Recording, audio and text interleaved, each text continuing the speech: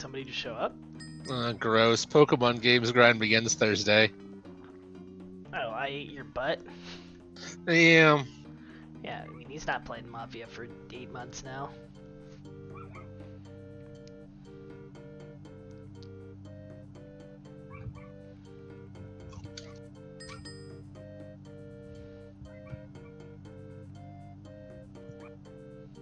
Also, what Pokemon game grind is he doing? I'm sure it's the same thing it always is, Talon. Try to take over the world.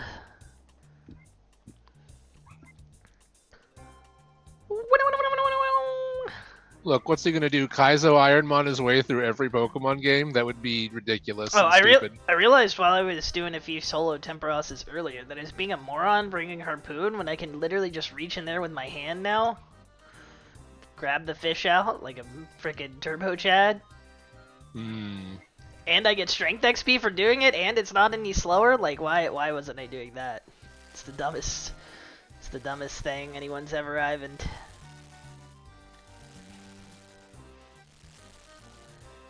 You're not a weirdo who sticks his hand in fish pots, are you? They're not fish pots, they're fish spots. Different, completely different.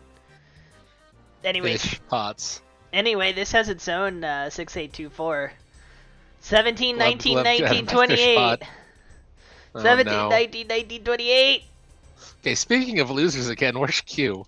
I don't know, probably watching TV or playing, concentrating very intently on Reverie.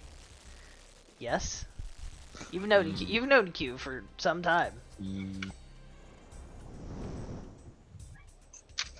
You've known Q for a long time. We don't talk about that.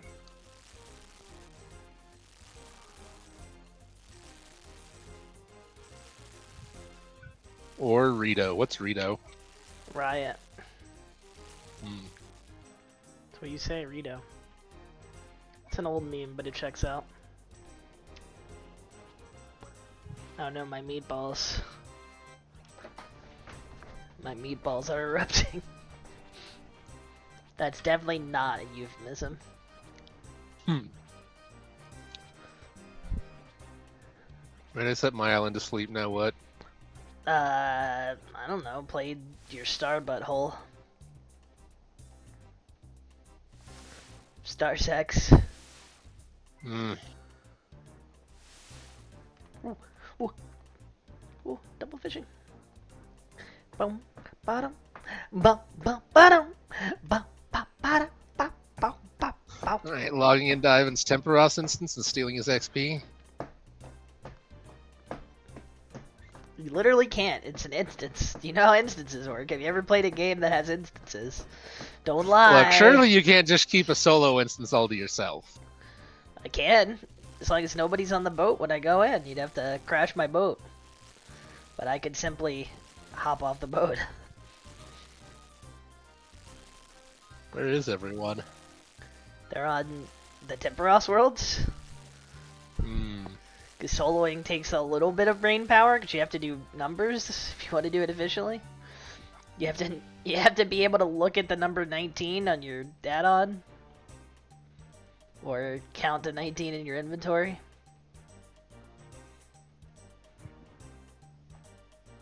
Why 19?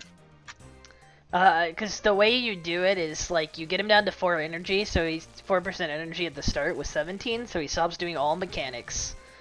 And then if you think about the number 17 takes him from 100% to 4%, you load up 19 to hit him once, or I guess hit him twice to knock him down to 0, and then 17 more are already pre-queued up to knock him back down to 4%. And that way he won't do any mechanics past like the first minute, you know, before you get the first 17. So you just get to fish. And cook.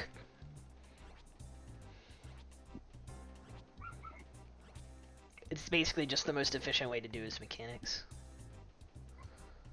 Because, like, you could do them the same way as in Mass World, but you'd have to put out fires all by yourself. You'd have to tether and fix the totem poles, which means carrying a hammer.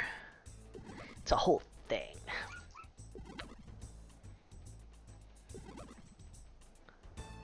Why does he have 19 hits of HP? It's an odd number. Well, he has a certain amount of HP, or shields, I guess. He has a certain amount of shields.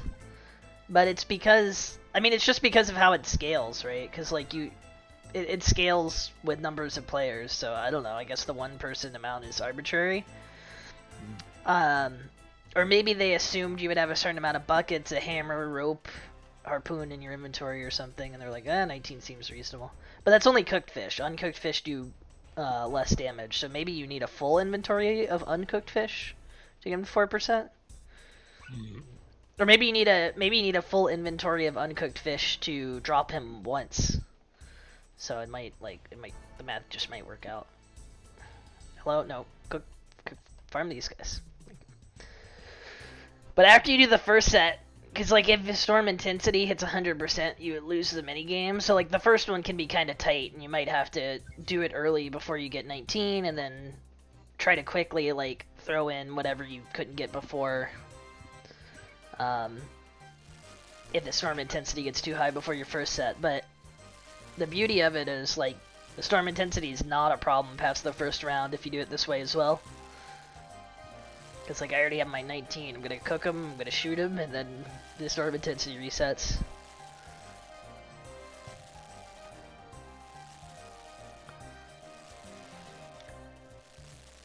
Boom, boom, boom, boom, boom, boom, boom, boom, boom, boom.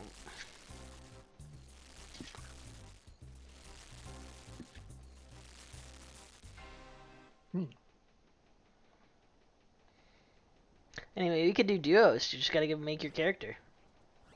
I'd rather just invade your instance. Nah, you can't. These meatballs are all mine and mine alone. Look at this meatball.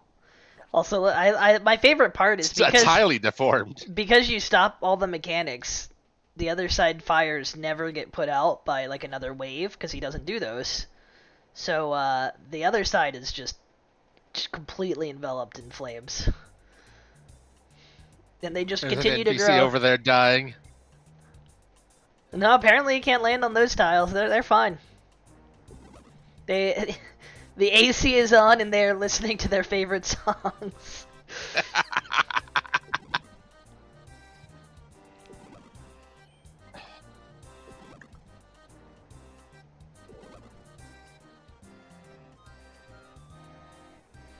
Oh, there is one other thing, because I'm baby.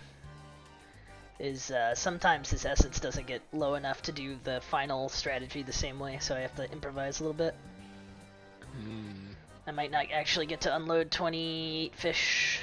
It's like the whole idea is you just unload a full inventory at the end for free XP and points, but I probably won't get to do that.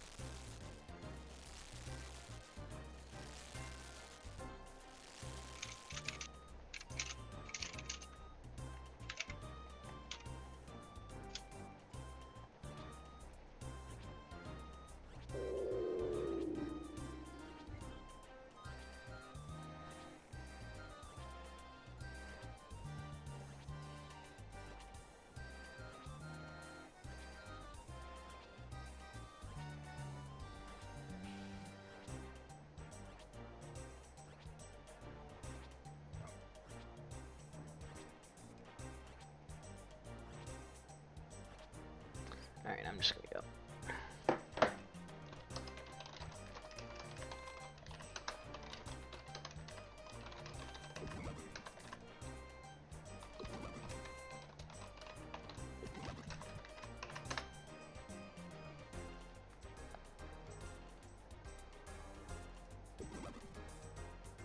Oh, am I gonna lose? What the heck?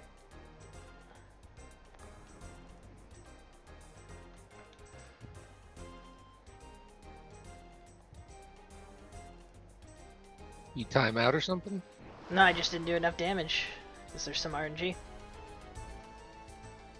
Yeah, I mean, if you don't do it in 3 rounds, you basically guaranteed to lose. No, he wasn't. I mean, he wasn't 0, and now he's just. Oh, you know what? I bet I could win that. I bet I could win that if no, the storm intensity just climbs incredibly fast. I think maybe if I throw 14 and 14 at both of the things, I can knock him back down a 4th time just in case. That's probably what I should do. Because it'll take damage twice as fast. I need to grab more buckets. It'd be taking my buckets.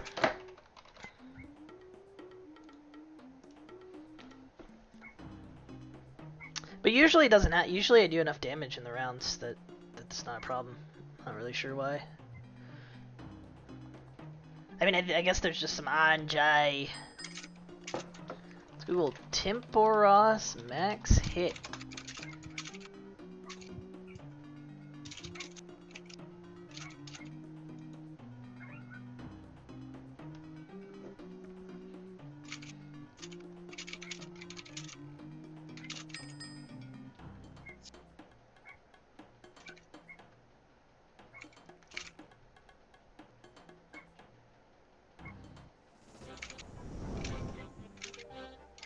Oh yeah, here it is. There's a note right here on the strategy I was already using. If there's a concern you might not finish him off, dump at least 6 fish into the other bucket. Then he'll automatically get downed 1 more time. Yeah, okay. I thought that would work. I just didn't think about it while I was doing it.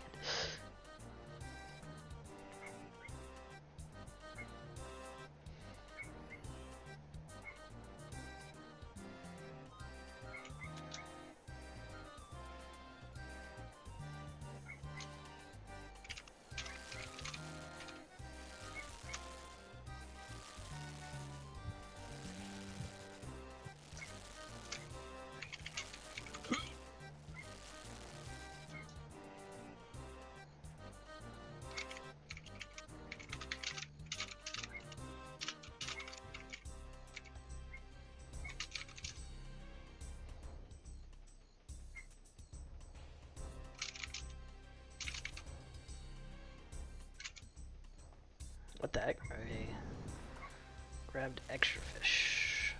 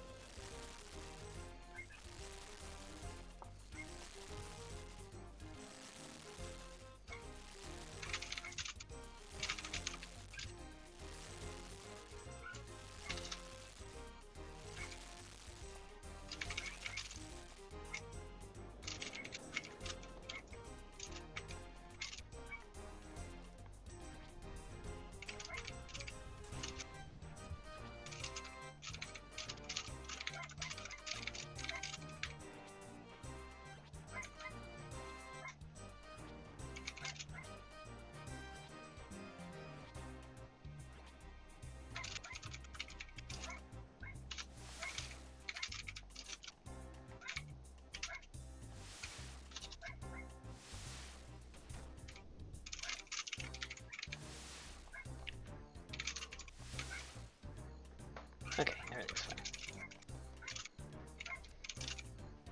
Everything's fine. I'm not owned at all.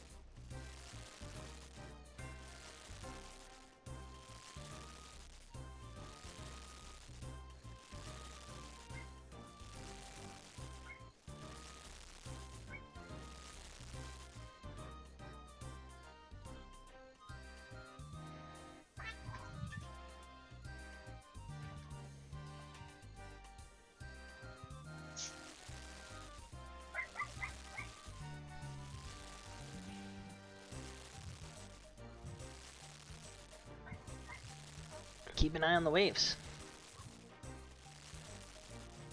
Are you keeping an eye on the waves?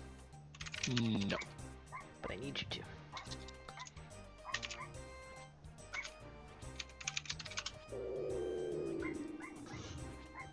I am not even looking at your waves.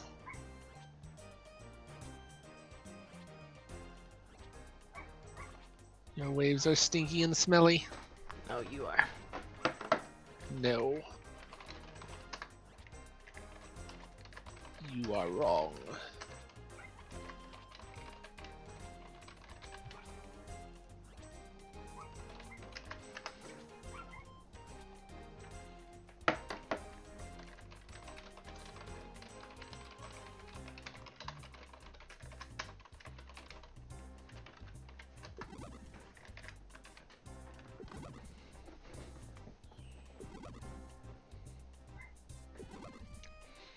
Alright, let's see if I did it right. If he immediately jumps down again, like a dumb old, stupid, smelly, timpy boy. Oh, he getting blatted.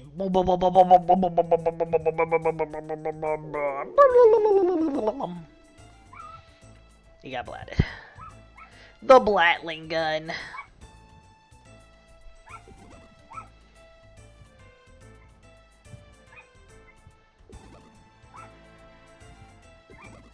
I'm stealing your magical fish HP.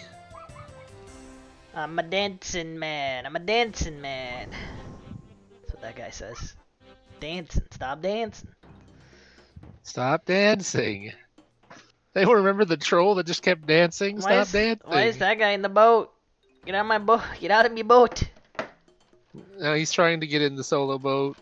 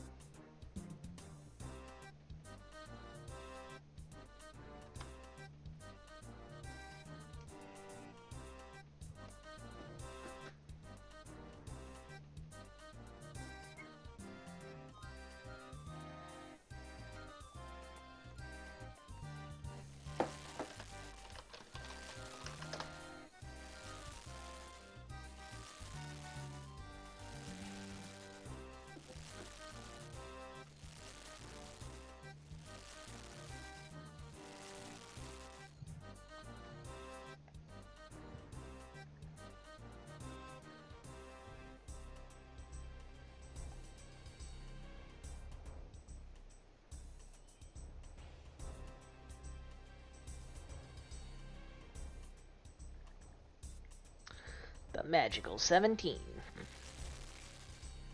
It's like the wonderful 101.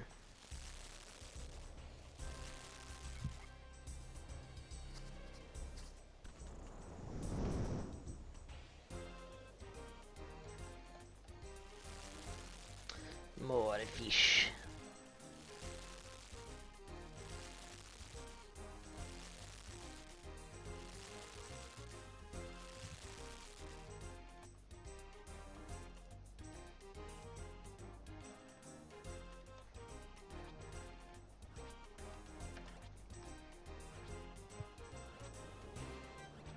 Get your buckets ready.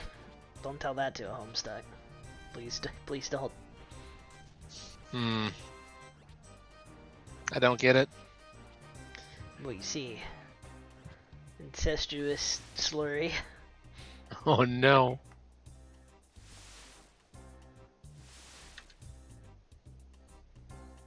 his schedule. It's great.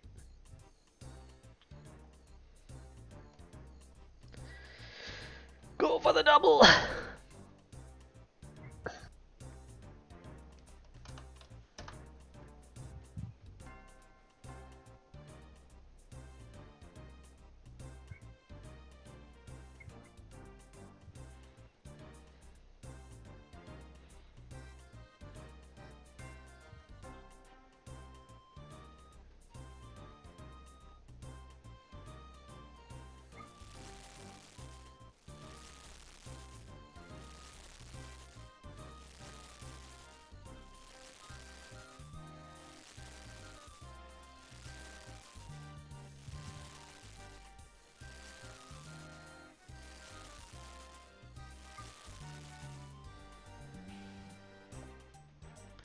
Five more fish.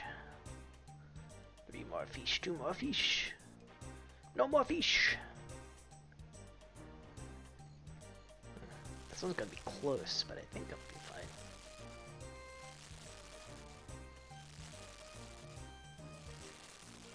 Oh yeah. Oh yeah, it's all coming together.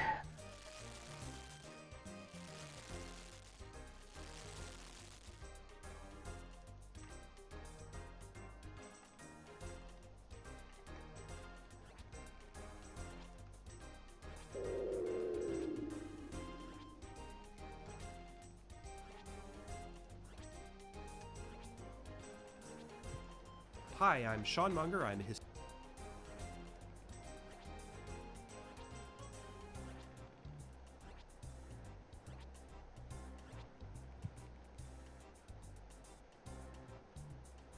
before World War I. So clearly this was a vitally important aspect of what was going on at the time.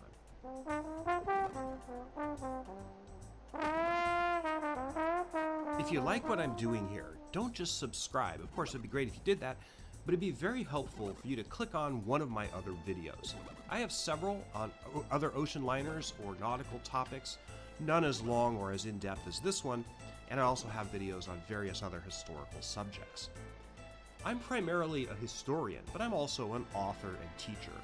I teach history courses online at my website, seanmunger.com. I've got several books available on Amazon, including a crime thriller, In Deadly Mirrors. The sequel to that one is coming out soon. And I also have a science fiction book, The Valley of Forever. I have a Patreon, that's patreon.com/seanmunger, or you can donate to my Ko-Fi. The link is in the description to this video. I'll also put a link to my Substack blog, seanmungerhistory.substack.com. I write about world problems from a historical standpoint.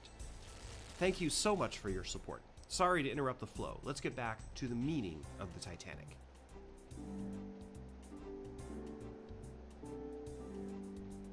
Now, at last, we're getting to the essence of my broader argument. Bear with me here. Before the break, I left off with mention of The Proud Tower, so let's talk about that now. The Proud Tower was a book published in 1966, written by Barbara Tuchman, an extraordinarily influential historian, even though she was not professionally trained. This book was her next one after she hit it big with The Guns of August, published in 1962, about the July crisis and the opening military moves of World War I. The title refers to August 1914, the month the war began, at least as between Britain and Germany. This book, The Guns of August, absolutely terrific book. And it was made famous by President John F. Kennedy, who during the tense days of the Cuban Missile Crisis in October 1962 remarked that he wished his own military commanders had read that book so that they would understand how nations blunder into disastrous wars when the leaders think they're in control and making such smart decisions. Anyway, The Proud Tower was a series of essays on European society in the decades before World War I, roughly from 1870, the time of the Franco-Prussian War, to 1914. Tuchman spends a lot of time talking about aristocrats and patricians, anarchists and socialists, the Dreyfus Affair in France in the 1890s, and the rise of organized labor. But what she does, her real gift as a historian, was to capture the cultural and psychological mood of the whole age. Even the title of the book, The Proud Tower, refers to it. Europeans before 1914 were proud, and they thought their civilization towered over all others, partly because of technology, partly because of what they perceived as their cultural superiority, and partly because they were the beneficiaries of the labor and resources flowing into their empires from various parts of the globe. This became a self-reinforcing concept because they had mastery over so much of the world and its resources. Supposedly that proved that they deserved that mastery and that the order they lived in was a just one. Needless to say, World War I destroyed the Proud Tower. Not just because of the ugliness, savagery, and destruction, millions of guys getting chewed into sausage by machine gun bullets and barbed wire, but the laying bare of the exceptionally ugly and thuggish world order that these societies had built for themselves. Example, during World War I, hundreds of thousands of men from far-flung parts of European empires, India, Indochina, French West Africa, and such, they were given uniforms, herded onto steamships, and ferried halfway across the globe to fight and die in the muddy trenches of the European War. The conditions of those voyages were very much like slave ships coming out of Africa in the 15th through 19th centuries. This experience rightfully made many people in those colonialist empires question the world order that caused this catastrophe. This was Western civilization? This was the Proud Tower? This was what Europeans were killing literally millions of people in order to preserve? Now, Tuchman doesn't make this argument specifically. She doesn't have to. Before we pick up the book, we know exactly how it's going to end. But she does shine an uncomfortable light on the society that existed before the war, the society that gave us the Titanic. Now, this is a quote from Barbara Tuchman herself. Quote, "The period was not a golden age or belle epoque, except to a thin crust of the privileged class. It was not a time exclusively of confidence, innocence, comfort, stability, security, and peace. Our misconception lies in assuming that doubt and fear, ferment, protest, violence, and hate were not equally present. We have been misled by the people of the time themselves, who, looking back across the gulf of the war, see that the earlier half of their lives was misted over by a lovely sunset haze of peace and security. It did not seem so golden when they were in the midst of it." End quote. Notably, and you may find this astonishing, I did, Barbara Tuchman doesn't mention the Titanic once in the Proud Tower. I think she should have. What better symbol could there be of the cultural and psychological shock the coming of World War I eventually was to have on the Proud Tower society? You build the grandest ocean liner in the world, owned indirectly, I remind you again, by one of the richest men in the world. You deck it out with as much luxury as you can cram aboard her. You invite some of the finest people, you make a big ballyhoo in the press over it, and then this is what happens to it.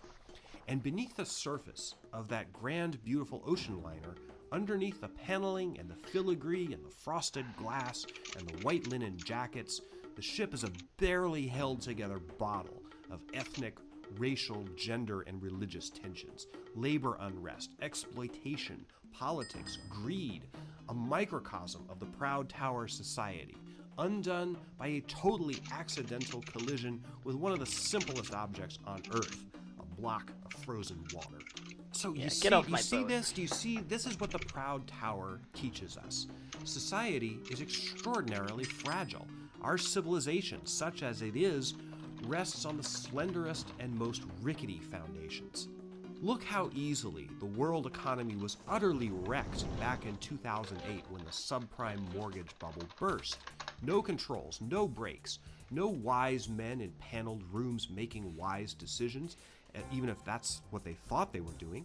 Instead, a panic, cascading failure, millions out of work, neighborhoods shot up in weeds, billion-dollar skyscrapers left unfinished, a whole new crop of economic winners and losers. Look how a tiny organism, a virus, altered the course of world history in the year 2020. How fragile is our world that it can be completely scrambled by that? We have no idea what the ultimate fallout from the coronavirus pandemic will be. And climate change, the biggest civilization scrambler in the history of the world, is now rapidly following that act. We have no idea what we're in for. The Titanic disaster is a textbook case of how this kind of thing works.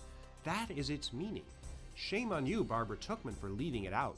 But with that caveat aside, I highly recommend that you read the... Also, if I were to buy another spare PS5 controller, black or sky blue? Sky blue.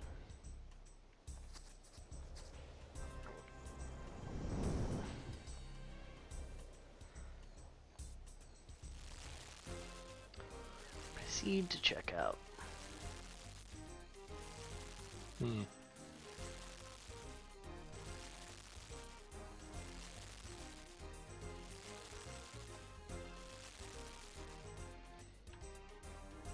I have enough Amazon Fun Bucks to just buy it.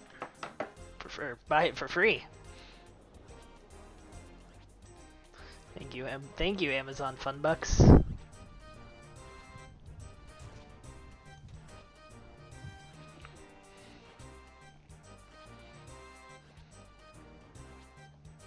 Proud Tower and read make the sure I Guns N' got one Roses. before For the record, Barbara Tuchman is before no they longer went with up us. again. She died in 1989. Coincidentally, she was born in 1912, the year the Titanic went down.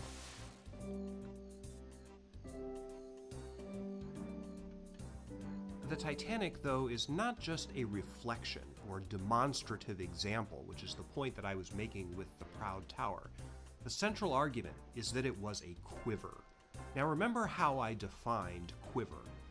Quiver, as I mean that term, is an event that discloses unexpected weakness or potential breakdown in a system or an institution that was previously assumed to be indefinitely stable. Now, I recognize this concept definitely has some inherent problems. Who's doing the assuming? People in general? Well, how do we define that? There's always somebody out there warning that the sky is about to fall. People are not monolithic. And what does previously assumed mean? There are no specific definitions of these terms, and for that reason, I realize that my quiver theory is a bit mushy, perhaps even pseudo-historical. It can't be falsified or proven empirically, I know that. But is it worth discussing? Obviously, I think it is, or I wouldn't be wasting your time with this very long video. Trust me, there are plenty of theories in mainstream and professional history that are as rife with problems as this one is, so I'm not really going out on as much of a limb as you might think. So, acknowledging the obvious problems with quiver theory, let's get into it. I described quivers as sort of being like foreshocks of an earthquake. In this case, the earthquake was obviously World War I. However, I mean World War I in a very broad sense, not just the military conflict between 1914 and 1918, but the whole societal upheaval that occurred in and around those years. During this brief window of time, several of Europe's major royal dynasties were overthrown and replaced, and the entire world order was remade. And socially and psychologically, World War I was a seismic shift in the world. It was shocking to the conscience and self-image of Western society.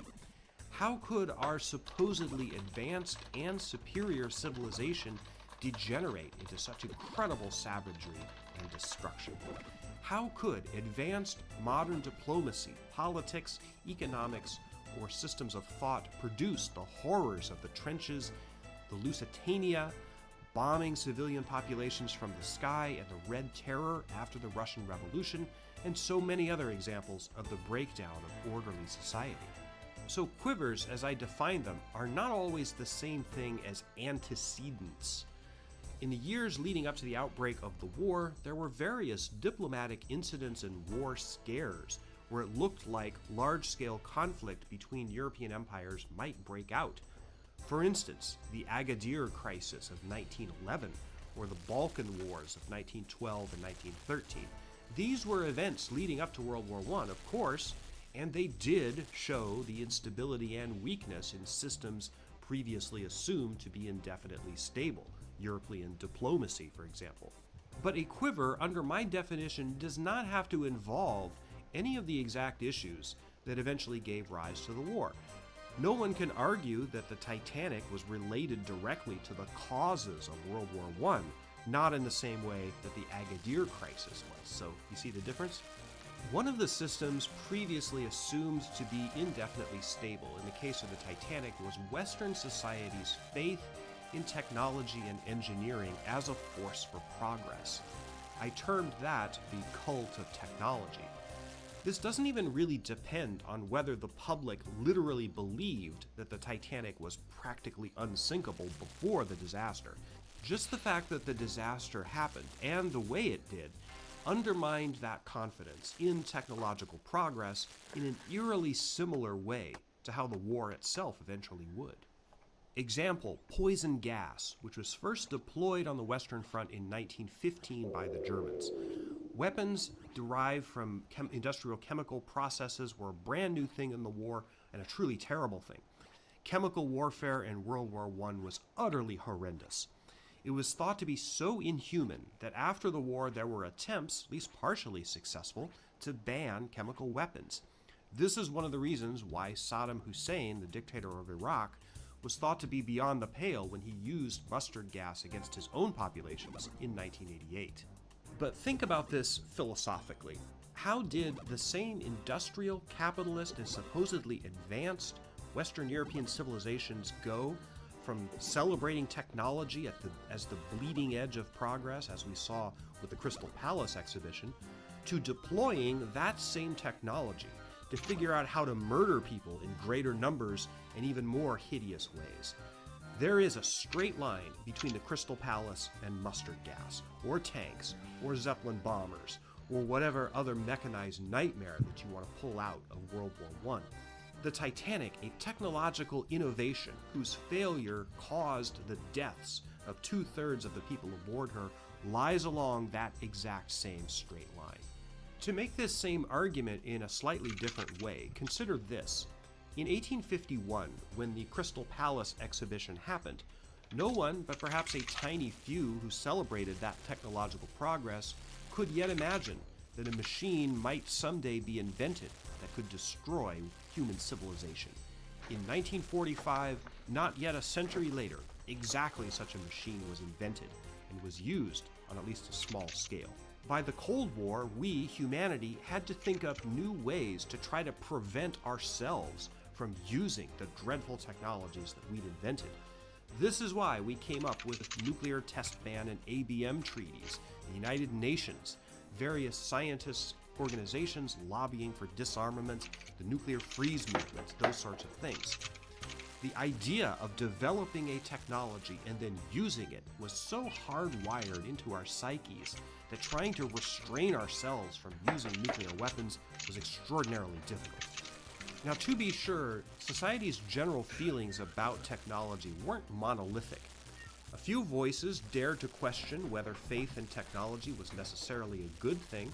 One of them was Mary Shelley, whose 1818 novel Frankenstein raised philosophical questions about the ethical limits of medical science. If we could create life, should we? Another was historian Henry Adams, grandson of President John Quincy Adams. During the Civil War, after hearing about the famous naval duel between ironclads Merrimack and Monitor, which occurred in 1862, he wrote, quote, "Man has mounted science and has now run away with. I firmly believe that before many centuries more, science will be the master of man.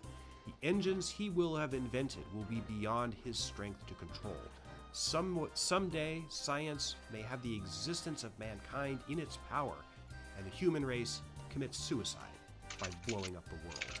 End quote. Another famous example, at least famous among Titanic buffs, was author Morgan Robertson, whose 1898 novel The Wreck of the Titan eerily presaged the real-life Titanic disaster. Robertson is famous mainly because of the Jean Dixon effect. The details of his fictional shipwreck coincidentally matched the real disaster so closely, not so much because he was making a broader philosophical point about the dangers of technology, but admittedly you can read that subtext into The Wreck of the Titan. If you can read it, it's rather clumsily written. So there were people out there questioning technology. But these kinds of views were generally outliers. In the decades before World War I, the Proud Tower years, faith in technology as a symbol of progress was well embedded in the popular consciousness. Technological progress, a system previously thought to be indefinitely stable, to deliver wonder after wonder that would make everything faster, cleaner, safer, and more profitable, that order stumbled when the Titanic demonstrated the inevitable limits of that approach.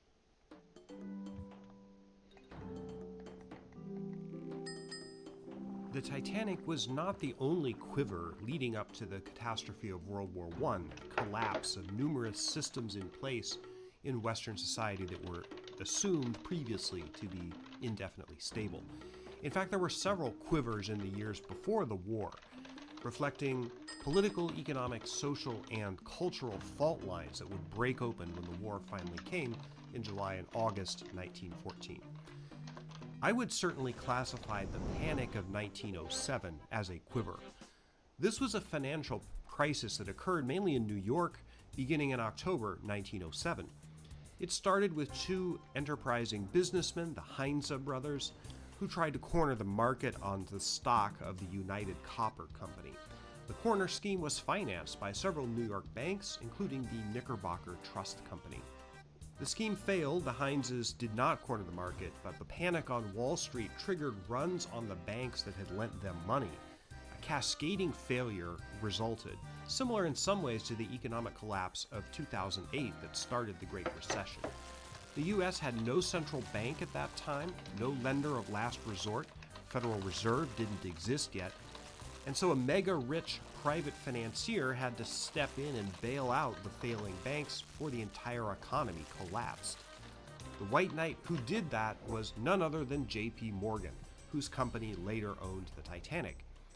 Morgan and some quick thinking by Treasury Secretary George Cortelyou and President Theodore Roosevelt managed to save the economy, barely, but the incident sent shockwaves through the country and eventually spurred creation of the Federal Reserve System in 1913. The Panic of 1907 exposed just how flimsy and fragile the American economic system was.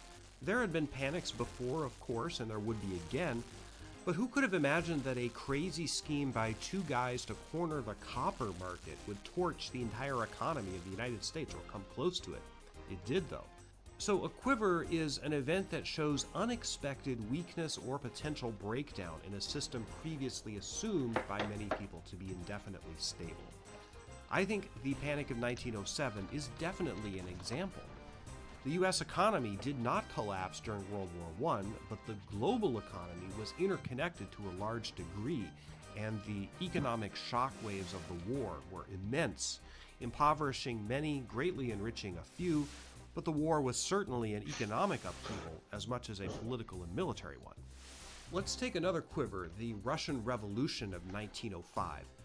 Russia's autocratic form of government had been decaying for most of the 19th century, and late Imperial Russia was a mess.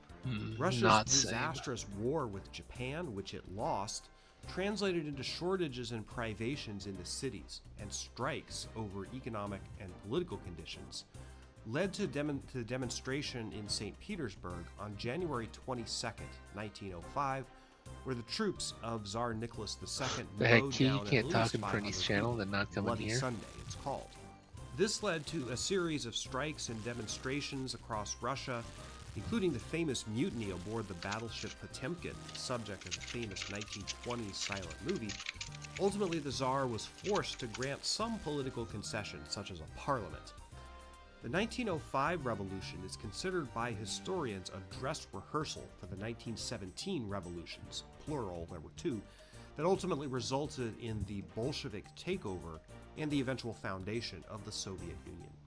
Keen political observers probably could have told you in 1905 that the Russian monarchy was shaky, but it was hard to imagine at that time that it could have been totally swept away. After all, the Romanovs had been on the throne for nearly 300 years by that point. And the revolution that came was so totally top to bottom that it completely changed Russia's social system and economy, as well as its government. So with the hindsight of history, it's easy to see how the Romanovs were riding a bullet train toward oblivion But again, from the standpoint of 1905, imagine the shockwaves that this revolution caused and the weakness that it illustrated.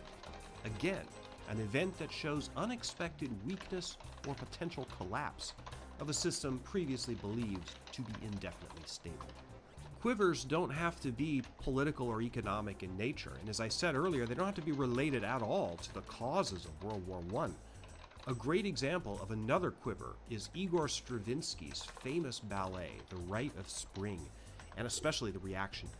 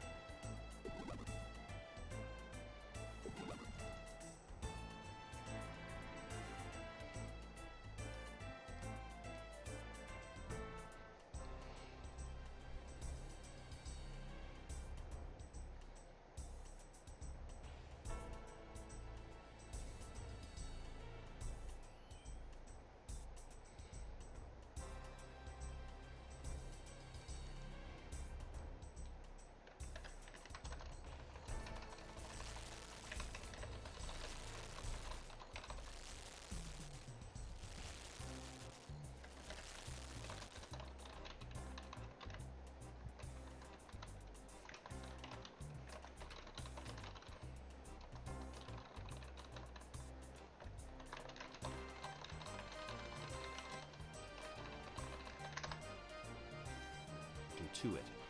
Stravinsky, a Russian and French composer who lived in Switzerland, was a bit of a boy genius. In 1910, his composition The Firebird, first performed in Paris, caused a sensation. But The Rite of Spring, which he began writing in 1911, rocked the world of music to its foundation. A raw, cacophonous piece of music full of primal passions inspired by pagan rituals. No one had ever heard anything like it. It was first performed at the Théâtre des Champs-Élysées in Paris on May 29, 1913, about a year after the Titanic went down and 14 months before the outbreak of World War I. The ballet that accompanied it was equally provocative, based on the idea of a girl dancing herself to death to appease pagan gods. The Rite of Spring outraged and shocked the conservative Paris audience that it was shown to that night.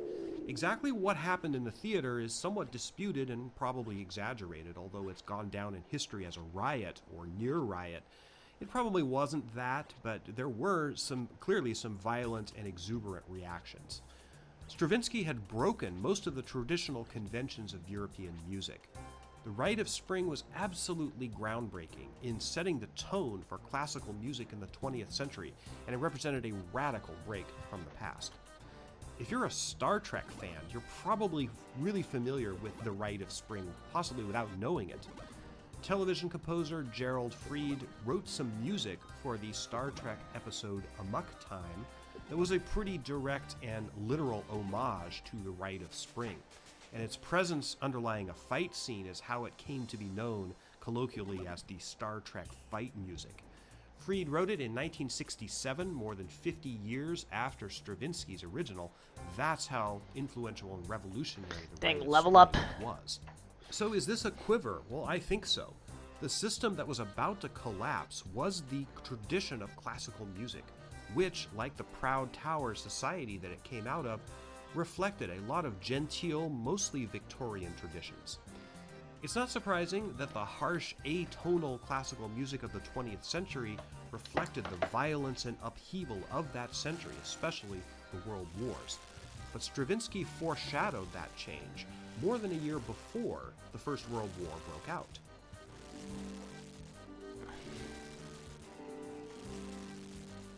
I'm a historian, and as such, I'm supposed to stick to what I can prove with historical evidence.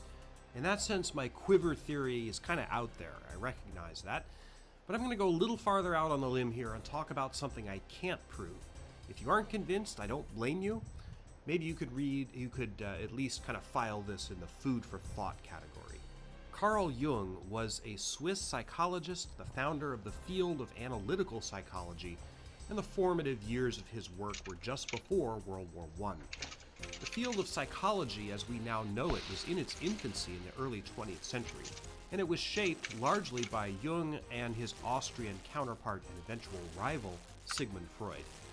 Now, I know that the theories of both of these guys are almost totally discredited within the modern discipline of psychiatry, and I'm not going to argue that Freudian or Jungian concepts have any substantive validity within that field. That's not the purpose of bringing up Jung.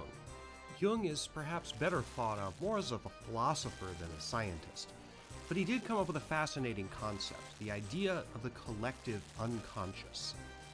According to Jung, who first used the term in 1916 during World War I, humans have sort of an unconscious mind all in common with one another, and certain ideas or archetypes can come out of that collective unconscious and manifest themselves as ideas in the individual conscious mind. Supposedly, this is why myths and stories across various cultures and time periods of human history have remarkable similarities. The hero's journey, explicated by Joseph Campbell in 1949, is something that you could argue is in the collective unconscious. If you've seen Star Wars or The Hunger Games, you know what the hero's journey is. The existence of a collective unconscious cannot be proven empirically. It just can't. But if there is something to that concept, it stands to reason that humanity's collective unconscious suffered a collective psychological and spiritual shock at the time of World War I, which was then literally the worst thing that had ever happened, and which profoundly shocked and disillusioned millions of people around the world. If you buy into that concept, or are at least willing to entertain it, is it so far a jump to suggest that perhaps in the same way there are quivers that function as foreshocks of a coming historical upheaval, there might also have been foreshocks of that injury, that trauma to the world's collective unconscious? In other words, quivers of the unconscious mind. Now, this is far-fetched, I grant you, but I've spent some time thinking about it. Could there have been somebody out there, some evidence we can find in the years before World War I, where somebody might have manifested this kind of unconscious or psychological quiver in some way that makes sense in hindsight? Turns out there is. In 1912, a painter named Ludwig Meidner, who lived in Berlin, began working on a series of paintings called the apocalyptic landscapes. Meidner was known as an expressionist, but these pictures were radically different than what he'd been doing before. They depicted destruction and suffering on a vast and ugly scale. They showed cities burning, heaps of human bodies, explosions, desolation, visions of an apocalypse. According to his own account, he made these paintings in a trance-like state. Many of these pictures eerily resembled impressionistic art that would later be made, particularly by German expressionists, depicting the destruction of the war itself. Trenches, barbed wire, bodies, all the nightmares of World War I, but Meidner made his paintings before the war began.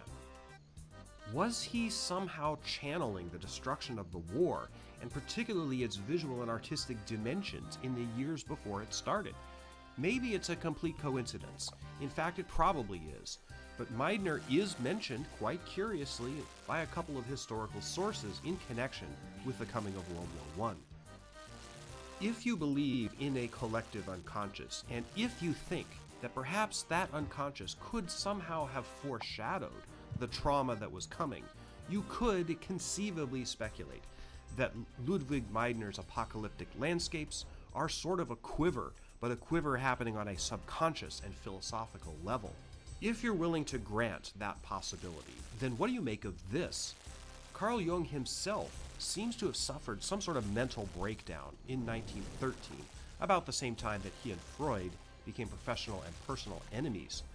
Beginning in November 1913, at night, Jung began exploring visions that came out of his subconscious mind and writing them down and sketching them. These visions were bizarre and violent, full of strange monsters and weird psychic journeys. Jung himself said that he was on the verge of a psychosis in this period. He began his weird diary 8 months before World War I began, but when the war came, he recognized that the visions he'd been having were relevant to the cultural moment that was then going on. He completed his diary during the war, and the book that eventually came out of this, the Red Book or Liber Novus, was not published until 2009. Now, I've read this book. The 2009 edition included his pictures, at least in tone, they are not dissimilar from the apocalyptic visions of Ludwig Meidner, at least in what they make you think about. The Red Book is absolutely insane. I highly recommend it. It's really interesting. But could it also be a quiver or close to one? Now, I preface this by saying that I was going out on a limb. Clearly, not everybody in the world who had strange visions in 1913 was channeling World War I. This may be a completely crackpot theory, but hey, there's a lot wilder stuff on YouTube, and I doubt that you could have expected that I could connect something as esoteric as Jung's Red Book to the Titanic.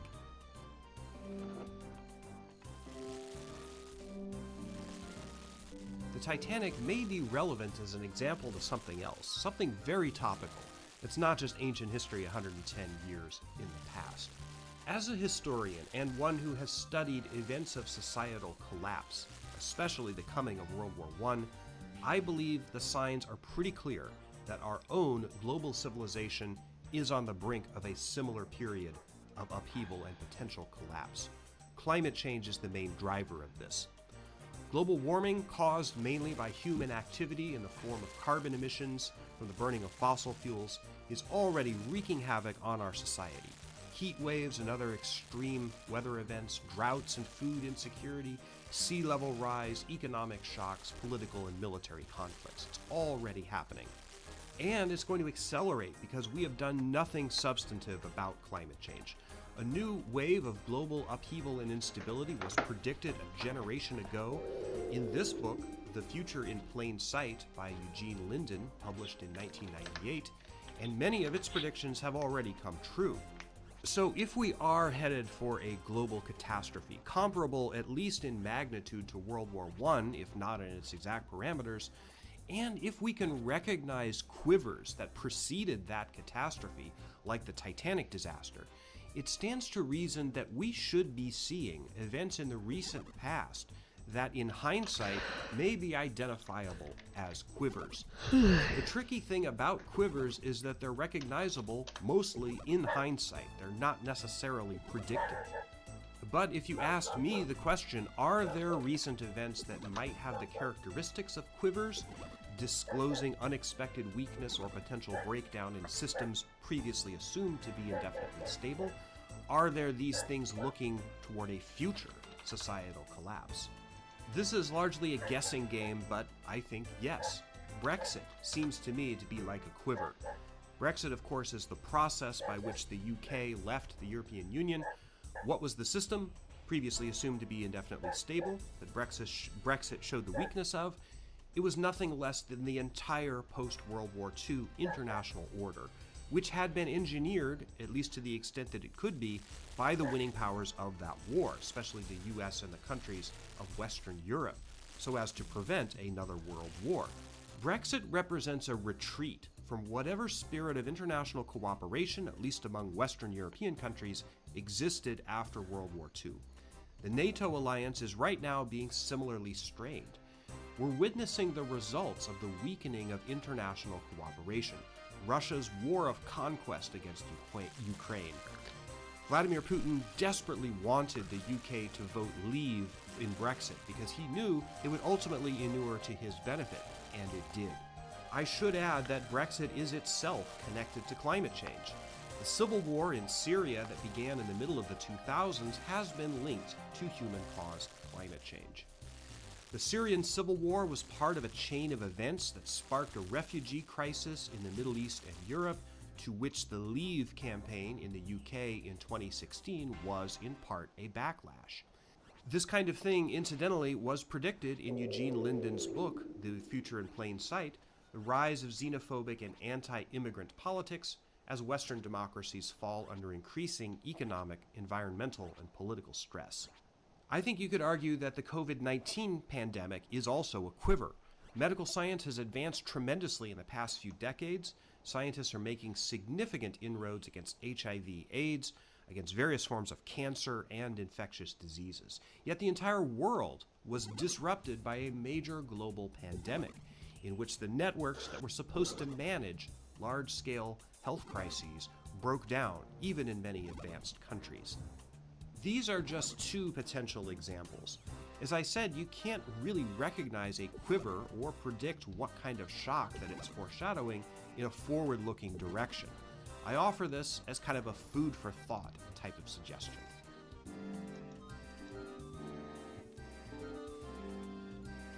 You may remember that in the chapter on the Titanic as industrial technology, I referred to a societal cult of technology. The idea in many people's minds that technology was always, or at least usually, a force for good in the world, a marker of progress with a capital P, and a justification for colonialism. One of the reasons the Titanic disaster resonates is because it went against this orthodoxy. It was shocking to the cult of technology. Big, perfectly engineered, practically unsinkable machines weren't supposed to kill people on a mass scale. In our modern world, I would argue that we've rebuilt this cult of technology, and unlike the people who lived in the Proud Tower era before World War I, we have no excuse to be duped. The people who streamed into the Crystal Palace in 1851 to gawk at the wonders of technology and modern machinery couldn't quite imagine that someday a machine would be invented that could destroy the world. I made that point earlier. But we can imagine that, and yet our faith in technology rivals theirs. In the last 30 years, our lives and our world have been revolutionized by technology. The internet, cell phones, and social media have changed the way we live, work, and relate to one another. We instinctively want and expect things to advance rapidly. We want next year's iPhone because it will be better and faster than last year's. We think we'll get rich on the next tech-related financial boom because we know instinctively that people fundamentally expect technology to advance and enhance itself. We also expect, for the most part, our future to be marked, as our recent past has been, by technological advancement. In the early and middle part of the 20th century, science fiction writers' conceptions of the future almost always revolved around technology. From Fritz Lang's 1927 film Metropolis to the 1960s cartoon sitcom The Jetsons, which played on cliches of bubble cities and flying cars. What if that's not our future, though? As the Titanic demonstrated, technological advancement comes at a high cost. Behind our iPhones and streaming services are vast amounts of resources, natural and financial, and armies of workers carrying out labor that's often dangerous and poorly compensated. Where's Q to rant If you study about climate Tails? change, even a short time, That's what I said. He didn't answer. How's he even watching television when all the television's canceled? Oh wait, reality TV's not canceled because they're shill idiots. Reality TV should be canceled. Yeah, I mean, it should be permanently resources on our planet. It seems clear to me that our future as a society is not. It's time for the reality TV to end. Far from looking It has like been for 20 Fritz Lang years. and Jetsons, the cities of the future may be horse-drawn and candle-lit. That won't be by choice, but a casualty of the process of how we get there will necessarily be an abandonment of the cult of technology as we now know it. If the Titanic means anything, it shows that a belief in technology as never-ending forward progress is a fallacy. The Titanic is not the first or only lesson on that topic. You can find the same lesson in the trenches of the Western Front, the gas chambers of Auschwitz, or the ruined streets of Hiroshima in 1945.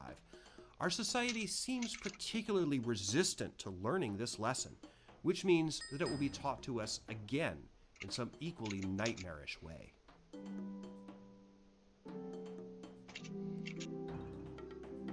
I realize that I've gone in many different directions in this video, and I've gone places that you would probably never have expected me to go when I started with the Titanic.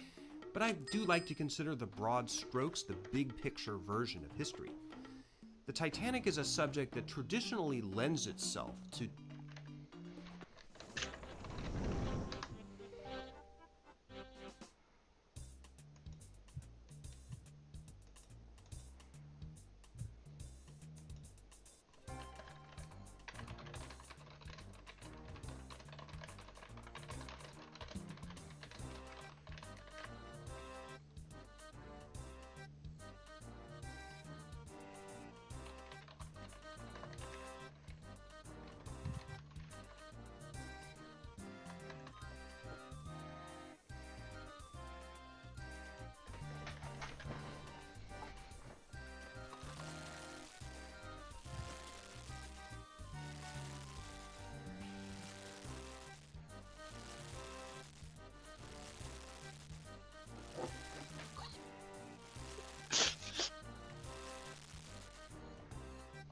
technical minutia, unconnected to any sort of big picture.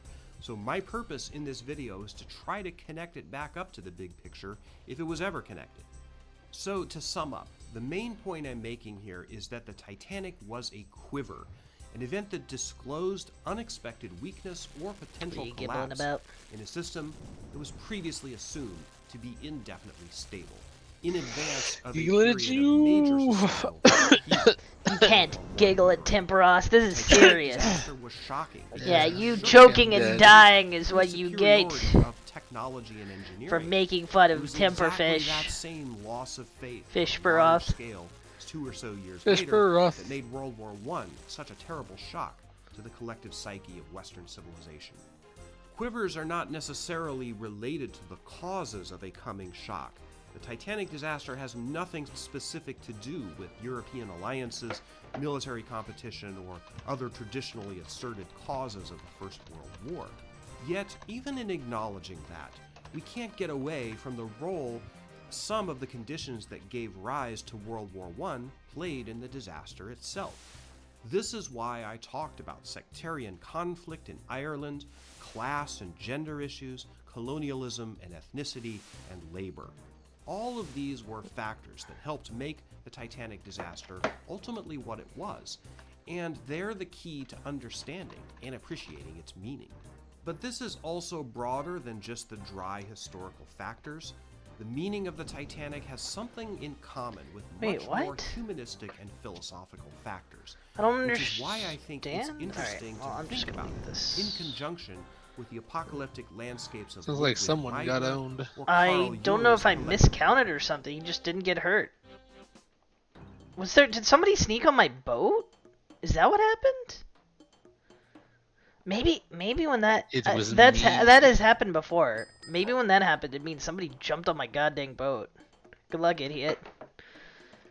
Because he had like so much HP left, and that's like, oh, that also explains why I was on the other side of the island. Yeah, somebody hopped on my freaking boat.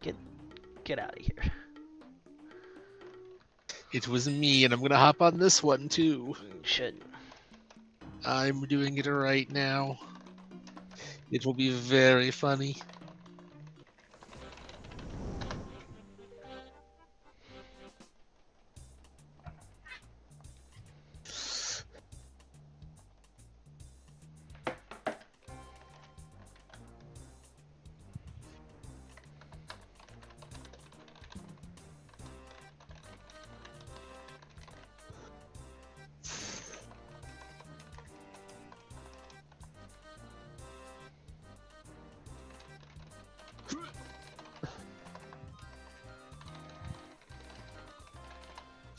Anybody else completely drinked?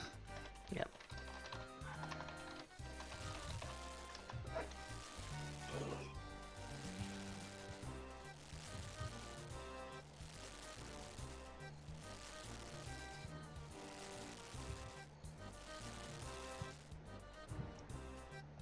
Of unconscious philosophies and how he sought to explore them in the mental journeys that ultimately comprised his Red Book. Historians generally don't think this way. For this reason, they haven't been too interested in trying to parse the broader meaning of this event. I'm hoping that I've illuminated perhaps an angle on the subject of the Titanic that not too many people really have spent a lot of time thinking about. The Titanic disaster does have a meaning. A historical event that has generated so much interest, so much fascination for 110 years has to have a meaning. This has been my attempt to try to articulate what I think it might be.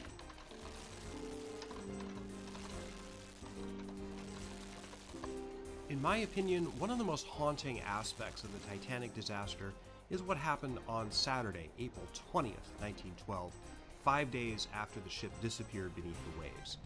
The White Star Line, reeling from the disaster, chartered the cable-laying ship Mackay Bennett, based out of Halifax, to sail out to the position where the Titanic went down and recover any human remains that might be found there. The ship carried 100 coffins and 40 embalmers who had been recruited for the voyage. Mackay Bennett arrived at the site about 6 a.m. on Saturday morning, April 20th. Sure enough, they found bodies all over the place. Titanic's passengers and crew still floating in their life jackets. Mackay Bennett recovered 328 corpses, of which 119, incapable of being identified, were sewn up in weighted canvas bags and buried at sea. Ironically, even in death, Titanic's class system was rigidly maintained. The bodies of first-class passengers got dibs on the coffins, second class got wrapped in canvas and stored in the hold, and third class buried at sea. It's hard to imagine what a sad and grisly job this must have been. Mackay Bennett spent a couple of days trolling around the area looking for bodies and finally set back out for Halifax on April 26th. The same day that she arrived on the site, though, another North Atlantic passenger liner, the Bremen, not the famous superliner which hadn't been built yet, but an earlier one, the Bremen sailed through the area of the sinking. Passengers on the deck of the Bremen saw floating bodies all over the sea. One woman described seeing the bodies of 3 men all clutching different parts of the same floating deck chair. She also saw a woman fully dressed holding a dead St. Bernard. How utterly heartbreaking this all must have been. It's easy to get lost in all the little tiny wormholes of the subject of the Titanic. You can obsess over steel and rivets and what happened when the stern section sank, and you can even go hog wild with grand historical theories about what it all means. It's easy to do all of that. It's harder to remember, sometimes, that this disaster had an immense human cost. These were real people, each one with a life story that ended abruptly when the ship went down. James Cameron thoughtfully reminded everyone of this in the 1997 movie. He gives treasure hunter Brock Lovett a line toward the end: "I never got it, I never let it in." Part of the meaning of the Titanic is appreciating its human scale and the emotional and personal toll that this sort of disaster took. So, putting aside all the broad strokes of history, let me say unequivocally that that is also the meaning of the Titanic. Thank you for sticking with me for this very long video. Thank you.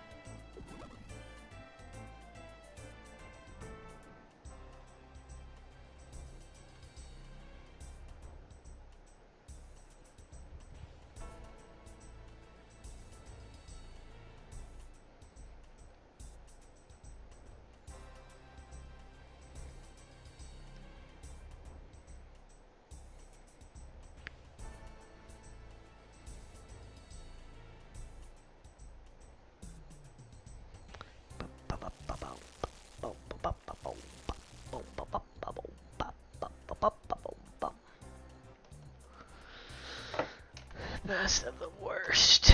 Let's watch a best of the worst.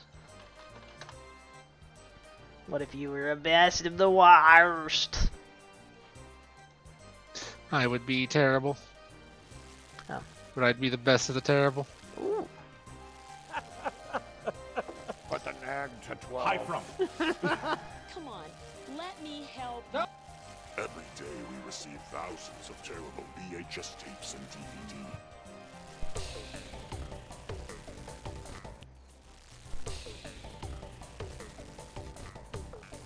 Oh, this is a Freddie Williams episode. Cybernator, Hey, Panther everybody. Squad, I'm and here Project with Metal comic book Beast. legend I don't Freddie remember Williams. this. And Freddie, last time you were on the show, you picked out 3 movies based on the quality of their cover As I art. recall, he Well, you picked are them here based on the again cover art. to choose through our vast array of sci-fi, horror, and action movies to find the absolute best covers we have. This, you're not wrong. That's about all I remember, but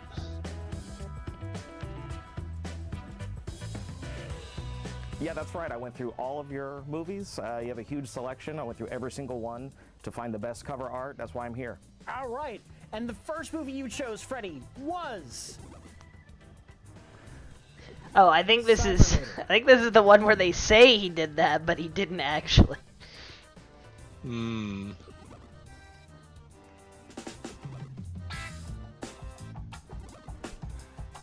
So what is Cybernator all about? Oh, Cybernator. First of all, is the highest quality image. It's got the guy from Prometheus and Locutus, but he's melting. All right. Cybernator. The year is 2010, so it's the future. Earth has become a world where the economy has collapsed. The future, and the government has fallen, and violence reigns supreme. All power has fallen under the military control as military-trained cyborg assassins turn against them. I can see that happening by 2010. Yes, yeah. See you later, Trump. Oh! We, you okay?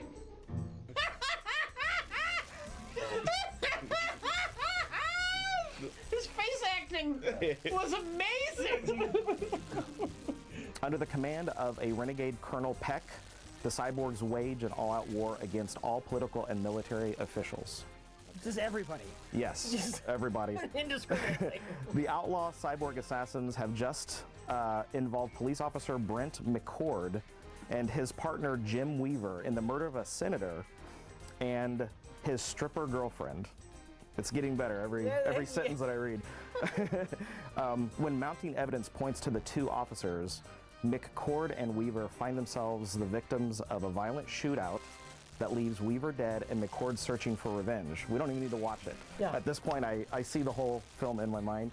Taking matters into his own hands, McCord searches for the answers himself, but when McCord finds out the ugly truth behind the cyborg assassins, his life will be changed forever. Catch the exciting action and explosive finish of Cybernator, so stick around to the end because it's going to be explosive.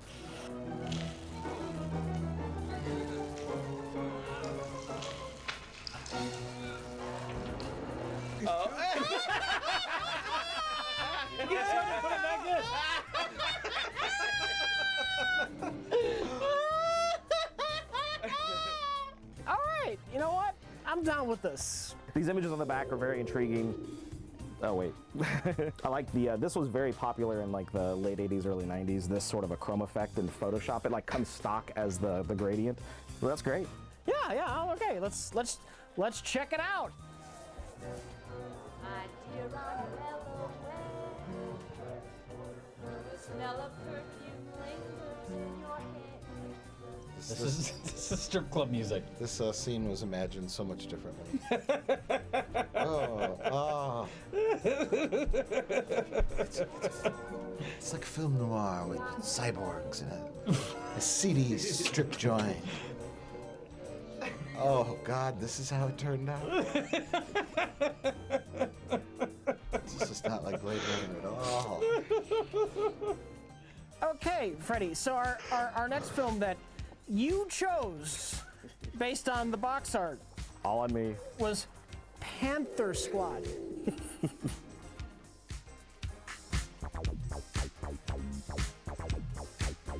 Freddie, why did you choose Panther Squad? Well, there's two very big reasons. She has blonde hair, right? That's adventurous. And then I like the color green. And she's got like a green vest on. Yeah, oh yeah. Right? I didn't notice the color of her jacket. Oh, okay. I was too busy staring at her.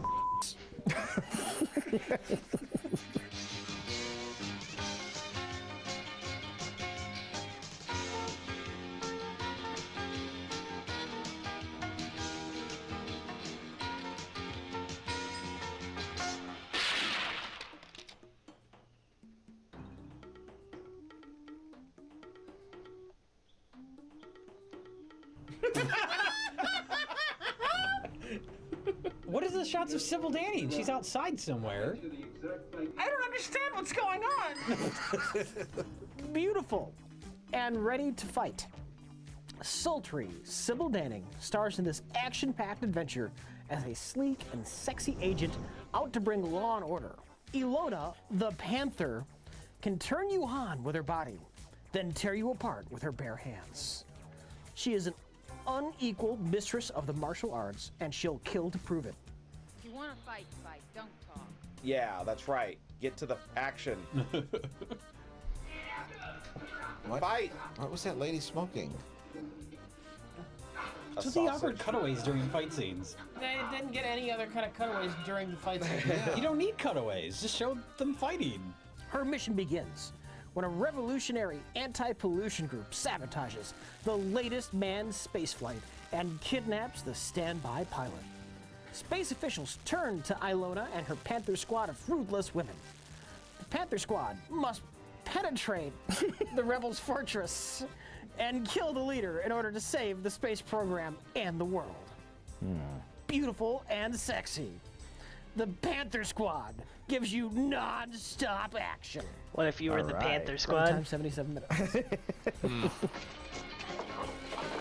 That's right. You beat up all those guys. They're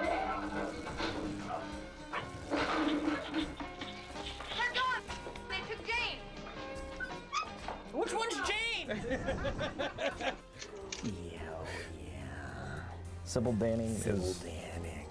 Oh, yeah. Give me some of that Danning. It was weird because you made eye contact with me when you said that part. Give me some of that Danning. Yeah. Stick that gun down your pants. Sybil Danning. Yeah. I'm gonna go watch this alone. Mankind's new age of space has begun.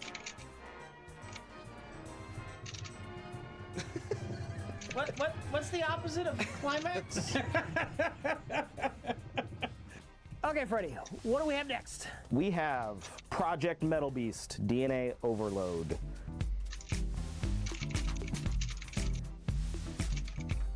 And actually, for real, I thought that this was a piece of artwork when I first glanced at it because the claws are illustrated, pretty cool.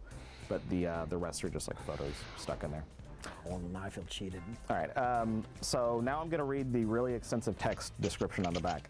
A highly secretive DNA experiment to create the ultimate warrior creates the ultimate nightmare.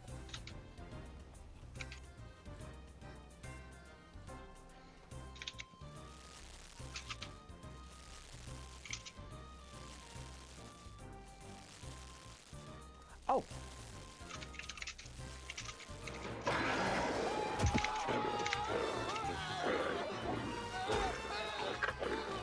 Get him! Get him! Roger, what are you doing out here? I'm waiting for you. I think you should go. What you doing? Sleeping, but I don't know for how long. Just make sure he doesn't wake up. I'm gonna go home. My shift's over.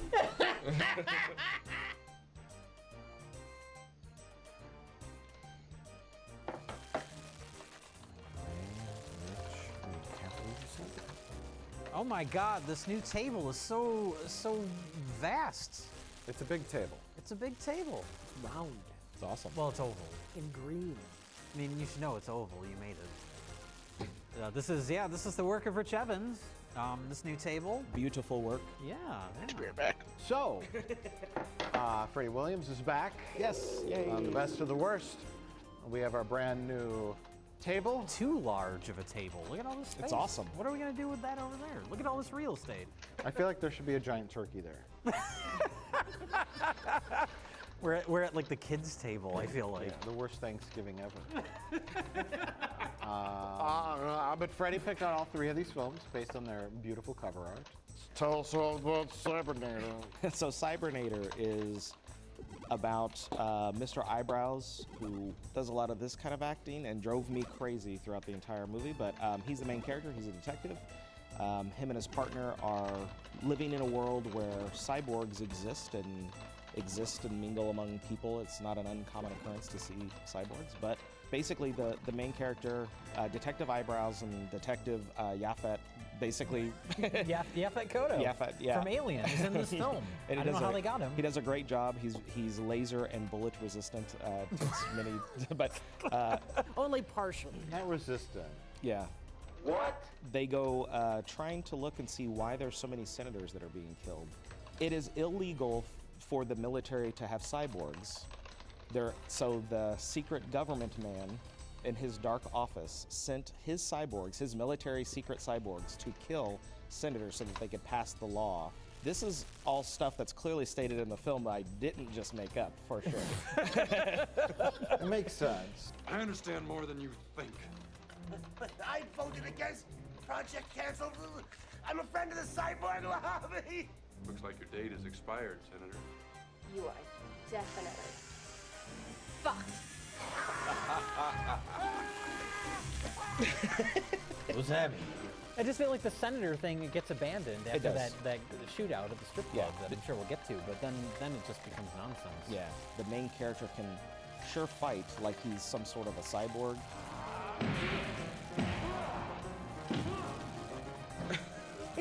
Oh, wow. Look at that. This is exciting. This is awkward. That's what it is. And then, like, right after that, he's a cyborg. So it's Blade Runner meets Terminator on a comically shoestring budget. And that's the charming quality of Cybernator. That's the only charming quality of Cybernator. It's so charmingly pathetic. That's the best word to describe it, is pathetic.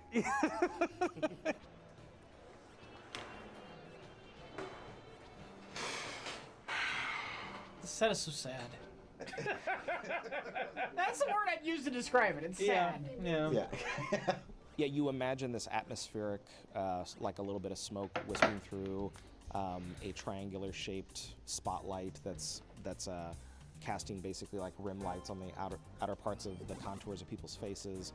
And instead what you see is just a guy sitting in a strip club, and there's like empty seats behind him and like really flimsy tables. Christmas and lights. Christmas lights.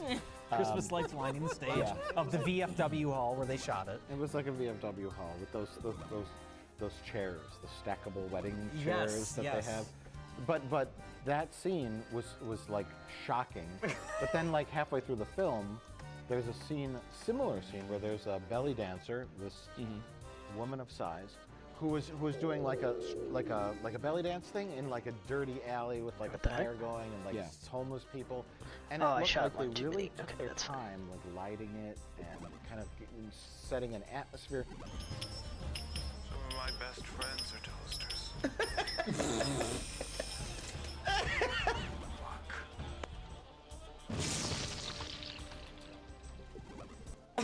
First the firework that slowly burnt up. Oh, humans bleed good. Humans bleed real good. And then after that point, it felt like it was shot by either a different director or it was a completely different movie. Well, my theory was that was the first stuff they shot, because movies are not shot in order, and they shot those scenes, and then they were like, this is too much work. It took them 2 weeks to shoot this one scene. That was what they had planned for the entire shoot. Yeah. So they were behind schedule, so like, fuck it, for the rest of the movie. Slap it all together. Yeah. Are you talking about this or Space Gun? Yes. All right, so back to Cybernator, though. So we have the opening strip club, and there's an actual exotic dancer who starts off, and she's covered in baby oil. It kind of scared me a little. I thought, what is this movie going to be? Because it was not very like tastefully shot or anything. It's just like flat angle and awkward. Her groinular area was right down the barrel. You know what I mean? Yeah. Well, also the very first stripper, she's in front of a completely black backdrop, and she's wearing long arm-length gloves that are also black. So for large portions of it, it looks like we're watching an amputee. We thought maybe she was like Cyborg in the making, like she had yet to get her robot arms. And they were trying to do a thing like she doesn't have arms, but she's, but then we're like, no. What? No. That would have actually been interesting to establish like a need for consumer level bionics or cybernetics or whatever it was, but no, it's nothing like that. That would have been world building. Yeah, world building. It's the cyborg equivalent of like, I'm only working here to pay my way through college. Right. It's like, I'm only working here to pay my way to robot arms. To get my robot arms. Yeah, I just want to get my robot arms. There's like the nuclear fallout caused genetic mutations, so like girls are born with no arms. Yeah. The ones with no legs, sadly, can't get jobs as dancers in the strip club. The ones born without breasts are just shit out of luck. How amazing are our cyborg costumes in this film? We got it. Well, that's the introduction to the strip club scene. You just see a wide shot of the crowd, and it's just like, here's some plastic shit. I'm gonna put it on your face. Yeah. Here are these 80s sunglasses. You're a cyborg now. Yeah, the introductory scene of your movie shouldn't be the scene where you've given up. That's essentially what it was. Yes.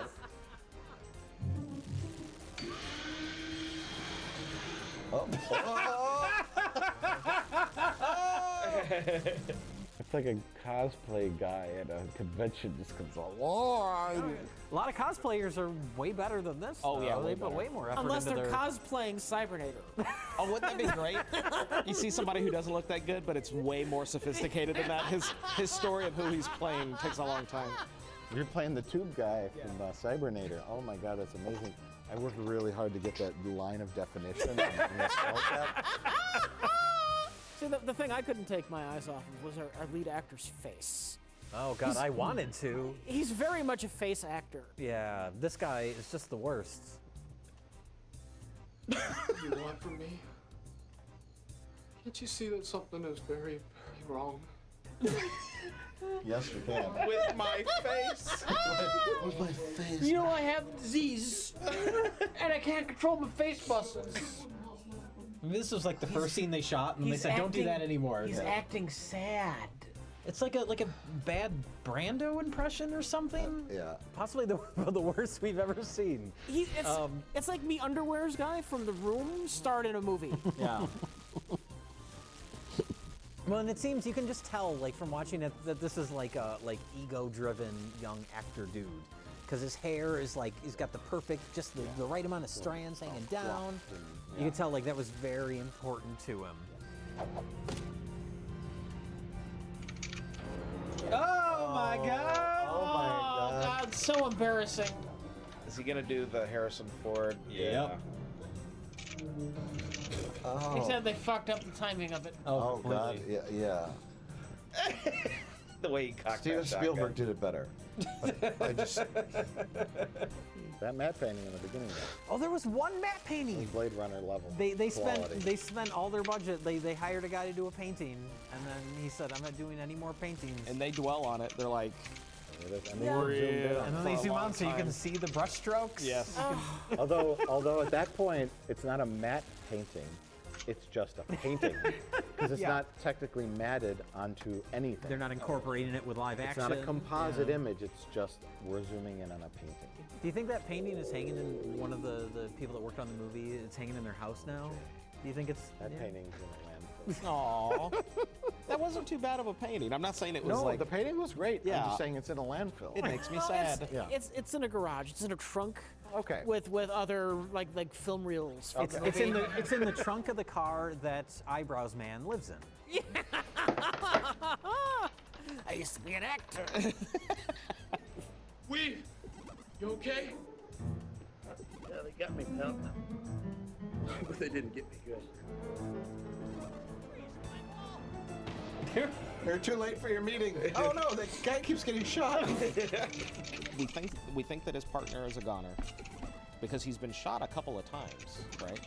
By laser guns. By laser guns. Well, they didn't seem lasery at first, but then they got lasery later in the same scene. They upped the laser effects. Yes. Yeah, which is just a straight line that they matted in.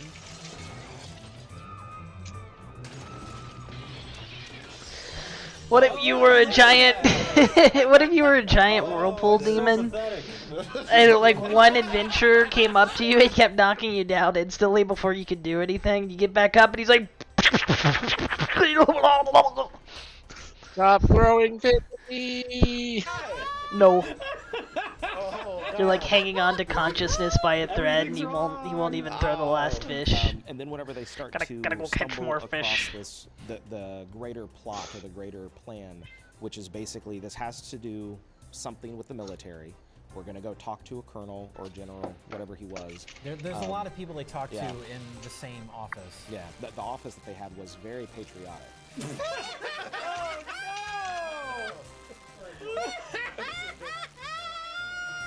Oh boy.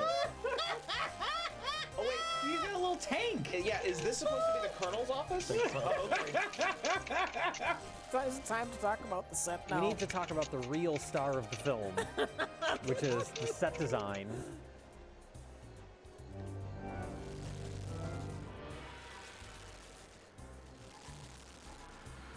Oh, look at this cave. Is this a cave? That's rock. Oh. How dare you Yeah, think I it's something coordinated else? this Definitely not another paper mache. alpha. They have 2 walls.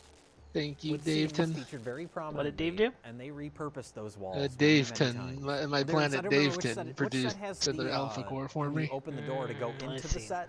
I There's the understand why it's signage on named the wall Daveton now. pointing to. I think that's like the military guy. Yeah. It Yeah. says like biohazard testing lab that way or something. Something like that, but it's just like stencils and Sharpie, and it's just taped to the wall. 8.5 by 11 sheet of paper. Yeah. You know you've already lost. It's the top of the set. Might as well come out. Ooh, you gotta get real. This is gonna be dangerous. That's right. You could get killed. And I'm not gonna live without you, McCord. If we go together. You realize what you're getting yourself into? Yes. Okay. You're not going there without me because I can't live without you if you die. Yeah. So I'm going to come with you and become a horrible distraction. Yes. Which could possibly get you killed so that I have to live without you after you're done. He picks the lock of a door and goes into a room that has a singular filing cabinet in it that holds all the military's greatest secrets behind a single little lock and a dentist's office.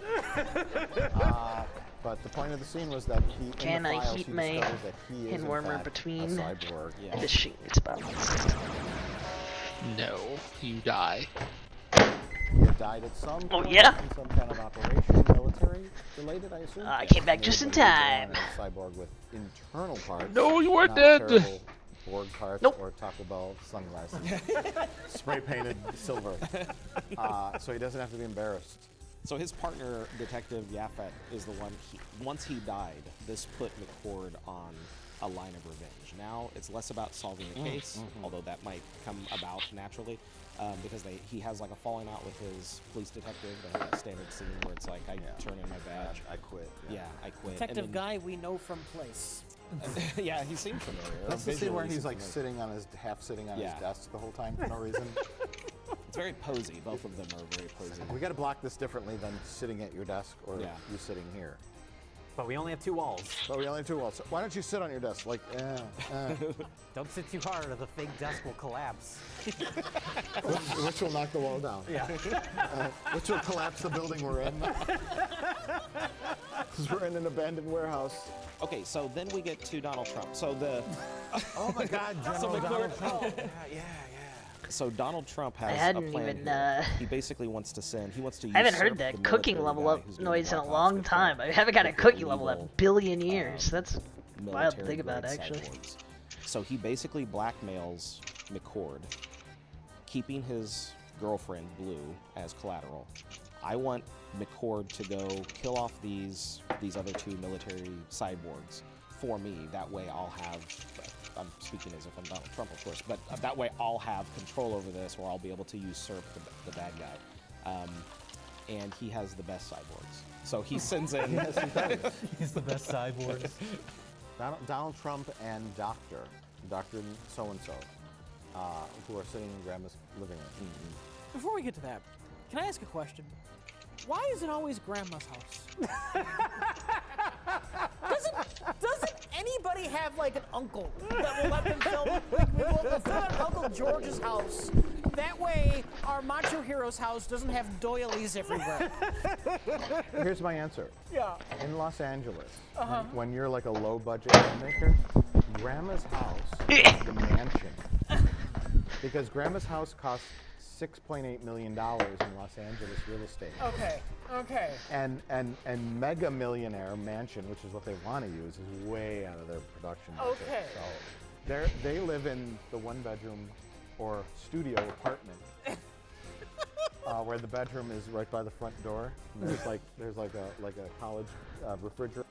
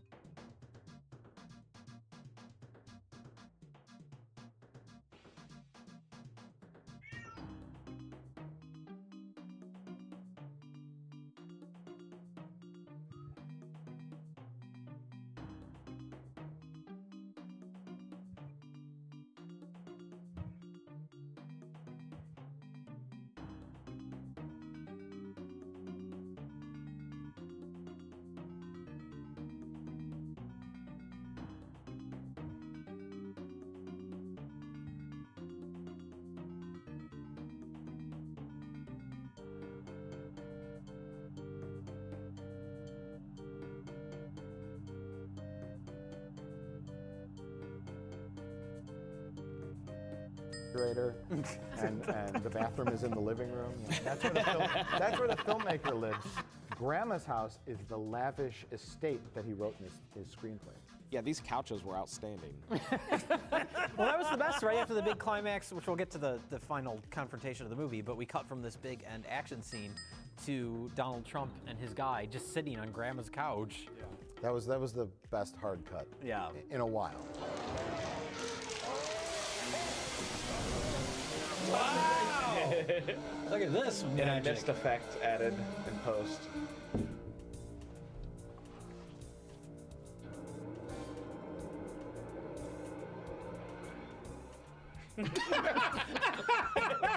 Meanwhile, at Grandma's waiting at the house. Okay, so Tube Guy. We gotta talk about Tube Guy, and I'm sorry I derailed that, but That's fine. Oh no, laser blast! Oh, it was adorable. They laid down. They got sleepy. I gotta get back in the van now. With my cape. Don't close your cape at the door. Just flapping don't let your outside the cape door. get caught in the wheel. Tube Guy he looks like Prometheus guy, just not quite as buff or An big. engineer. Yeah, the engineer Yeah. or an engineer. Mixed with like a Hellraiser Cenobite kind Yeah. of. Clearly they cast him for his look, because he's kind of weird looking, tall, probably could do a little fighting, because there's a little fighting, but couldn't act his way out of a paperback. He could have been a man that dusted Deep Throat and Ratchet Job's clothes. What? That guy's so bad. So instead of dubbing him over with a deep, menacing, robotish voice, they just let him He just talk. talks. And he's stumbling over lines. He's terrible. I wish and I could be it's Tube Guy. just awful. Yeah. Well, and the weirdest thing is like there's so many robots in this movie. He's the only one with tubes in his head. Why does he need those tubes? He Because loves somebody milk. thought it looked cool. Especially if You're you're a gonna have tube him dude. like the whole movie's building up towards this big fight scene. And then you have him like awkwardly, rolling around with these tubes flapping everywhere. Like it looks ridiculous. That was so they could do the clever defeat where he gets the tubes pulled out from his head. But And he holds them like this while they spurt. the problem is, That was the climax of the film. real quick, the tubes could have been described as they pump like adrenaline into his heart that gives him so much strength, and he's crazy. But he has this thing on his belt, this electromagnetic field that protects him, so you can't get near him. But for no reason at all, he says, I have this ray gun or this laser gun, but I want to fight you mano a mano, and I'm gonna throw it down. Come at me, bro. And then they fight. He's like, come within reaching and Yeah. pulling out tube Yeah. range. And then immediately, eyebrow, hair man. Yes. Detective McCord. Eyebrows. Yeah. Pulls out the tubes. He could have done in a fight like that. He could have done it accidentally. Yeah, it still could have happened. The Tube cords are man could have floppy done it and loose. himself. Like, wow! Gets caught on a pipe. It's like Darth Maul with the double lightsaber, like accidentally like spinning it like this and cutting himself in half. You have to be really skilled with that thing in order to use it effectively. Tube Man, he's got to know. No, they're fighting. Those things are just flailing around. But this film ends with Detective Eyebrows not being on the set. He said, I've had enough of this, Oh, yeah, and yeah. he That's leaves. And written very cleverly on the mirror, it says, fuck you. That's never said in the rest of the film, I don't think, by the way. I think that was just a Catcher in the Rye reference. Okay. Yeah, they were Just trying to do a fuck you. very clear. That's a thing of Catcher in the Rye. Yeah. Anywhere you go, someone's been there first and scribbled "fuck you." So I think it was Oh. a very clever literary reference. Oh, baby, yeah, you're right. You know, much like Catcher in the Rye, this movie makes me want to kill someone. All right, so the last two shots of it are them in silhouette kissing. It's probably not the same actors. And then them from behind in a convertible driving kind of into the sunset, but not really. There's no sunset, but that's what the shoot would normally imply. It's like the way it's driving into the distance. Just like Blade Runner. It's just like Blade Runner. Except it's not the same actors. They didn't show up.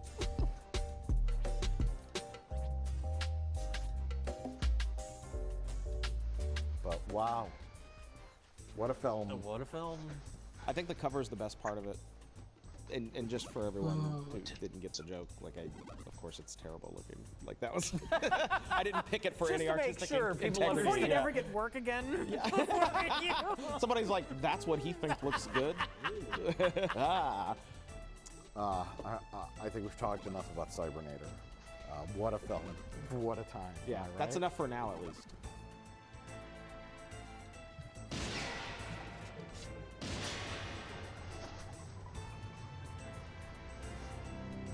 Go ahead, I understand you're looking for me. Here I am.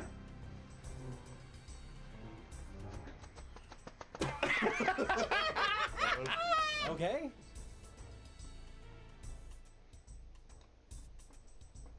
Our next film is called Panther Squad. I know who I want to explain this plot. Jay. That was so obvious. You're getting Rich, so tell us all about Panther Squad. Panther Squad is Belgian, but really, spiritually, it's Italian. There you go. You had that ready to go. I know you did. But talk about the plot. It's Italian.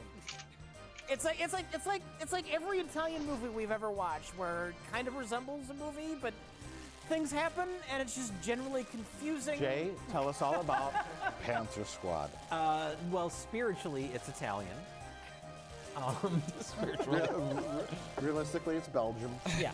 Or French, because the director's from France. Shot in Belgium, directed by a French guy. So we have two layers of confusion. Written by a Mongoloid. There is a rocket that gets shot up into space. A space jeep. They call it the space jeep. Your space jeep is therefore under our control. And once it goes out of our atmosphere, it transforms into a different ship, I guess. It looks completely different. It transforms from stock footage into a miniature. And then we have Fidel Hitler, is what we called him, right? Yes. He Well, wants... that's jumping way down the plot. But Well, but this is where it starts, though. We have an unknown villain, we'll say, at the beginning of the film that sabotages the mission to the point where the space jeep spins out of control. Clean space requires the cancellation of the entire space program. The Earth has been lost essentially, but we're not going to let you pollute space. Environmental terrorists. Yes. So they use a jamming device to make the space jeep go out of control. And there's only one other human being on the planet entire who knows how to planet. fly the ship. The backup astronaut. And our terrorists kidnap the backup astronaut that's meant to go up into space to save the spinning ship.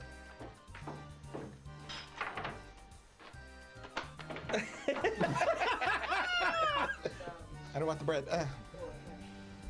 I'm watching my carbs. Someone somewhere tells Sybil Danning about this.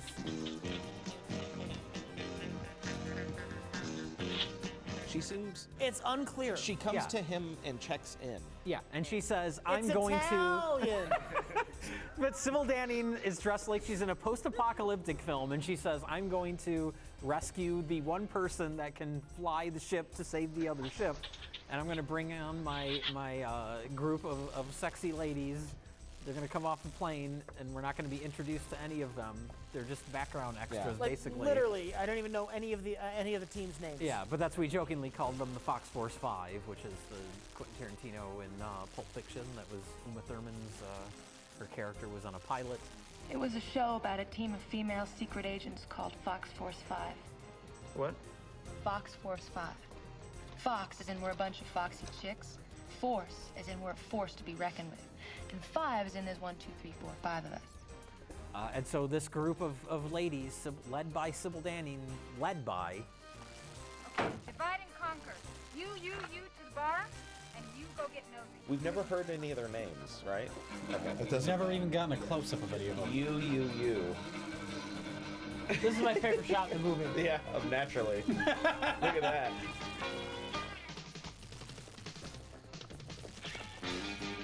It was like a fake front for the Hitler. Fidel Hitler. Fidel Hitler.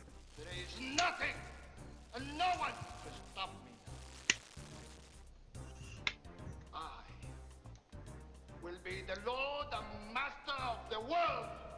Of the world. Tell us what you really think. His plan to ultimately conquer the universe. The universe. As he said. Right, yeah. And he was a little crazy. I gotta give him credit for being very, very ambitious.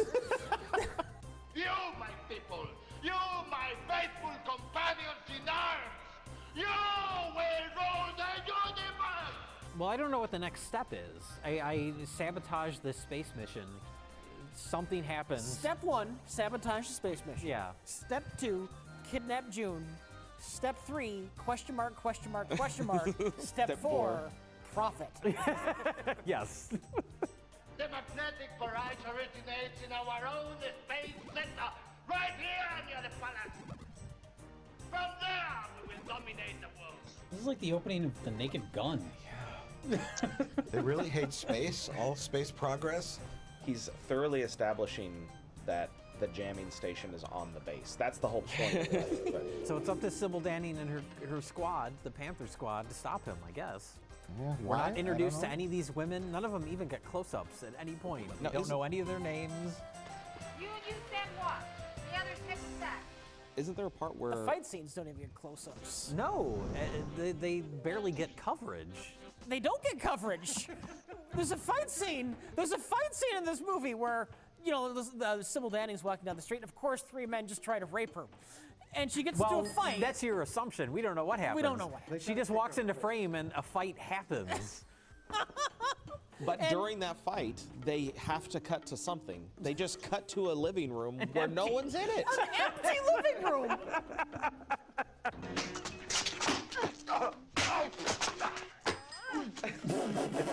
Oh no, she disappeared. They just cut to the room. Oh my goodness. So much power.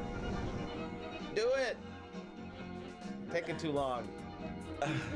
This is fucking weird. The bionic woman? That's what it feels like.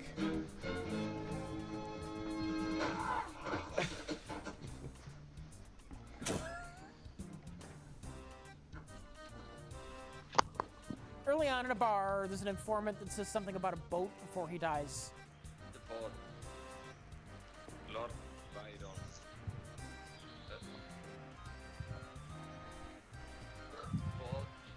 The backup astronaut, once kidnapped, is brought to a yacht where the hostage tape, after she's injected with like a sedative, and then a hostage tape is made by the German man who's reading the hostage negotiation. Oh yeah, they give him all the lines. The demands. He's like, we will not stop until the Space Force is ended. Blah blah blah. You are already aware of our preventing your signals from reaching your so-called space jeep. An informant tells them that a yacht, that particular yacht, is involved in the kidnapping of the backup astronaut who is going to be sent to save the man who is on the space jeep. Right? Yes. So Fox Force 5 says our first clue, get to that yacht. Go to that boat. That boat. But Sybil Danning has something else up her sleeve. It's a deception within a deception within a deception. 2 of the Panther Squad babes distract the 2 guys on a boat, while 2 other babes sneak on the boat. So you think the plan is the distraction to get the girls on the boat so the girls can do something on the boat. But that's also a fake thing, because those 2 girls that sneak on the boat are supposed to get kidnapped and put in bubble wrap so Sybil Danning can follow the bubble wrapped encased women to the secret base. Thus making the initial distraction girls completely pointless. But when Sybil Danning has a plan, you got to follow it. Yeah. Well, speaking of guns, though, the good thing is the Fox Force 5, whenever they're in a situation where they don't have a gun, they can easily obtain one through the power of awkward editing.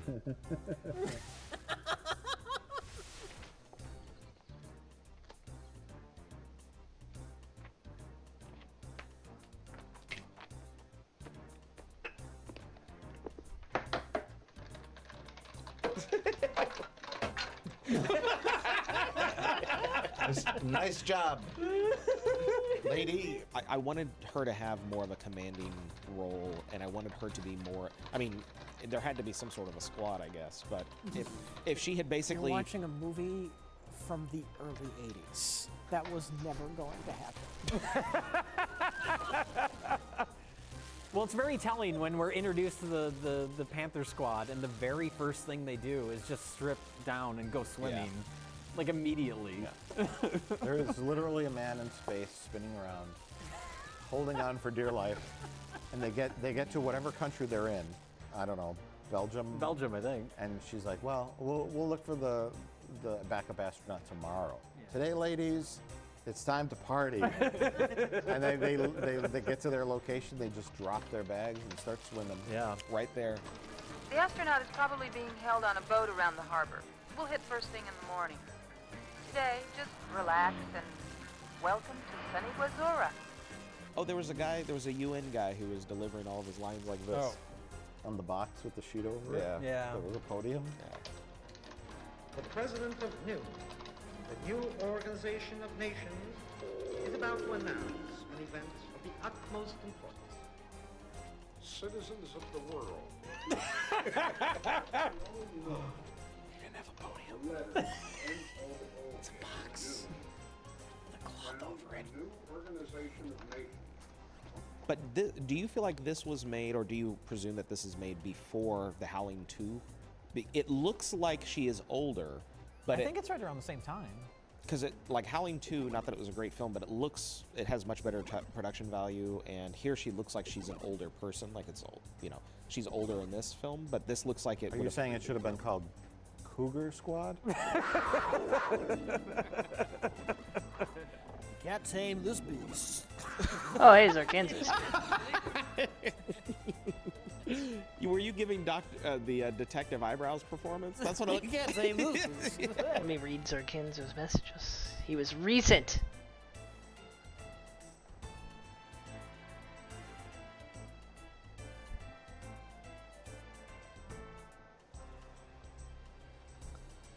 Man, whoever decide it's so to learn new music, I need to have a word with them. What?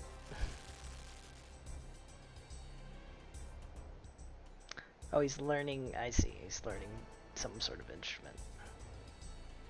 Human instrumentality.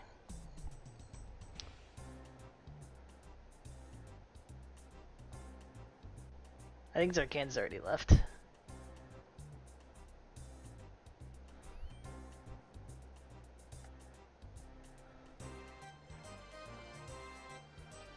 Zarkan, come back. I want to ask what instrument it is. He didn't say.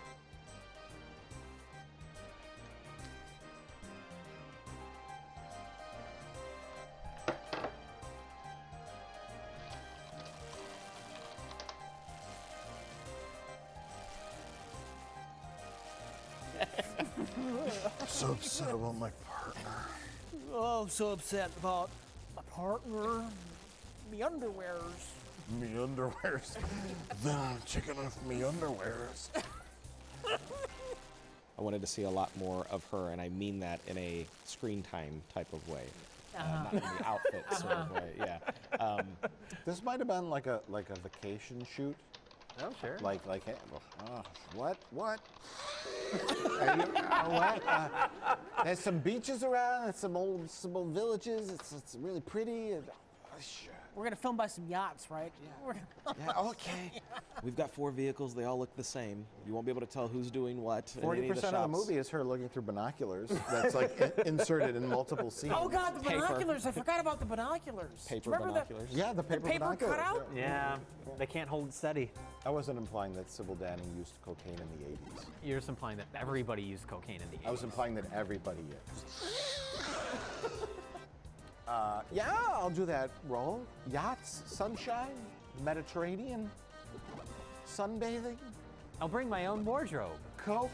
That's implying that's her outfit. Coke? A cola? A cola? Yes, I'm there. 60% of the film you're looking through binoculars. Close up, Sybil. There's one scene where you have to ride a motorcycle with a duck on it. But it'll be a body double.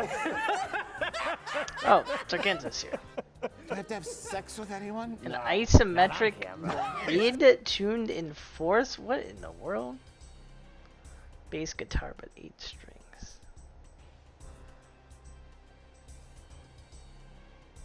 What the heck are you talking about?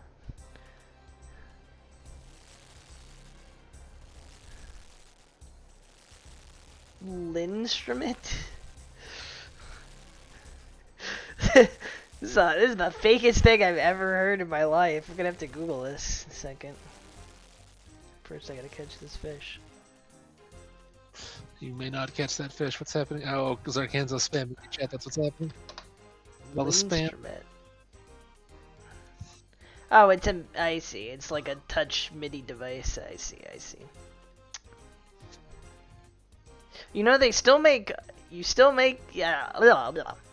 You know they still make real keyboards. Oh, I see. You're going to make programmings on it.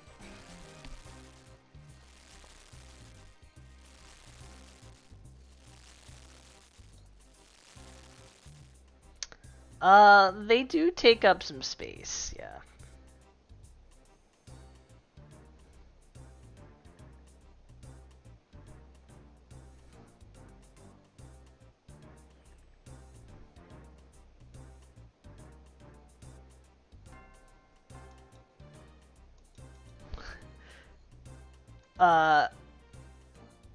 Okay, chord shape is the same in all keys on a keyboard, though, unless I'm misunderstanding what you mean by that. Oh, in all keys, not in all octaves. I thought you were saying in all octaves. I see. In all keys, that's weird.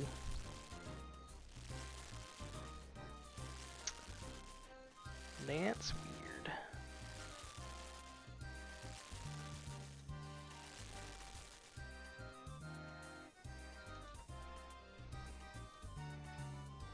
I can see how that would be useful though.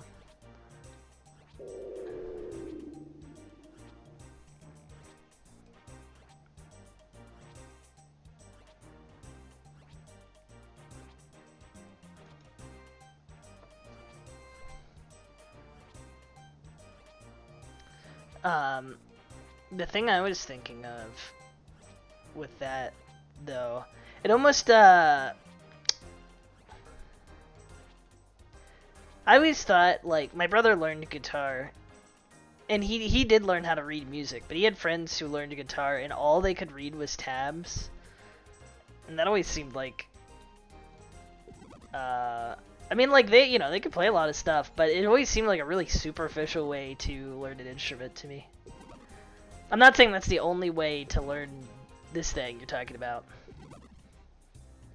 but it seems like it would encourage that.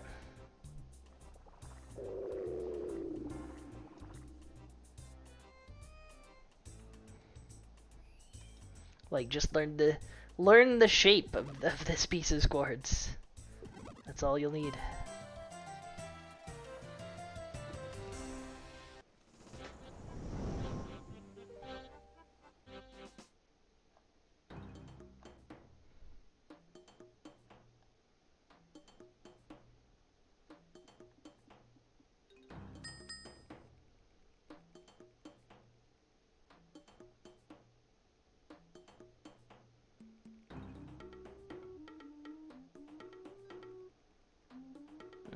Bach conventions are fun.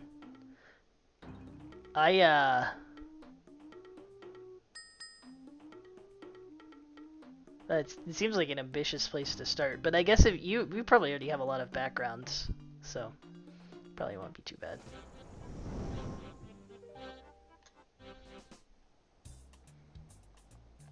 But like the 2-part inventions, I haven't done a 3-part invention, but 2-part inventions are like,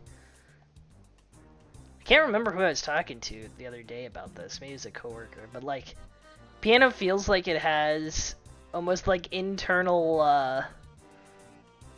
levels of like hand independentness, and I would call the invention like maybe level 3, maybe level 4. If you had 2 years of lessons, it might be possible, but it's like the first is getting your hands to do anything at the same time at all. The second is like getting them to do things that are different but in the same rhythm. I think the third is doing triplets in any hand, maybe. And then somewhere alongside that comes with like the 2-part invention where they're actually playing different voices. In my mind. At least that's how it was for me. Ooh, this is too late, isn't it? No, just in time. Good.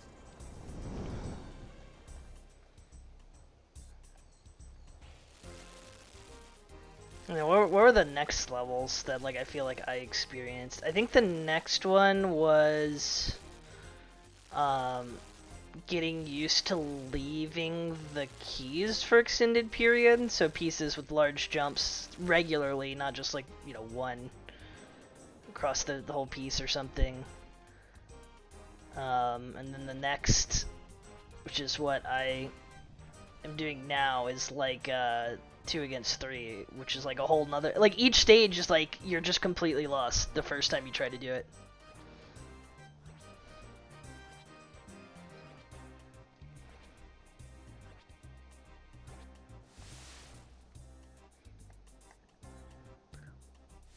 I guess a different way to call it than like a level of piano. It's almost like a level of brain brain. Ow. Okay. First of all, dolls. Brain splitting.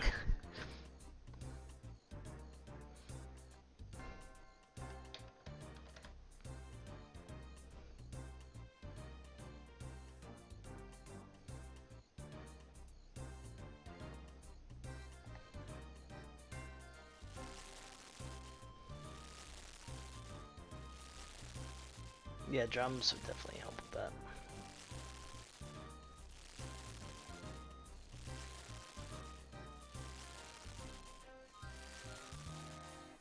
Yeah, I mean, when I was learning 2 against 3, I basically, you know, just played the rhythm on my legs for like a day or two.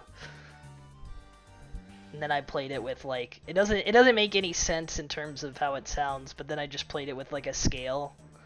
One hand in 3s and 1 in 2s. Which sounds pretty bad, but it was a good way to like at least get my fingers hitting actual keys. And then just doing like the section in the piece real quick. But the arabesque is all like 3s against 2s in the intro part. Well, I need 19 of these, don't I? Uh-oh. Okay, I think I'm good. Okay, yeah. Just barely good, I think.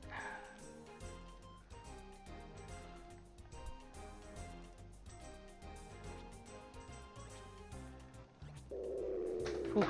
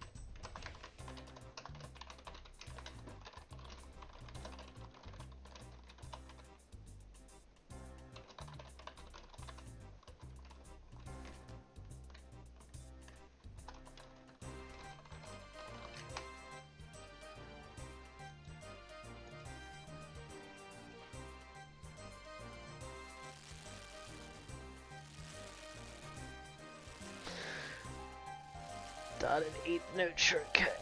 I see. Yeah, yeah.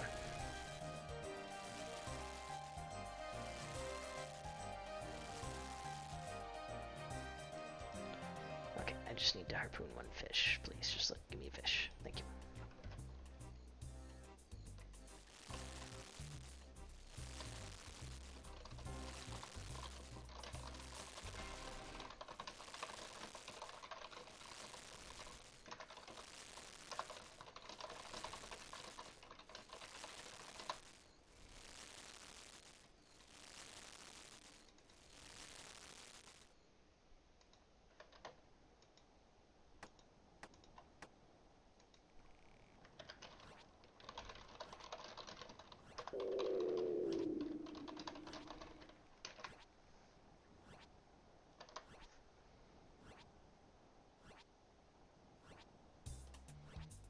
Oh, I bet.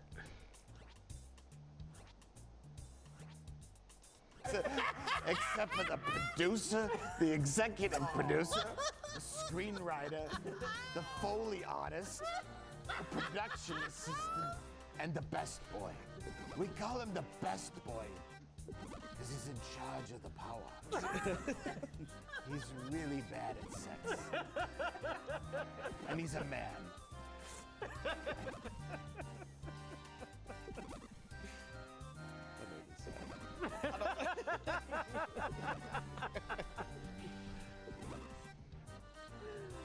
Oh, Hollywood is horrible.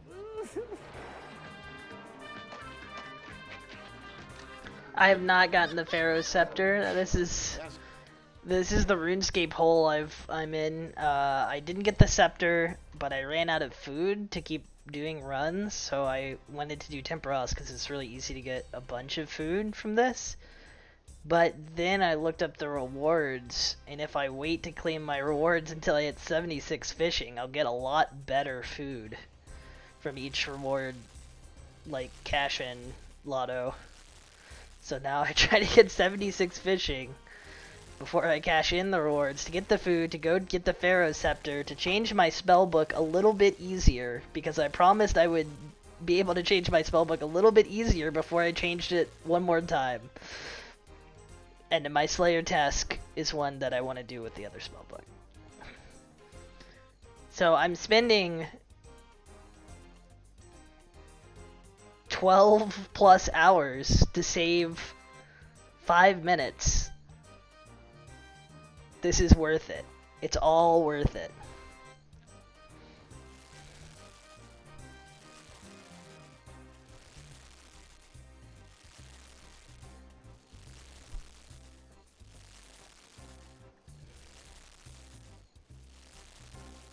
It's all worth it.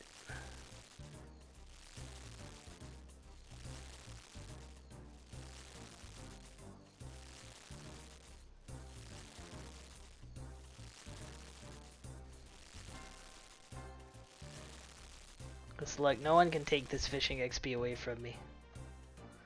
Though they may try.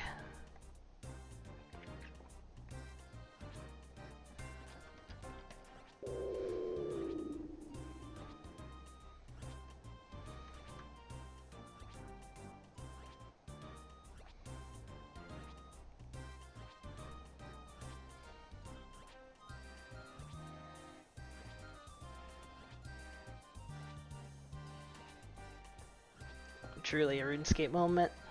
That's right. Shoot them guns. Yep. What? Yeah. I mean, it's not like it's a complete waste, in the sense of this is my best fishing XP without doing anything like really stupid and annoying and carpal tunnel-y. And Pyramid Plunder is my best thieving XP for the same reasons.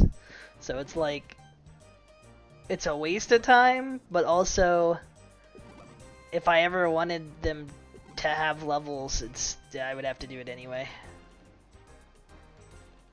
And I'd probably come back for them eventually, so why not do a little bit of it now?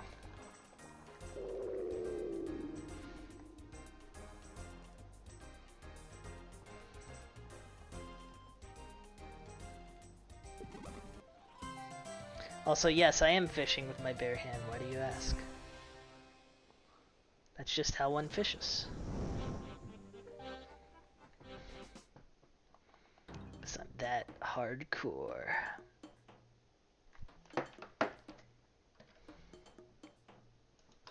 When I level up, I might start doing mass worlds, and just fishing and not cooking, and see what the XP is like there, because I think it might be more fishing XP. It's a lot less permits, but that might be okay. We'll see how many permits I have at 75.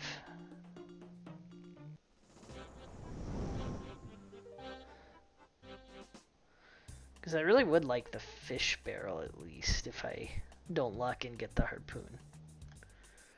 But it would be nice to get the harpoon.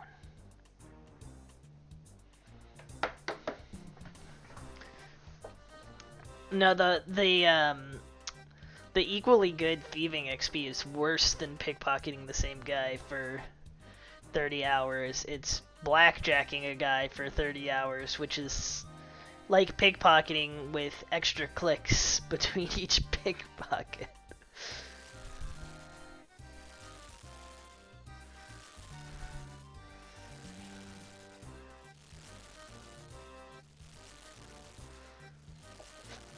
You can use like a plugin to rearrange the left click menu to or like the default click on the guy to make it easier, but it's still bad.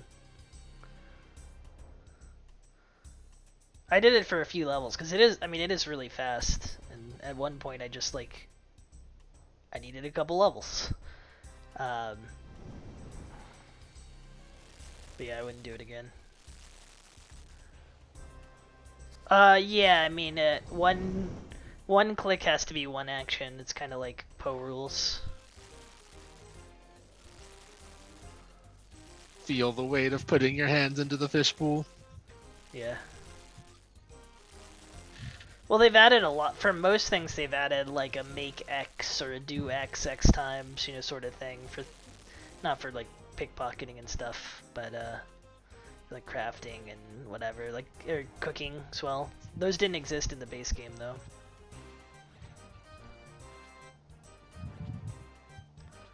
But I'm glad they added them. But yeah, the stupid Iron Man guides are from like,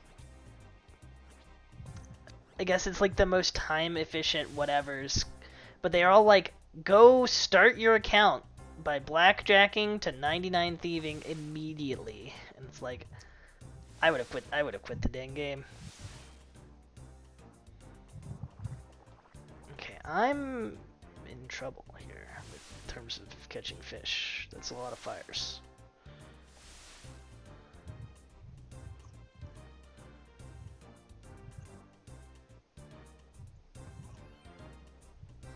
What does 99 thieving even get you? Is there even a benefit to hit 99 itself? Or is it just like slightly increases the odds of something? It's to get you the money. It's like to get you X million gil, and you'll want max thieving eventually, so get it right away. No. Iron Man does not ban doing quests. The only thing it bans is buying stuff off the market board or trading with other players. I'm an Iron Man in the account. It's at like basic Iron Man is the correct way to play RuneScape, because if you play a normal account, the correct way to play RuneScape is to just like buy all your progress. There's several skills that if you have the market, you can literally just buy the skill and be done with it. And it's like, that's boring. But there's other rule sets you can run under, like Hardcore Iron Man, which is where you can't die, or Ultimate Iron Man, where you can't store stuff in a bank, so you have to keep everything on you. But like, all those are bad. IMO. An Ultimate Hardcore Kaizo Iron Man, which I'm sure is what Pi plays. Yeah, probably.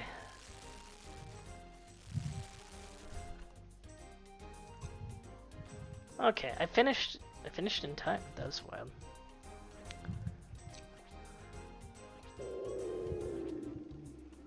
But like basic Iron Man is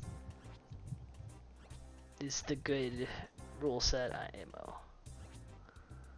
I mean, I guess if you knew the game really well, doing it without banking could be possible, but I think what you end up doing most of the time, as I understand it, is you find places that when you die store your stuff in like death storage, which means you have two inventories. You have one inventory where you're dead and one inventory where you're doing something else. And if you died again without grabbing your stuff, it is gone forever, but like whenever you want to do something that's inventory intensive, you just go die, my dude, and then do the thing you wanted to do. It's like, what's the point?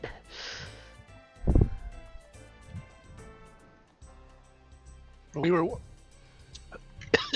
choked.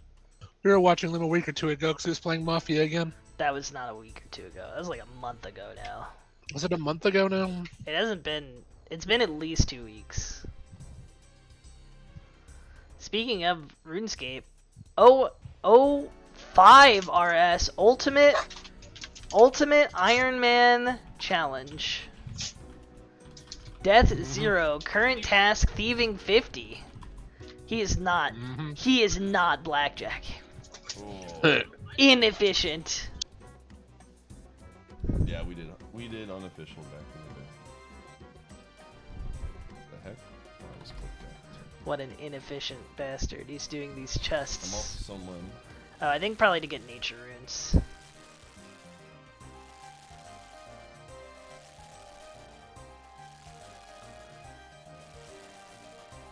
But yeah, watching Pi be a savant in Mafia is yeah, definitely the only good time to watch I Hate Your Pie. Twitch is such a bad platform now, by the way. I hate it. It never functions anymore. They decided that if you use ad block or whatever, like the site should just be completely non-functional. It's like, great. Instead of getting any of my view statistics, you get nothing. I will not use your site. That's fine.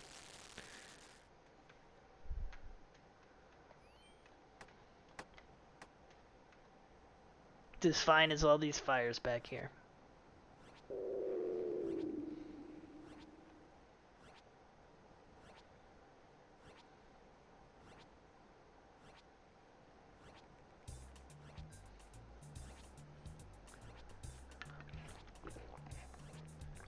You're subscribed to a streamer? Yikes, and you admitted that in real life right here.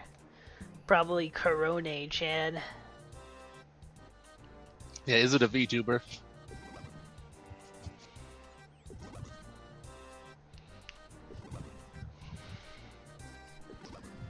It's not a VTuber. What's the point? I thought you were the biggest lover of VTubers there's ever been, Sir Kenzo. You're telling me that's not true?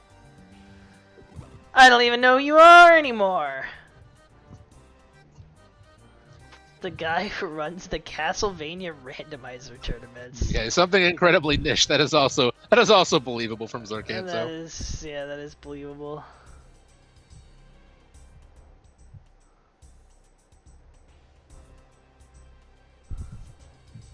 It's that guy who says he non-ironically loves the Sonic Dark Brotherhood OST.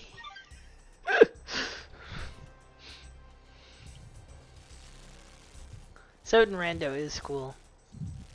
This ROM Scout still speeder? I don't even know. Like, that's the other thing about never using Twitch anymore. I don't know. I have no idea what any speedrunner even does these days or who they are.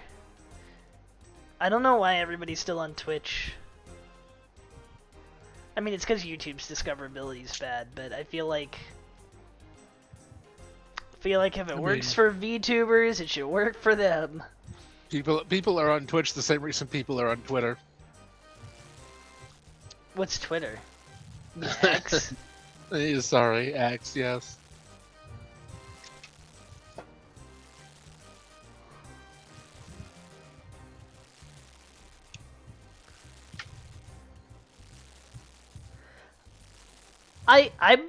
I do believe that the payout on YouTube is worse, but I haven't seen any numbers, so this is from complete ignorance, but I wonder if some of it is a chicken and egg thing, where like some people will upload their VODs to YouTube and be like, oh, YouTube doesn't pay anything, but also they're not actually like, they're not making real content on YouTube, so that no one wants to watch like vanilla VOD uploads. I would never, like, I'll watch like a, maybe like a curated or narrated like thing that was also streamed, but I would never watch like just raw VOD data.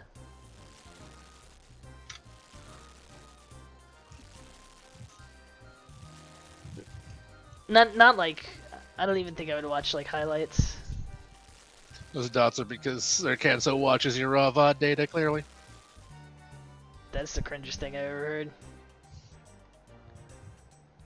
No, okay, CFG VODs. That's I expected that a little more. Well, Zorkanzo, you're a very special case. You're a very special case. You're supposed to slack from work and watch CFG. Idiot.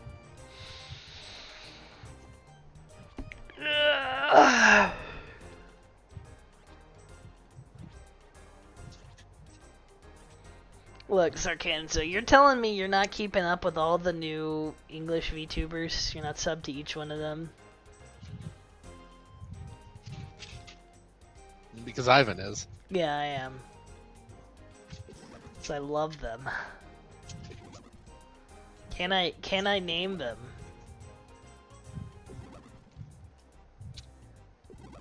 Probably. I actually don't know how many there are. I could name some of them.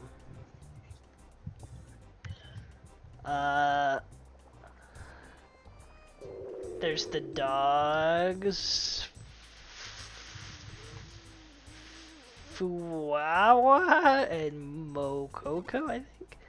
There's the Talon's girl, Edgelord. Still not mine. I think her name is Narissa. There's the rock, the token lolly rock girl, Bijou. I think there's one more, but I don't know her name. There might be more than that. Those are the ones that I've seen show up on my feed. Thank you. This has been your VTuber update. Courtesy of me being on YouTube a lot and not Twitch. The only streams that it ever shows anyone are VTubers. The two VTuber pair or whatever, it was the Deep Lord Japanese VN girls. Go Nippon. Still the freaking weirdest thing in the whatever. Oh, likes the Edge girl? Could be. I don't know. There might be two Edge girls. I think that might be what it is. One of them might not be edgy, but just has like an edgy looking avatar or something. I don't know.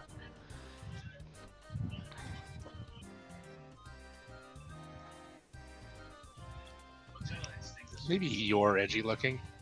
Maybe. No one's ever seen what I look like. I could be a VTuber. No one knows. That's not true. I've seen you. No one's seen me. Maybe I'm an AI like the one VTuber who's not an AI but pretends to be an AI. Mm.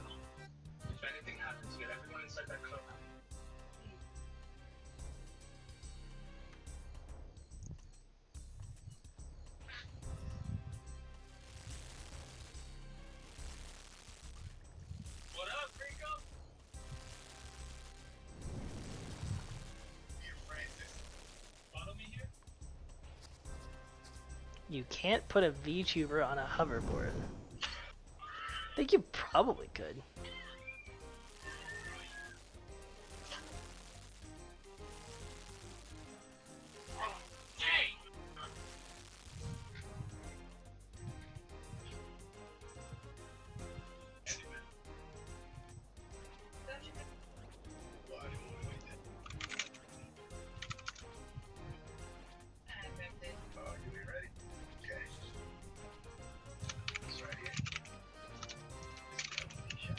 Man, I'm thinking about VTubing now, in the sense of, what a good idea that was immediately ruined by the context of its execution. Good idea, just using an avatar instead of a face cam with like motion capture. That's a really like cool concept. Immediately used like at the start by Japanese idol culture and creepy weebs. It's like, oh, no, nope, it's ruined. Worthless. Now it's a worthless idea. That's the context it existed now.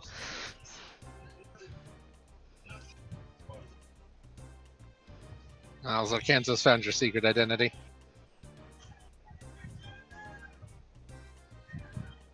Our character is archivist. It's weird. Yeah, yeah, I guess Narissa is the one I thought was edgy. I don't know if Shiori's also edgy, but she looks like they both look edgy to me, if I had to describe them. But archivist, look, the only archivist I want to know is one who reads Umineko on their VTube streams and shares the Gospel of Ryukishi. I think one of the boys read Sakonia actually on stream. I think 7th Expansion retweeted that a while back.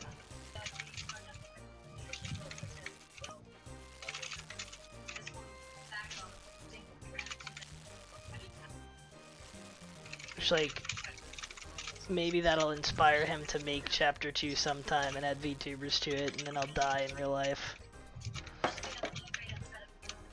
It's okay, it'll be about how VTubers are a good idea, but used awfully by propaganda machines or something.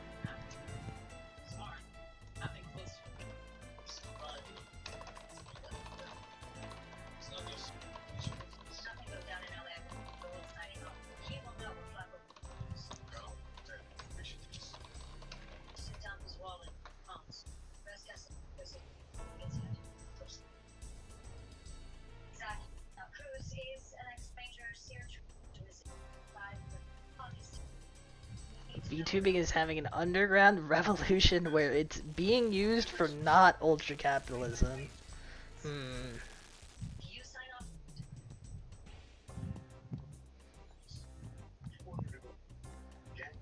I feel like it's not just VTubing, but I feel like all of streaming culture is a reflection of ultra capitalism at work. In that you can't get any job that will pay well unless you're in a few specific fields, so everybody is just like, the only way out is to crowdsource my life from these strangers by putting my life into public for everyone.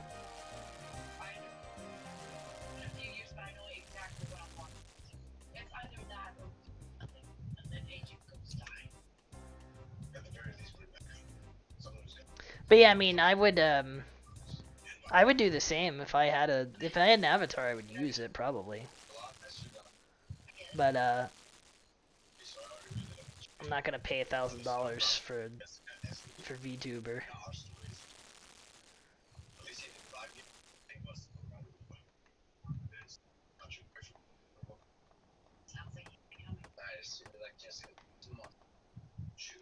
I need to count this. Alright, I should have one darkfish left.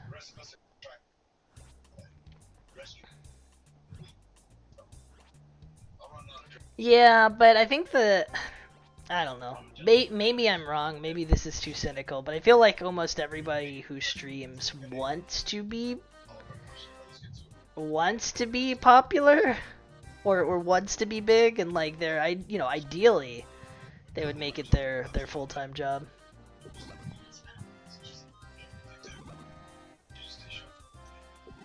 But maybe not. Maybe that's too cynical.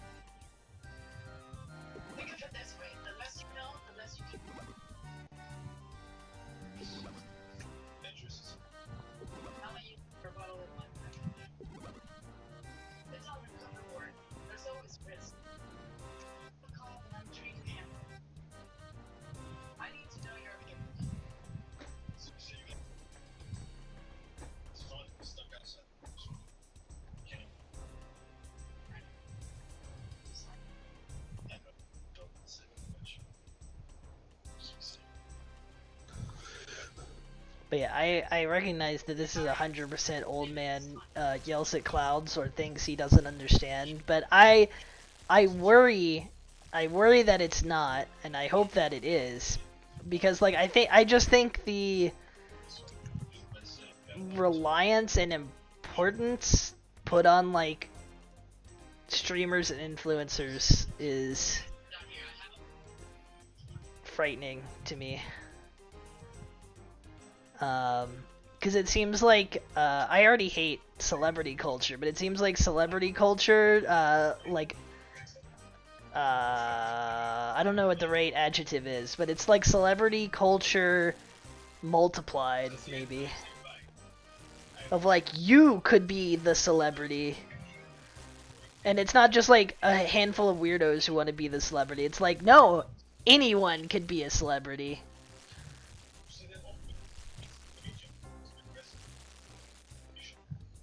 It's like, I don't know if we want everyone to want to be a celebrity. That seems really unhealthy. I mean, I don't think it's, and I don't think it's, I'm not trying to say like, oh, the kids are wrong. Like, I don't think it's the kids' fault. I think it's the option that we've left open that's viable. That's not, that's the main problem. I don't think it's like, kids should just want to be astronauts or whatever.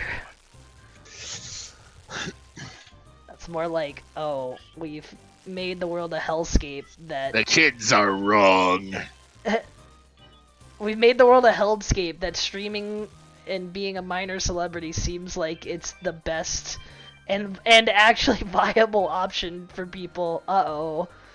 That seems bad.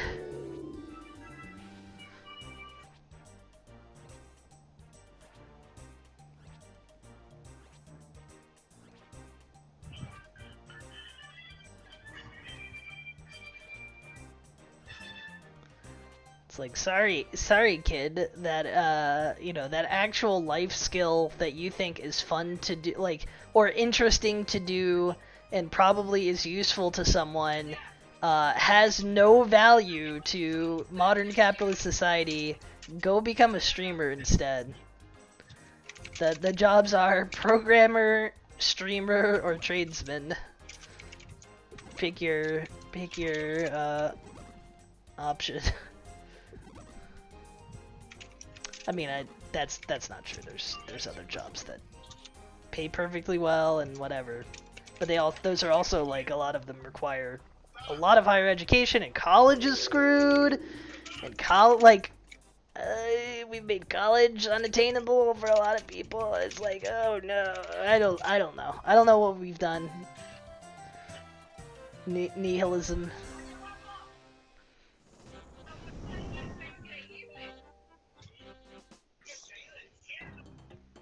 It's like they've burned every bridge, and it's like, okay, well, everyone should just create content now, I guess.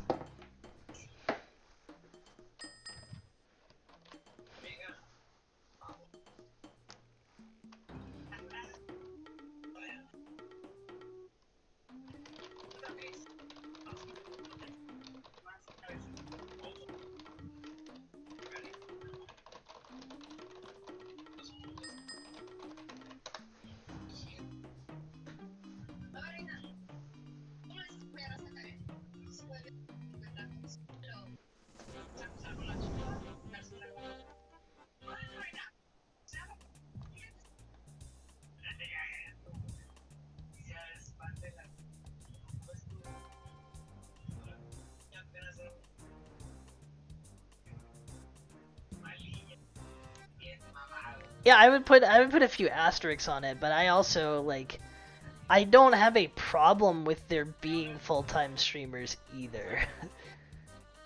And I also do not blame the streamers for, like they didn't create the situation.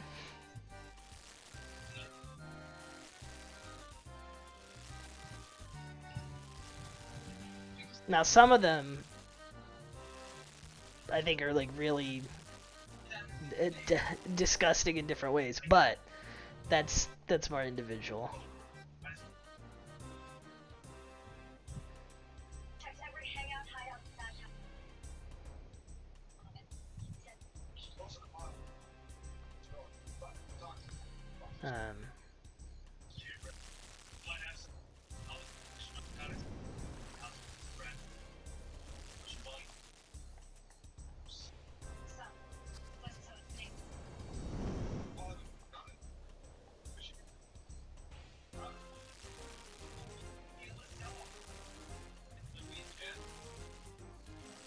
I don't know.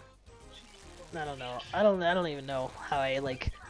The more you think about it, the more my thoughts get complicated. Because like, somewhere wrapped in all that is my I worry that it's not good to have so much of to have so many people reliant on like the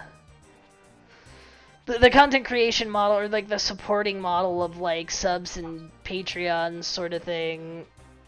But like it's also maybe good because like I guess people can directly support somebody instead of going through a corporation, but they are going through a corporation. I don't know. I don't know how to feel about any of it. And it's hard to separate it from like the wider issue of crowdfunding of like fund my medical bills. It's all wrapped together in untangleable from each other in my brain.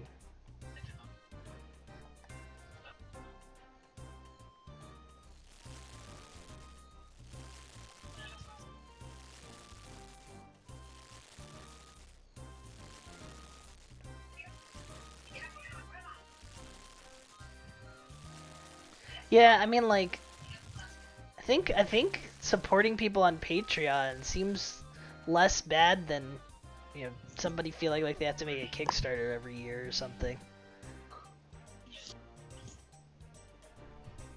Something about it still seems weird though, and I can't really place my finger on it exactly why, which means it's probably irrational.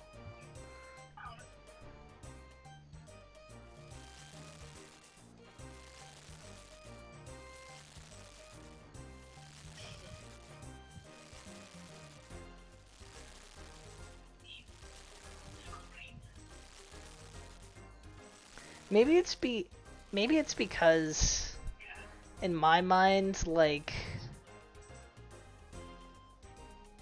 a platform as big as YouTube or Twitch or whatever should be able to pay people a living wage by itself, through itself. And like, the fact that you have to rely on Patreon seems like it's the kind of Uber model of like, oh, we're just not gonna call them employees.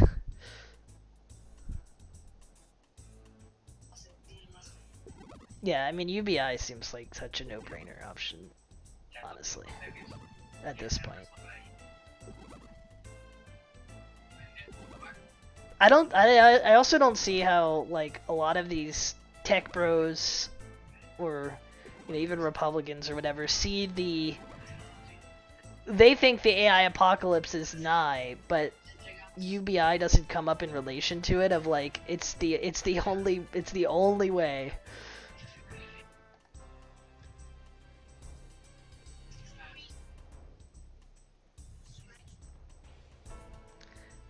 But yeah, I guess that's why Patreons and stuff feel skeevy. And I guess that would make sense, considering when I see a Patreon of like somebody making a game or doing something like weird, like platform agnostic and weird, that doesn't weird me out as much as like when a streamer has it or when a YouTube guy has it. It's like, oh, somebody's making money off those videos, and it's not this guy. Who's that guy?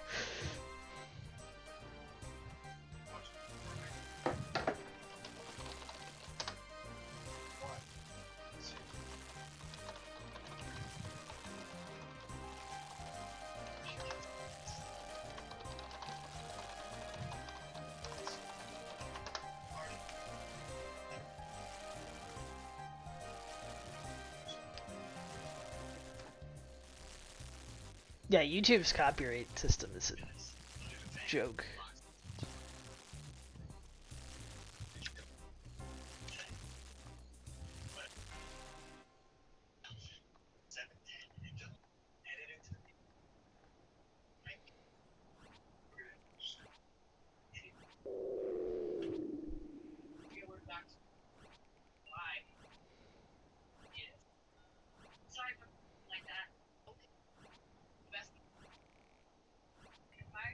It's funny how many of these issues, like, compound on each other, though. Because we just talked about YouTube, and then we talked about the monetization, and then segueing into, like, other things that are a problem with megacorps like YouTube is the copyright problem. But it's like, oh yeah, that's actually, like, a whole different thing, but it's all wrapped up in, I don't know, it's all wrapped up in streaming, content creation, copyright, blah blah. This all seems so insurmountable.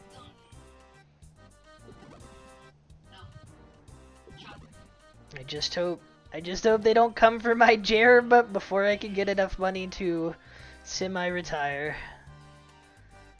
That's the goal. Haha.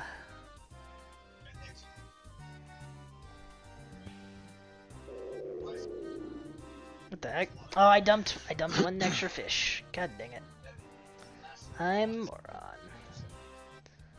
I don't think it's actually that much less XP, but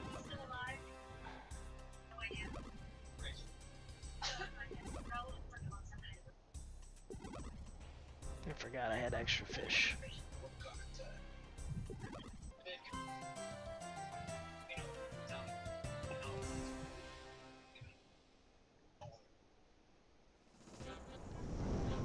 Yeah, I think Vimeo as a platform, I actually understand now, because of my current job, why Vimeo exists. It's a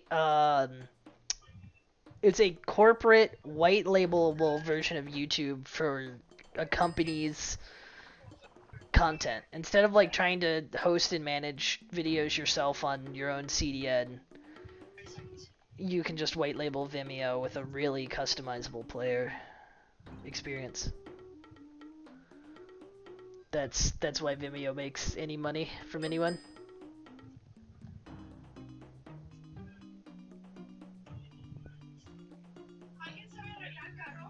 Because like as a niche, I think that makes sense to me.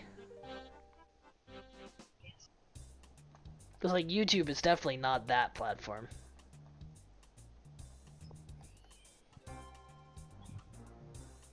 Their options are like private the video and Lamau.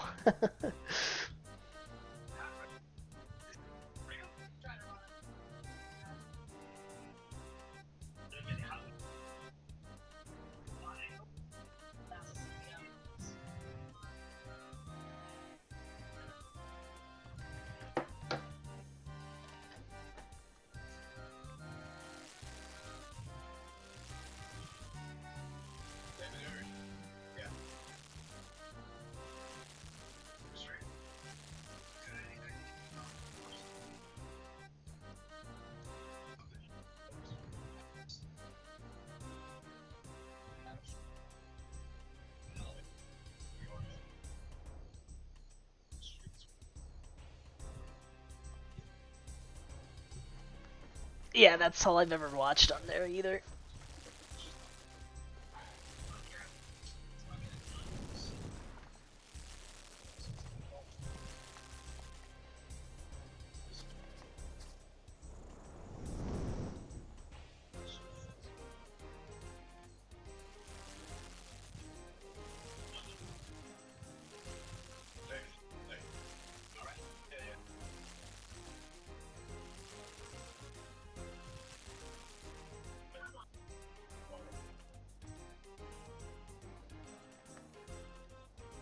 Pretty ahead of schedule here.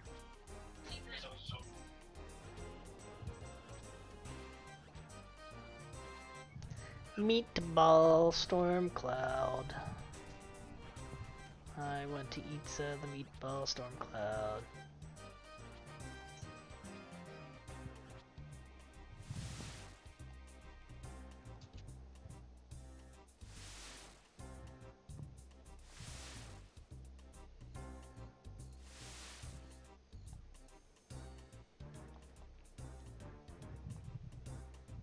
Why is this Temporingross song so good? I love it.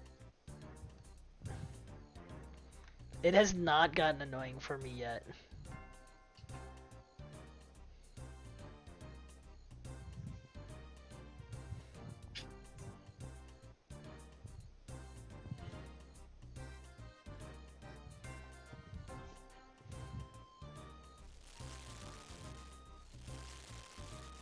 It's got like the perfect loop length, and it's not too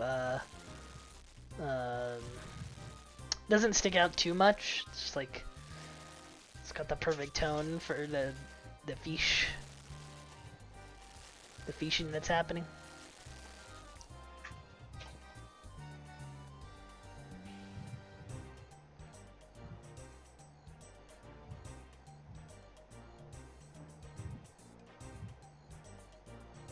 Okay, I need to remember, Ivan, do not drop the last fish in the boat hole.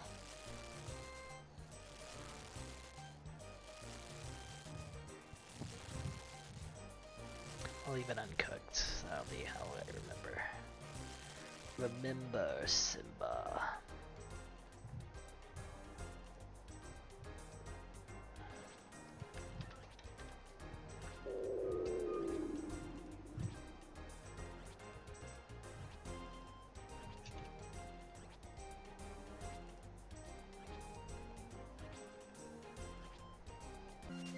No, don't level, you idiot. I mean, do level, but don't interrupt my fish. I guess that one's not too time sensitive. I already got through the time sensitive part.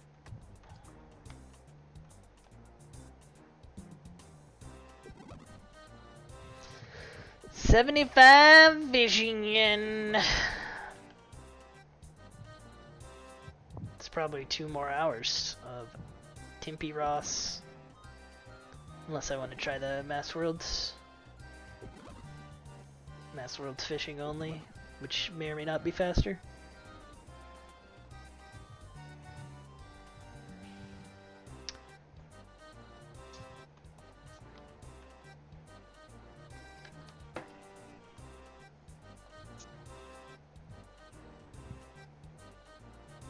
Plus at 76 I get to catch sharks, not just here.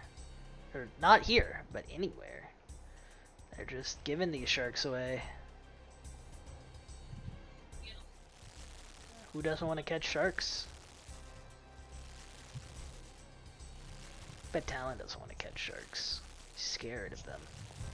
He's frightened of sharks. Admit it. No. Guy won't admit that he's frightened of sharks.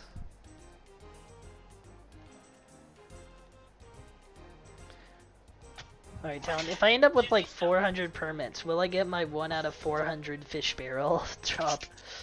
No, you'll get a Temporingross pet. Okay, yeah, that exists. That checks. That is a realistic possibility. That's 1 out of 8,000, by the way. Yes, but you're more likely to get that. You will be more likely to get that than the thing you want. True. I have already fished at the reward pool 590 times total, by the way. So, I know that's not how statistics work, but that would be... If I do 400 more now, that's like 900 total permits. That I would be missing.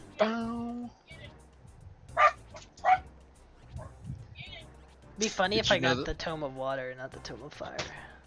The useless one. Haha. Anyway, did I know? And that the good doctor has to pay. What was her name? Doesn't matter. Now listen. You forgot to say it doesn't matter. You forgot to say it. Well. Right. Whatever's on the table plays, Ivan.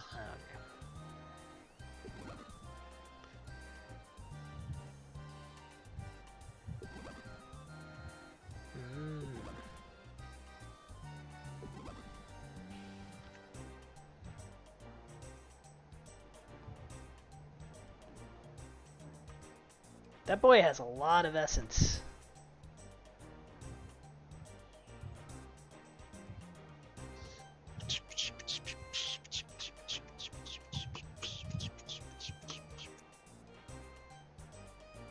I miss something up, or did I just get really unlucky? That boy has a lot of essence. That boy's not supposed to have that much essence. Production report. That boy not supposed to have that much essence. Alpha Core.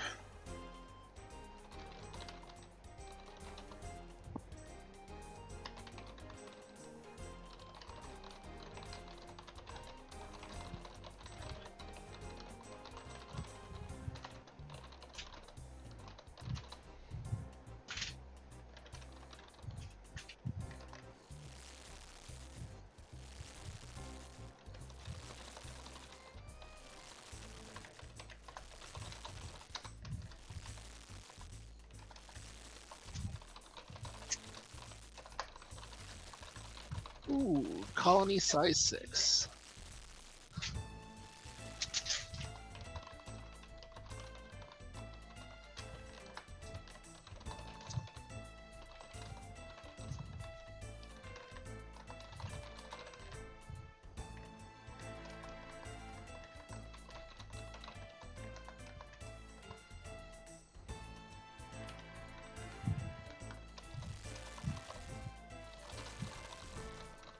Begin tech mining.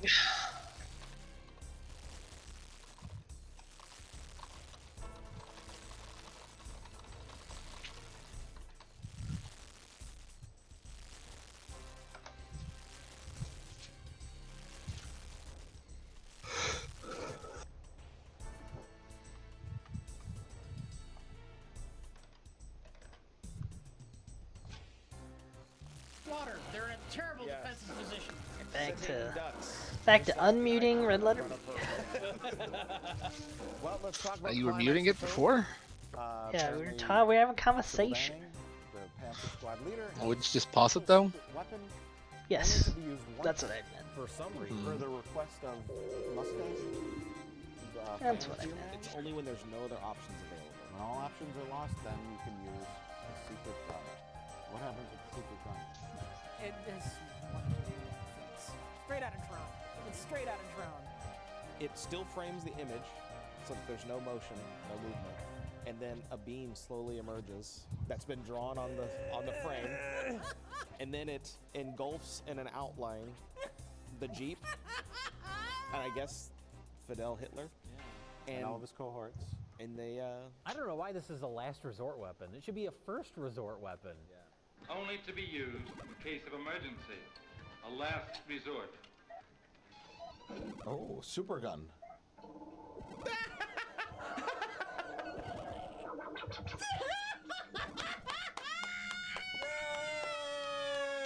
Oh, wow.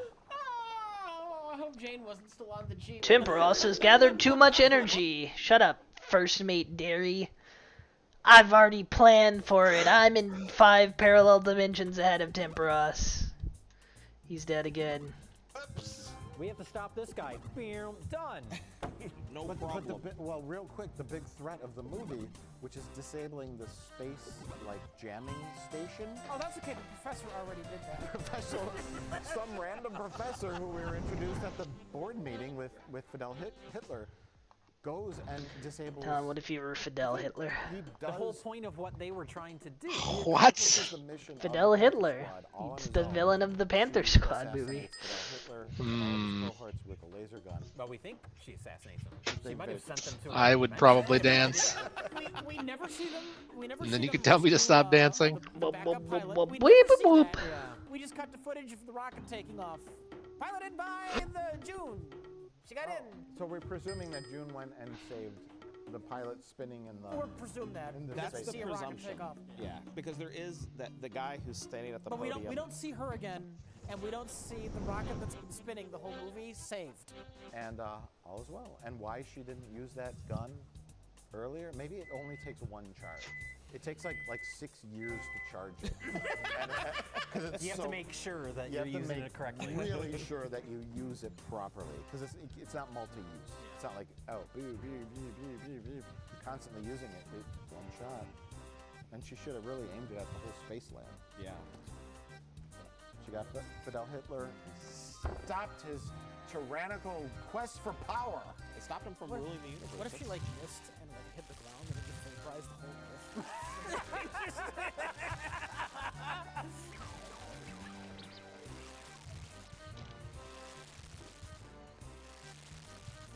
What? Is there supposed to be Is more it gonna special blow up? effects there? He stopped the jamming, I guess. Right? Oh, it's over. Citizens of the world, after an incident of no great importance, What happened? delayed the launching of our space program. Panther Squad. What a film. Awkward film.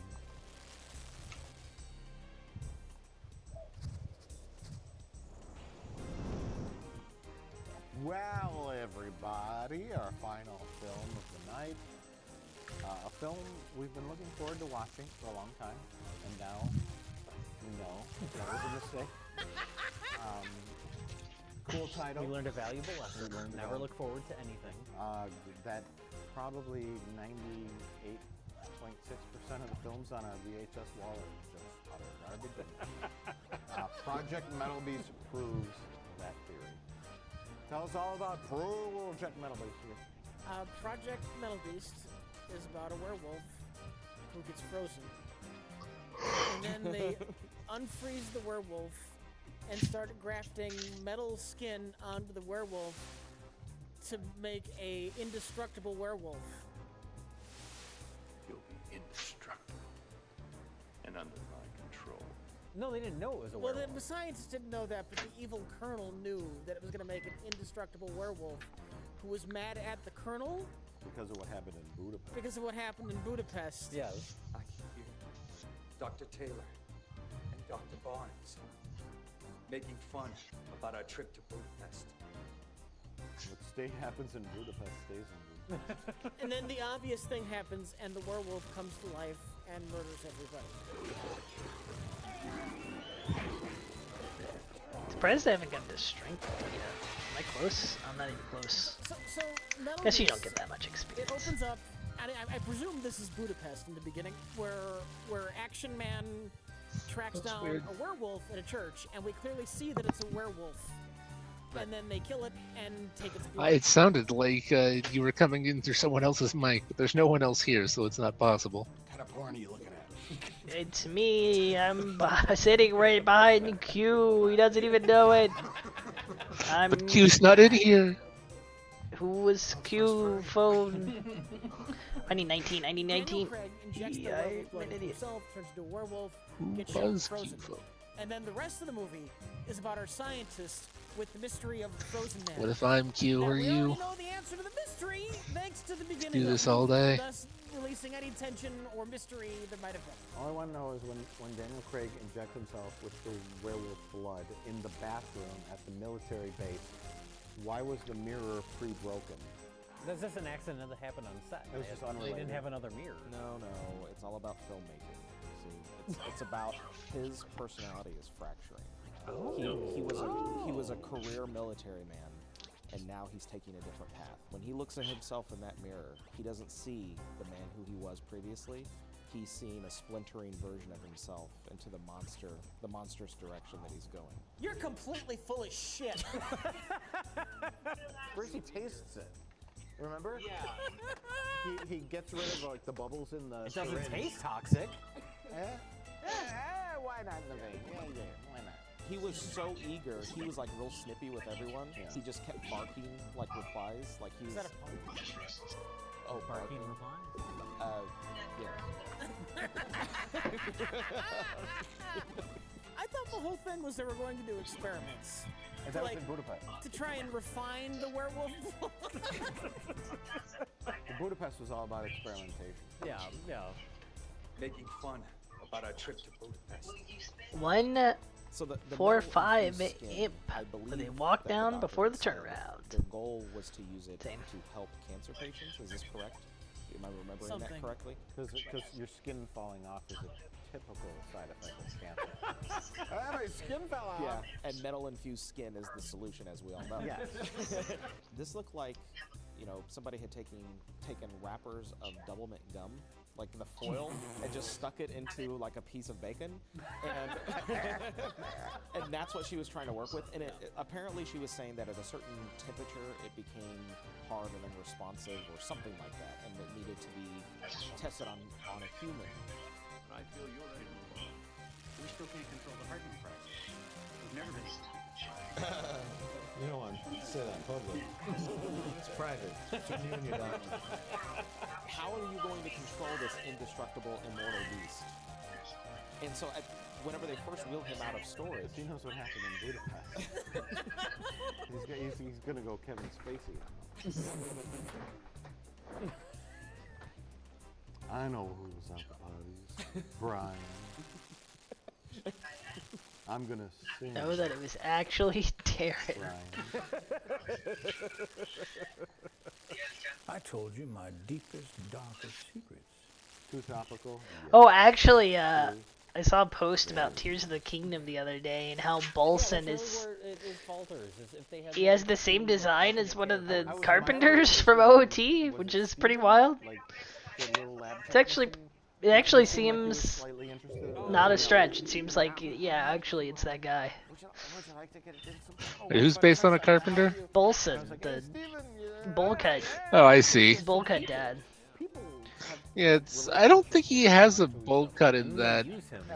He kind of does, but it's a 64 OOT model. Way over here on the other end of the facility. You go stab that werewolf. Yeah, I guess that Yeah, the main one's just friggin' bald. No, he's not the main one. Yeah, Zarkin's Oh, he's right. not the. He runs okay. around in Cack as child, and he's just one of the captured guys as adult. Yeah. Okay. Yeah, one of the. I can see it on one of the random ones. Wow, bad guy shot. You know what? Is the main guy supposed to be that other construction guy? Yeah. Stephen also loved her, and he was willing to stab Wait.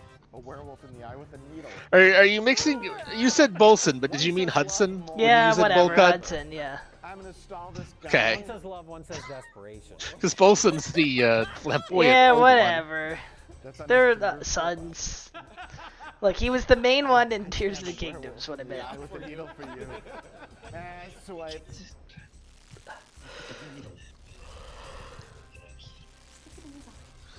not gonna kill him. When I get back, I'll finish, okay?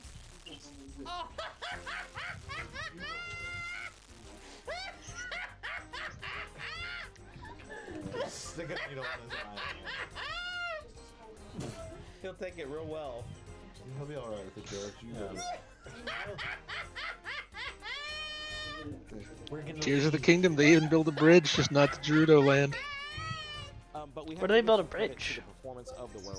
You rebuild the Rito bridge. Oh. Yeah, the Rito bridge, and I thought of another bridge, the bridge in the Hebra Mountains. I believe is Bolson constructed. They're not there physically, but it's the. Oh right. Well, there's a bunch of suspension like bridge. Bolson constructed stuff. Yeah. Pulls it under, that's Kane Hodder's hand. Because they like constructed all the towers for Pura too. Yeah. Jay, do you post comments under our videos? Do you want me to cut that out? Because it's really embarrassing. The metal beast looked cool. Yeah. It looked better. I didn't like the werewolf. Imagine not finishing Tears of the Kingdom. Yikes! Who didn't finish Tears of the Kingdom? Jarkanzo? Imagine coming back to 14 for a while and not doing Anabosios. Anabosios. What would you have done to improve? I am. Are you the truth defined? Fear defined. That's what Red heck? Bar Media say. Metal Beast was a villain that appeared in Cybernator. I would have been impressed. Oh, sure. But for the first like 45 minutes of this movie, where it looked like a good movie, and then at the end, Yeah, it's pretty good. I like it. I like that. And there's nothing wrong with having You should have like a cyborg. Yeah. With like a robot claw arm. And Yeah, he didn't have that. He had like robotic stuff stitched into him, and instead of having a mane of hair, he had like porcupine quills kind of sticking out His of him. chest was like a patchwork of skin, like that Yeah. was like metal skin. See, now you're coming around. Yeah, but we But it did. looked like crap. But we didn't. It looked like crap. We should. He should have like a laser eye that powered up. He's not Shut out. He's not a robot. He just has metal It's skin. called a metal beast. He should have been a robot. A bigger problem is that there's no gore in the movie. Like, if you have no characters and you have no story, at least give us that. I did get blood on demand. That's true, yeah. The movie heard you. Like that little bit of blood, and Rich was like, hey, he used a little bit more. A little bit more. They gave you a little bit more. No more blood there. Clean third round. Alright, beer back second. Showing off this they could. Let's work with the camera. Or sunrise. Let's hope we get something from it. Go.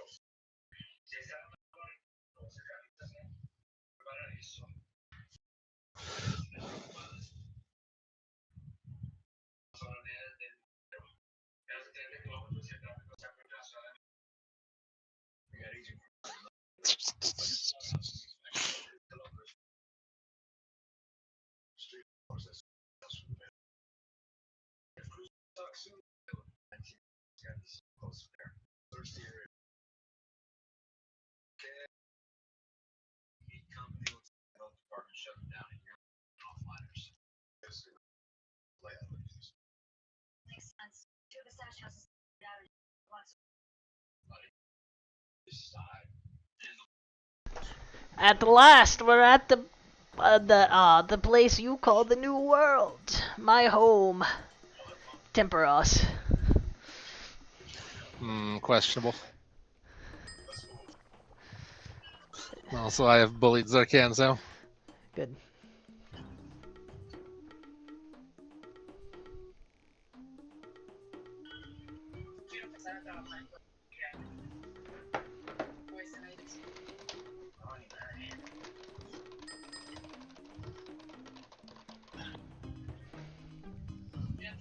Ooh, he thought about playing 14 today.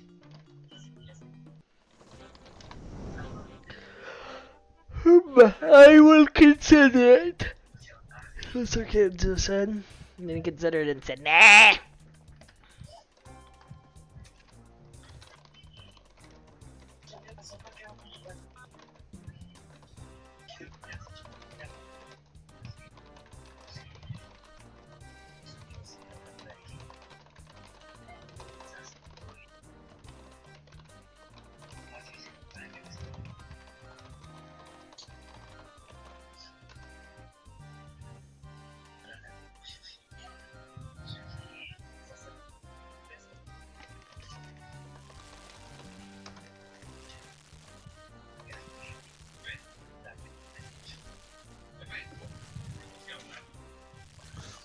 Dave has grown to size 4. A little more blood. On demand, yeah. But I might want to wait on that. Wait these nuts. VFW Hall strip club. They're heavy. That's really the problem. They're made of The facility. fish. We have to stop seeing these same always over Metal and Beast over. needed to wreak havoc on the general public. When you began that sentence, you said that you would have liked the werewolf to go to the So made of fish. What the heck? Fish balls. Never had a fish ball? You know where a werewolf has to go and attack? Where? Oh, there it is. That's a fucking movie waiting to There you happen, go, isn't it? yeah. Would he be waiting in line at security? Ooh, Rembrandt's going to level. That's going good to gain cost. population soon too. Nice. Oh, No. You got a bunch of metal in your beast?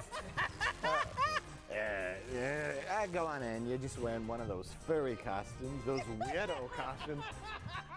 And then he gets... And it's at the food court? The military show up to like handle the situation, but they just end up shooting like Yeah. one of the convention goers who was dressed up in a werewolf. You have like the panicked radio of the... Yeah. Which one's the metal beast? They're just popping off like random furries. Chaos at the Holiday Inn. Doesn't that happen in 28 Weeks Later? When there's like chaos in the streets and they tell the military like we don't know who zombies, just start shooting everybody? Yes, It'd that be like happens. that, yeah. Yeah. But with furries. Abandon selected targeting. Shoot everything. Targets are now free. We've lost control. Okay, so one of these guys, one of these scientist technicians had like a silver coin collection, and I'm not sure why. The fuck did Zarkanzo just say? Yeah. He but not said- bullets. Turns him into a silver turret. Hazel video about direct to video What is that called? What's a turret? A turret is the thing on a Tokusatsu like movies. a gun turret. Yeah, I thought it was a mortar. What's a hazel It's video? a mortar It's shell, the but tip of a like a mortar. What's a or shell that goes into Tokus? a I think bazooka. those are A turret like, is like a I see. Power Ranger? Oh, no, okay. Monsters, I see. Jay was in the army. Clearly. The Salvation Army. That's where I got I that. saw where you outfit. got that sweatshirt, Jay. This is yours, you know. Person in costume. Okay, I was gonna say, isn't there another term for the monster? Kaiju. Wouldn't you normally call that a kaiju movie? Gojira! What is that laugh? You got that. You bought that shirt. That's a hand-me-down. Oh, embarrassing. You're making fun of your own shirt. Why would you wear that in public? I wouldn't actually. You told me to not wear my black hoodie because we're all wearing black. What are you, a stoner or something? Like, what is that? You're trying to insult me because of your shirt. You want your DVD of Pineapple Express back? I'm so embarrassed. to I'm be just sitting glad next he's to not you. making fun of me. No, it's you're solid. Made the great ranking anime Denny's video. Rich No. has his hoodie Superman Letterman jacket on. I mean, that's not embarrassing. But what Jay's wearing is more embarrassing.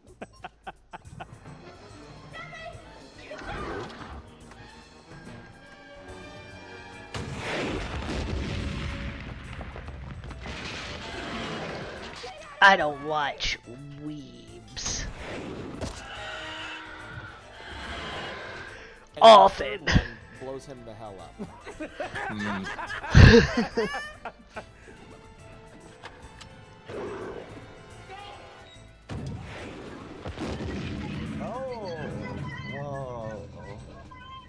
I was really hoping for like a heavy metal band that turned into werewolves. It needed some more rock music. I agree. I would be down for that. Anything else? Well, everybody, it's the time of the night where we discuss and pick which film of the 3 terrible films that we watched is best or the worst. I'll start with our special guest, Freddie Williams. I have to go with Panther Squad. It's not that this is a clear, like, it doesn't have like a huge lead over the rest of the films. None of these are winners tonight. I just like Sybil Danning, and I was happy to see her in whatever capacity that she was in the film. It was good to see that. And didn't she have like a producer's credit or whatever? It's like I'm not sure if this was like a vanity project or she just wanted to have. It just felt like it was good to see her again and something I hadn't seen her in before. So I enjoyed it. Jay? It's close between these because there was a lot of laughs from both of them for very different reasons. I'm kind of leaning toward the Panther Squad, also because of Sybil Danning. I mean, Cybernator has eyebrows. Yeah, well, yeah, but the awkward editing. Oh, while Zarkanzo may or may not be here, I was watching this thing. It comes down to basically Sybil Danning. Yeah, and watching terrible this sex. breakdown Those are of my two all the criteria. Magic the Gathering Which sets I they find announced for more like the amusing. next I'm gonna give it a 4 90%. years, 3 years, or whatever. But no, I didn't realize. The thing I wanted to say is, I thought Final Fantasy collab was gonna be another one of the small collabs, but no, Final Fantasy is an entire set. If someone were to ask me, Ooh, baby. It's like the Lord of the Rings, but Final Fantasy. That's wild. All right, we have to draft the Final Fantasy set and then find something to vomit about in it. so bad. As we said before. No, I don't think so they've done any pathetic. part of the It's Final Fantasy charmingly collab yet, pathetic. but It was on the wild Pathetic. that it's gonna be. We haven't seen it Like- in a very, very long time. Yeah. How do you even have a set that makes any sense out of every Final Fantasy game? And turned to a decent Should film. just be a 14 set, But it's honestly. not. But yeah, let's draft it. Online, so we don't have to pay them any money Well, for yeah. this horrible idea. Obviously. But first we have to play with the Assassin's Creed Commander decks. I don't think we need to do that. We have to. Wrong. Assassin's Creed 2.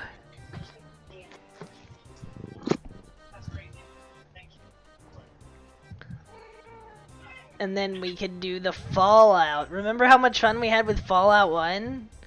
We could have that much fun playing Fallout in Magic. I think I'm gonna give it to Cybernator just specifically for the seams in the set wall. It wins by 2 set seams. But yeah, Magic the Gathering Cybernator, seems the really little movie bad that couldn't. these days. Yeah. Sad. Sad. Did ya? Mention to Pantheon.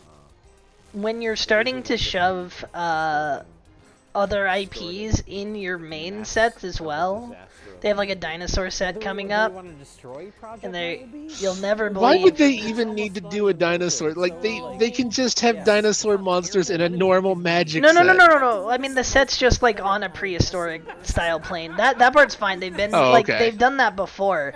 The thing is, in the booster packs are Jurassic Park cars. Okay, see again. That's actually what I was saying. Yeah, no, that's horrible. And people think that they announced like a haunted house set, which I think that's a I hope stupid it has, idea like, because it's too Scream small. cards or something No, stupid. no. Because in one of the in the promo art, because this one's like way off. In the promo art, the guy looks like he has one of the like PKE meters from Ghostbusters. People are like, oh, it's gonna God. have Ghostbusters cards in it. Well, Jack, we're here Cringe. today with Yeah, another it probably Nintendo would. Like episode that of seems like Across a the World. decent prediction, honestly. I can't really recall. I the mean, last I'm guessing Clean Cutaway episode. Hasbro has just mandated that you must now sell out I mean, and chill for everything. It's free money. Holy. But yeah. Good night, Sir Kenzo. Good night, Sir Kenzo. Go bed. Mount.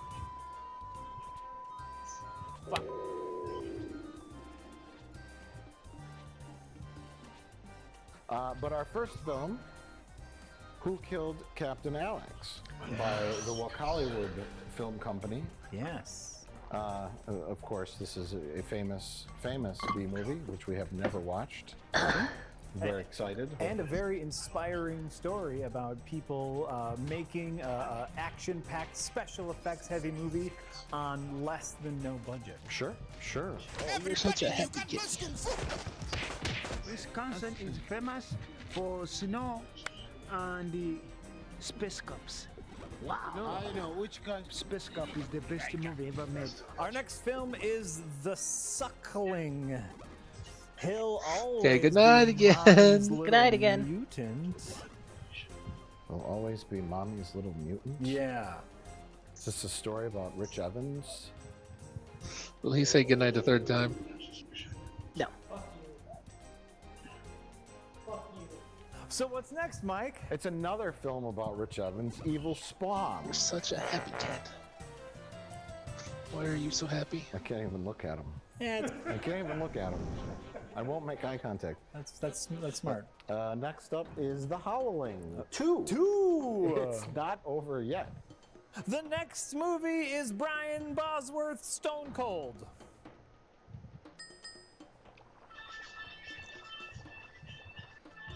Oh. That's it. And next is the center of the Plinketto. So how many more fish levels you got? 75% of As I one. just said, the ball rarely lands in the that gets you the middle, level and you I'm needed? very excited to watch What? Space Jacked. How many more fish levels do you have to go until you can claim your rewards? 75% of one. Okay, that's what I was. I know it's gonna have it all. That's what I said. Then I said, oh, so just the one then. Ice Cream No, I didn't hear what you Man. said. And I think haven't we done this on an episode already? Definitely. You don't think? I think. Why am I remembering watching it and doing a whole discussion on it? It's so weird.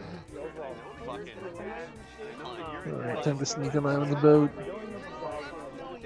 Too late. Welcome to senility.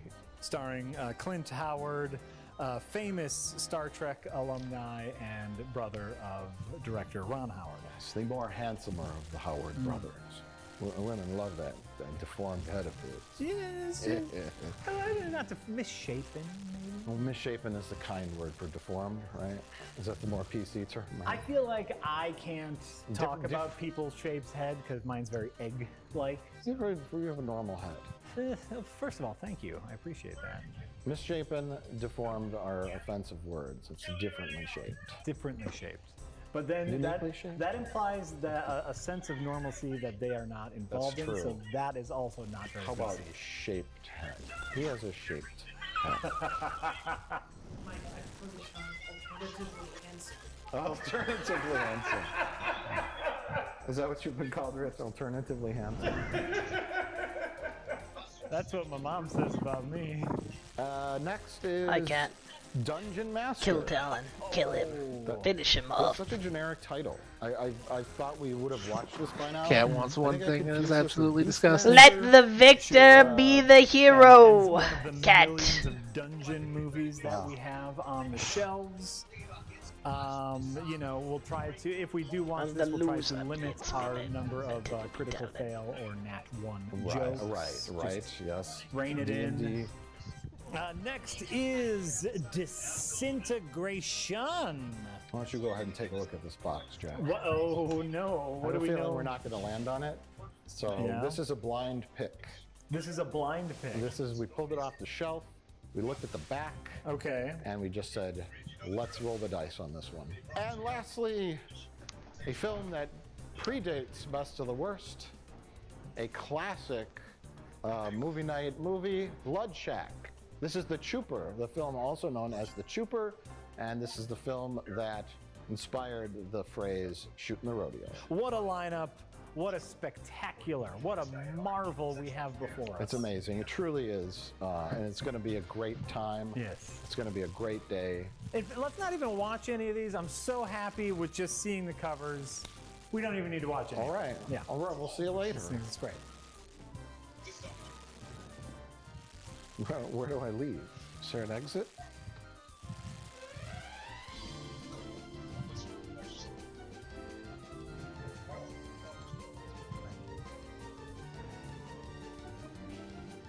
Well, Jack, why don't you drop the first ball? I'd love to. The ball. What if you were caught? I would instead be a saddlefish. No, harpoon fish. I don't know why I thought I would call this saddlefish. You're a saddlefish. Saddlefish. Go towards the middle. What happened? What do you mean? Ice cream, man. Oh. That's a good one.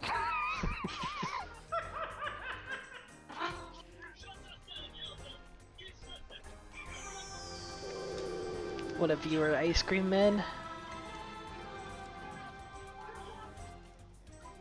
I would have ice cream. I do not have ice cream, You though. would be a murderer or something. I'm not sure where any ice cream factored into that. Ice cream man who kills people or something. Oh, puppy. Is that so? I don't know. Yeah, it's the Best of the Worst movie. I remember. No, I see. Yeah. I'm gonna make a correction. Okay. You put in Space Jack. Yeah. Right? We could do it. We could do it, Get ready. Rich. Get ready.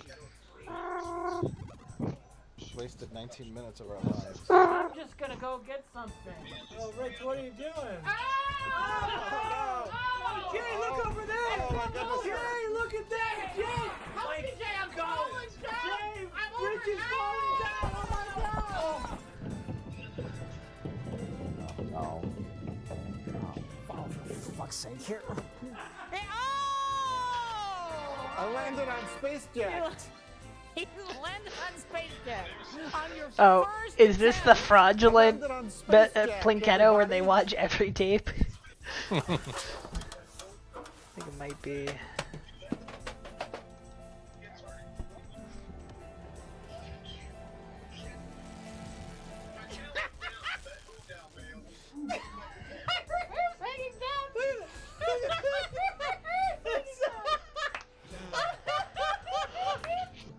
Oh, it's so great. The Star Princess Interactive Dining Menu. Please enter your selection.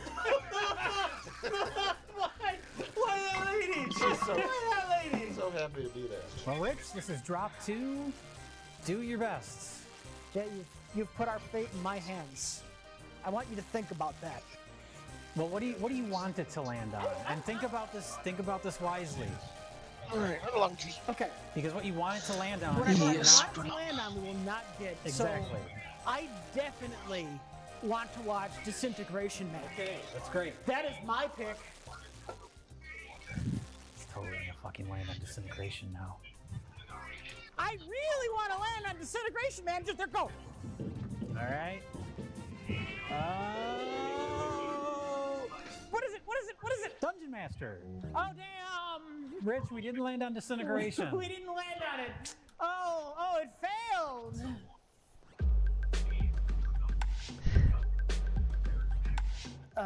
The Dungeon Master. He is the overlord of strange beasts and stolen souls. Richard Mole, the Sword and the Sorcerer, Night Court. Oh, they do list Night Court. I was gonna say, if they don't list Night Court, That's totally the order I'd put that in too, right? he shouldn't even go by his name. He should just go by Bull when he acts in other things. Bull from Night Court will be his official credit. And Jeffrey Byron, star in this futuristic thriller about an evil wizard who wanders the galaxies in search of a formidable opponent to play his brutal and very deadly game. So we're mixing sci-fi and fantasy here. Okay. And we're gonna start in What was I even contemporary LA. Yeah. And we will spend 50% of the movie in a guy's apartment. Yeah. Either that or wandering around the woods. Well, that'll be the first part of the movie, the fantasy part. No, it'll start modern LA, then the fantasy will be him in the woods, it'll be Griffith Park, and then he'll go to a post-apocalyptic world, and it'll be the desert. See, I think we're going to start in Fantasyland, which will be the forest preserves near LA. Okay.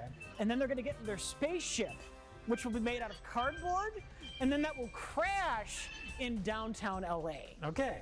That's what I think. Whatever they can do to keep the budget down.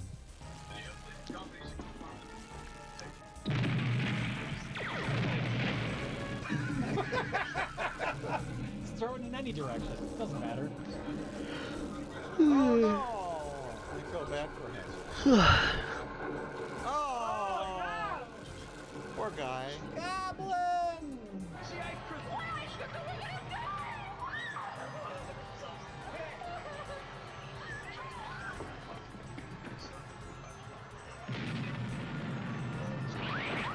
What? Oh, it created a bit of a gravity well because Einstein understood that gravity and time-space intersected with each other. That made perfect sense. Cooking fish, washing water. In my mouth. Okay, Mike. It is all up to you. There's now. no ladybirds on my ceiling today. Save the night. Oh, well, You that's do your good. best to let random Oh, there's chances a be random. centipede over there. try I don't like really that. I can't reach it though. Can't kill it. I would murder it if I could, but I can't because it's above my cabinet. The Suckling. I'm gonna do it again. I'm gonna do it again. The Suckling. Very little on the back. Oh, okay. Let's One sentence. After a woman goes to a back alley abortion clinic, that's how we want any movie to start. Her aborted fetus attacks her, her boyfriend, and everyone else at the place. At the place. You know, we only needed one sentence on the back of this box, and that was it. After a woman goes to a back alley abortion clinic, her aborted fetus attacks her, her boyfriend, and everyone else at the place. That's like if you're just lazily describing a movie to your friend. And then it always says he'll always be mommy's little mutant. Wow!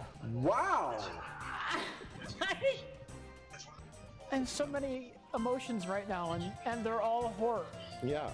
Well, let's go watch The Suckling. Do we have to?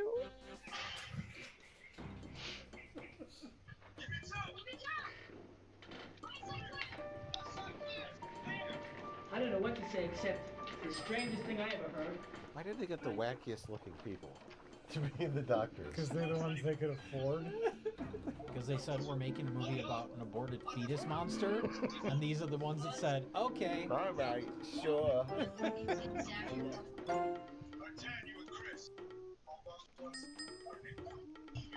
Your voice is an anomaly. I know. I know. There's nothing we can do to fix it, or make it more palatable, or fit into some sort of range. No. It does whatever it wants to do. Put all the compression on it you want. He'll still break it. It's amazing. I know. So people that complain about that, like, can you lower Rich's audio when he laughs? We do sometimes. It doesn't make a difference. I lower it as low as it goes, and it still is there. I muted it, and you could still hear it. I don't know how it works. Rich, you've been giving cats nightmares for years. I hate cats. It's fine. Rich Evans, you really fucked with my cat. Anyways, welcome to another episode of Best of the Worst. Right? Yeah. Yeah. That's still the name of the show? That's what this show is, the Green Table. Blinkato. Oh yeah, BO2W. Yeah. Breath of the Wild. Yes, Legend of Zelda. We're going on an adventure today through the genre. Well, Jack, since your name is in the title, why don't you tell us all about Space Jack? I would love to tell you about Space Jack. Space Jack is the story of a luxury spaceship that gets taken over by... Spaceship. It's a story of a cardboard box that's full of leaves and feathers. And feathers. It's the story of an unused spaceship set somewhere in Los Angeles.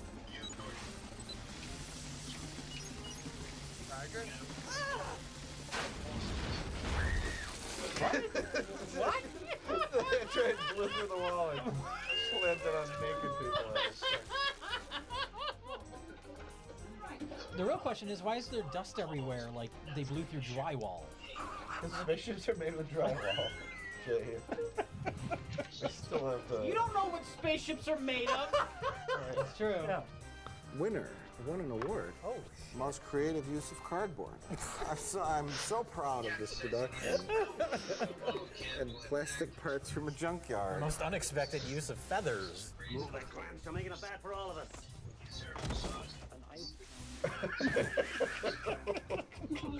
What is that? Feathers? What the fuck? In Space Jack, Jack is trying to explain that Corbin Bernstein, Bernstein. Roger. He's not a bear. Corbin Berenstein Bear. Jack, it's Bear Stein. Oh. Hello? He takes over the ship because it's full of billionaires, and he has a plan to kind of disable the ship, hold the billionaires hostage to get a bunch of money. So the intro to the movie is the opulent billionaire party in which we see people judge needs. Oh, Yeah, that's a weird start. Weird. Edward Tubin from Sioux Falls, Idaho, has the novice need in outer space. Look, the guy was offering ecstasy pills or virtual reality porn. The older people are into the need judging contests. When given the choice. The combination of these things make the cruise part of this completely irrelevant. Yes. Both of them you could do in your shitty studio apartment. Yeah, you don't need to go on a luxury cruise. Oh, this was in his shitty studio apartment? I mean, that's where they shot it, sure. Eunice, valued member.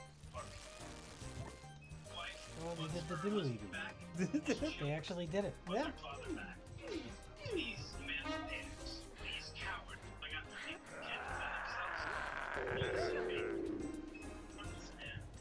Sexual fantasy is to be raped by a caveman? Oh my god, it is. Apparently. How embarrassing. How embarrassing for everyone. And she's in the middle, like, of the public square. Yeah. That's the real thing. She didn't take the VR goggles back to her private quarters or anything. Right? It's the future. They're all just out in the open about this kind of thing. You didn't fix Monica Miles up with a VR fantasy, did you? What of it? She's an addict, been through detox and everything.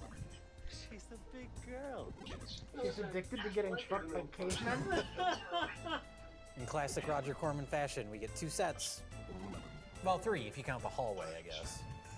The one hallway. The one hallway, yeah. You're right. That's like a shower. It's yeah. Well, don't forget the captain of the space freighter who's a cockpit. And that was. Oh yeah. That's quite a set. They literally just shot it in a junkyard. Well, it feels like a subpar generic action movie that they decided later in like the pre-production process to say, let's set it in space. Because it could be, set on a cruise ship or on a fancy plane or something. But they decided, let's make it in space. You're gonna go far in this business. After you. Hey, thanks for all your help.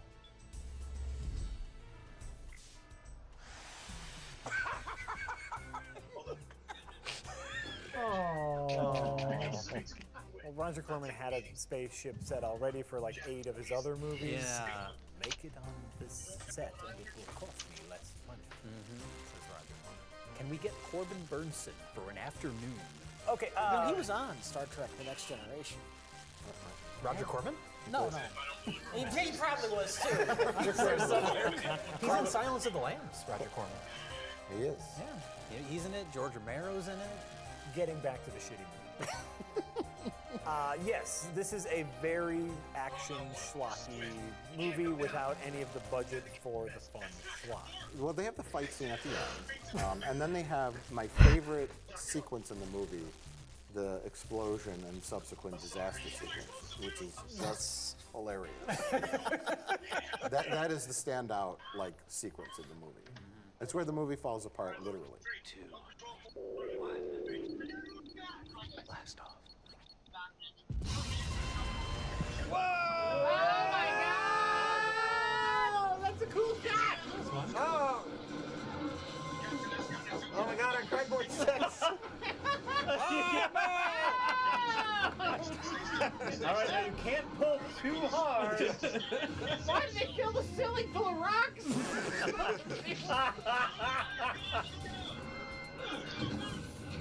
Everyone get on the big set.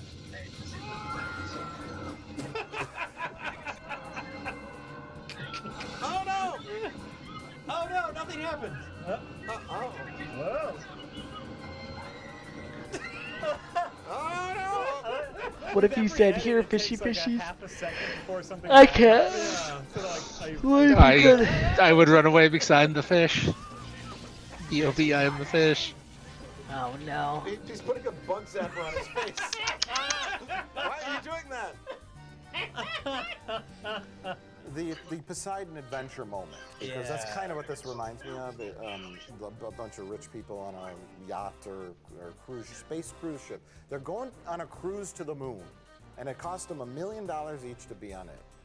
Speaking of fishing, most terrible looking set. I haven't with checked the when worst my next post, egg is. down with the 14 blue hair, hours. and the I will microphone. not be Oh, it's just getting so dirty. It looks like the Space Cop Moonmare Some set. of you- Those like terrible windows. So they paid a fortune to go on this junky ship, and then Corbin Burnson sets off a bomb. Or rather, he has an android set off a bomb who does it incorrectly, and it blows up the whole ship. Right. Mostly. Much to the help of the budget, it blows up all of the potential cast. Not see that coming. Do you think that was just unrelated footage of their set falling apart? And they just changed the story to fit it? We got some rewrites for you. They had all the cameras rolling. Hold on to your seats, everybody. It's gonna get nothing but boring from here on out. Yeah, hey, we got excitement. It's an action movie where our action heroes don't have anything actiony to do. Like, see, virtual reality, like sex addiction lady, that should have came into play later, where she tricked Corbin Burnson Into having virtual reality sex with yes, like something. If a character has a strength or a quirk, they use it later in the film to the advantage of the story. Yes. Instead, at the end, a guy just punches Corbin Burnson. That's true. And then lets toxic gas into the room. So Corbin Burnson freezes. He freezes. And then he left the set, so they still needed shots where his character would be in the background, so they just put a crew member under his sheet. Because Corbin That was- Burnson left. He was That was my fucking favorite done. part. One of the neat aspects of this, being as low budget as it is they have like anti-gravity moments. You know, they have moments where the characters are in 0G and like floating around, and they're shot shockingly well. Yeah. Yeah, I think we figured out how they did it. How they like hung them from the ceiling, and they just had the whole set kind of sideways or whatever. But it's not bad. It worked really well. Yeah. Yeah. And far cheaper than Apollo 13. They skimped on the budget for the helmets that they wear when they're in space. I like how it just goes on the shoulders. There's no like sealant. Doesn't matter.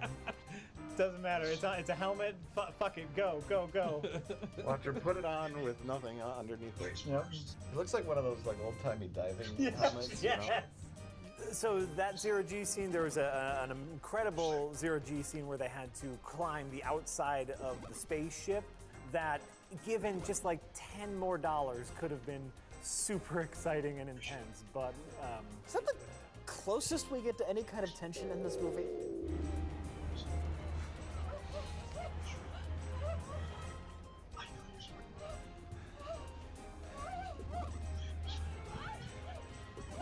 I can't grab anything for some reason. My fingers stopped working. Oh, you have to close your hand. Oh. I've never been to space before. special note needs to be paid to Corbin Burnson's performance. Yeah, this was like, I'm gonna do whatever. I'm here for a day and a half. I'm just gonna have fun with it. This is some sort of fucking android revenge. You think you're human now? You're not! Inching along. A lot of people watching this might not realize that this man was one of the biggest stars on one of the biggest network shows 30 years ago. It's not like this is just a nobody. This is somebody who can theoretically act. There's a whole graveyard filled with movies of actors that have passed their prime, that do shit like this. It's not surprising, Rich. But long enough for him to actually forget how to act? No, he just didn't care. He knows how to act. He just doesn't give a shit.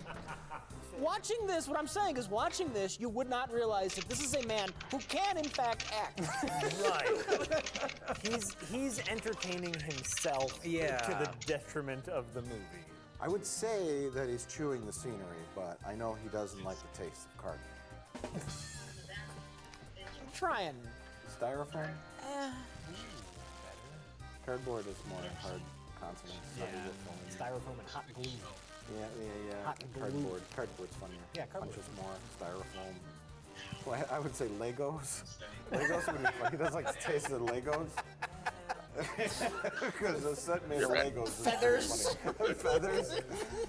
Well, speaking of bad, though, the ship that they get onto at the very end of this is somehow even worse looking than our main spaceship set. It looks like backstage at a high school theater production. Yeah, there's just shit There's laying this up stuff. against the wall. What do we got left over? It just looks like right over there. Yeah, it looks like the corner of our studio. Some brooms and some flats. You're a goddamn android! I programmed you! What? For some reason, our main villain is now wacky. Yeah. And they made the decision to make him like a Home Alone villain. Yeah. In this dreadfully serious science fiction film. I would like to make a special note of the weird-ass soundtrack. to Space Jam. Oh, shit. The real star of the film, not Corbin Burnson. It's the Birdman score.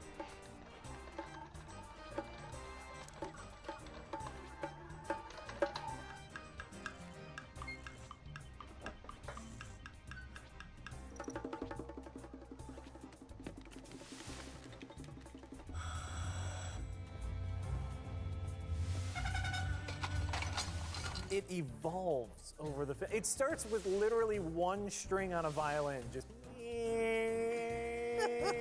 Then you get the Congo drum. Then you get a Congo drum. The Congo drum, why not? And then it turns into literal arty farty fuck Birdman drum solo only soundtrack. Improvisational jazz, yeah.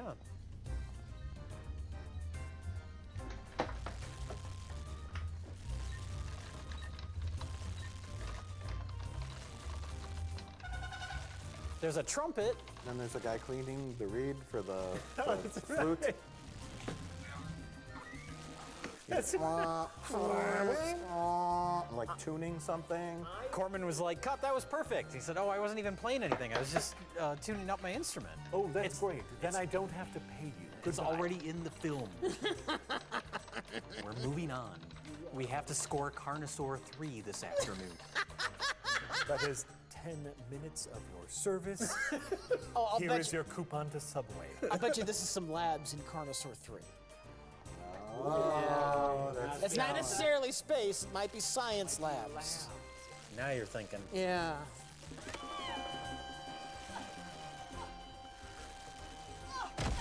Whole section. Just leave it in. That Android is so strong. I think they were going for like unhinged bad guy, but the score throws is you what off, is yeah. what threw it off.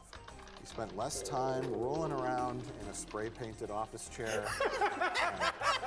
More time trying to get bank account numbers. He might have been more successful.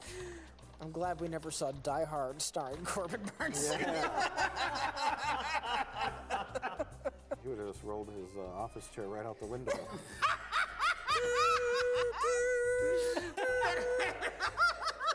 John McClane never even has to reach for the gun.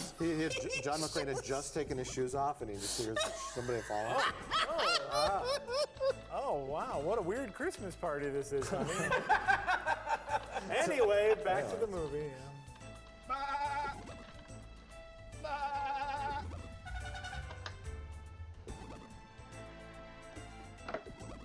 The Dungeon Master. Oh, look, Space Jack ain't got nothing on the Dungeon Master. Well, why don't you tell us all about it, Rich? The Dungeon Master is... AKA Rage War. AKA Rage War. There's a computer nerd who has all of the technology. Like, he has magical glasses. He predicted tons of things that are now common technologies. Google Glass? His glasses are basically Google Glass. Yeah. He's got a Fitbit. He's got a Fitbit, and he can use his technology to manipulate stoplights. Yes. Which is not accurate today, but still. Oh, also he invented Siri. How was my time? 3 minutes over yesterday. So he goes home Fly to it. his girlfriend and Flip, proposes run to her, away, fish. and then she turns him Hey, down. did you have a because he's stroke? computer nerd. Yeah, kinda. Even though I'm all sorry. this hot Hopefully- tech he's sitting on, hopefully we you're know not dead. this man's gonna be a multi-billionaire within a decade. Even beyond that, Rich, he has a stable job and looks to be he's a healthy man with a stable job, and they seem to have a good relationship. Who cares if he's a tech nerd if that's his job? She's jealous of the computer. Yes, that's important to note. It's not because he's a computer nerd, it's she's jealous. That's true. That's true. She's jealous of the computer, and then they're kidnapped by Satan.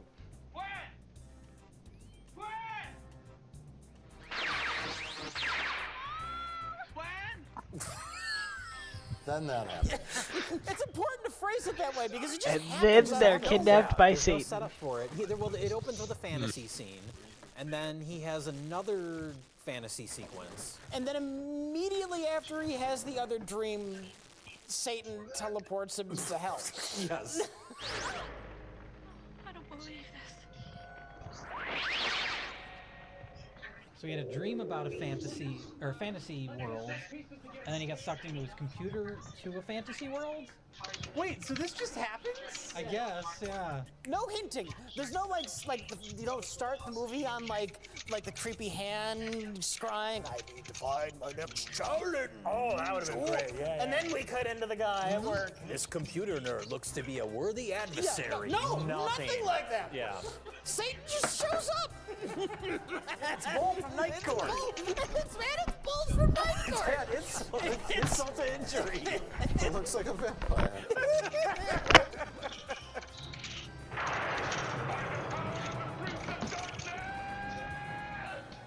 But he has selected what's his name? Just call him Computer Nerd. Sorry about He that. selects I thought I Computer muted. Nerd as his Trying his to do next something opponent between because rounds. Computer Nerd has this wonderful new magic. Yeah. Because Satan sees the computer Google glasses and everything as some form of magic. Yes. It's actually kind of an interesting little setup here where he's like, I have witnessed you have mastery over this new magic technology, so you are a worthy opponent. Like, that's interesting. I'm okay with that. Well, that's what they have as an interesting concept. They don't flesh it out into an interesting story. Yes. Yeah. Well, the bad part too is like, this is not an interesting concept, No. right? No. This is an interesting concept, but it also has the ability, like it has the props and the monsters, and like this is just the sets are so bad. But this, like, some of the stuff in here is neat. Well, I think it's the zombies look great. Yeah, well, like what we talked about with Space Jacks, like the theory that they had existing sets, so they just shot a movie on it. Yeah. Dungeon Master, it's important to point out, is directed by like 6 or 7 different people. Yeah. It's a series of little vignettes, challenges. Well, Satan gives them the challenges. setup is Satan says that Computer Nerd has to go through 7 different challenges. And every challenge is a little mini movie directed by somebody else. Yes. And it feels like, because this is produced by Charles Band, and a lot of the directors are people that he's worked with before on movies like, Ghoulies and Puppet Master and all this shit. And it feels like a lot of things that they already had like laying around. Yeah. We see at one point, John Carl Buechler, R.I.P., directed one of the segments, and he just flat out reuses his little Google puppet from Deathstalker. His demon goblin. Yeah, it's the exact same puppet from Deathstalker. I mean, why Wasp not? shows up. Well, yeah, like that's what it feels like though, where it's like, hey, we have all these things. We have access to the band Wasp.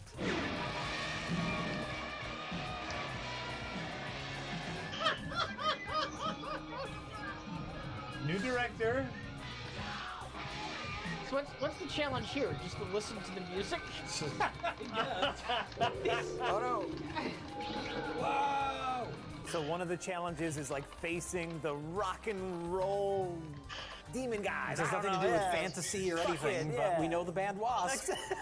They did a music video for Ghoulies too, so let's throw them in here.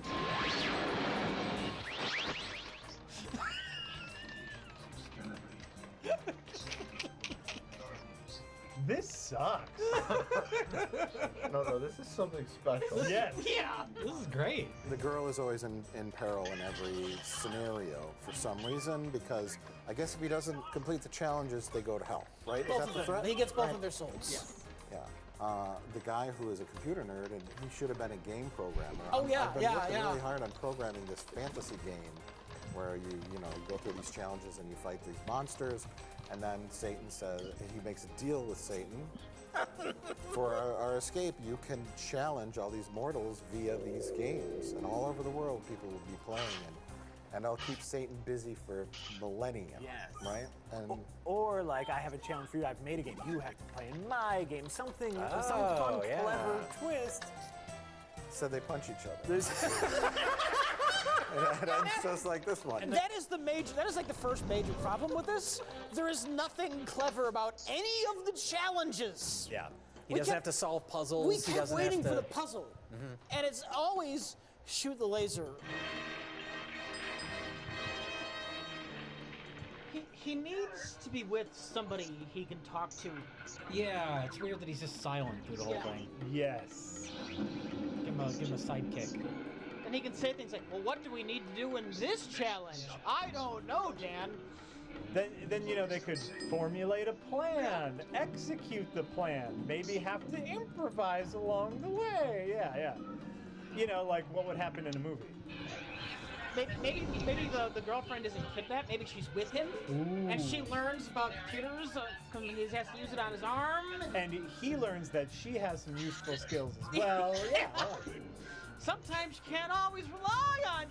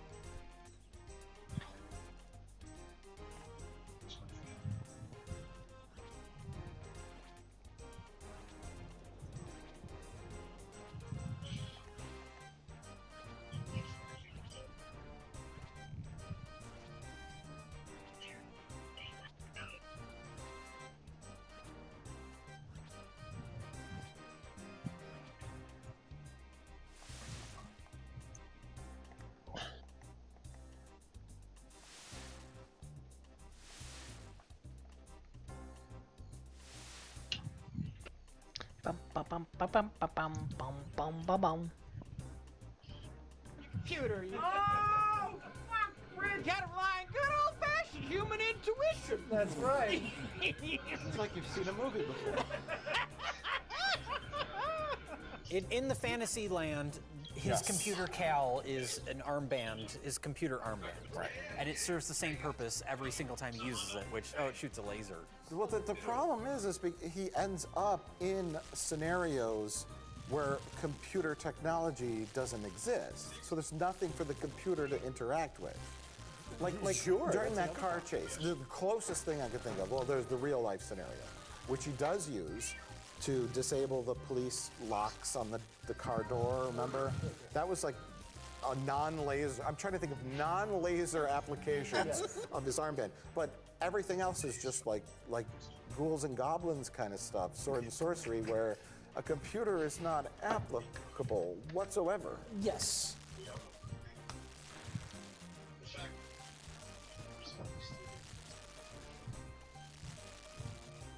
Not Einstein.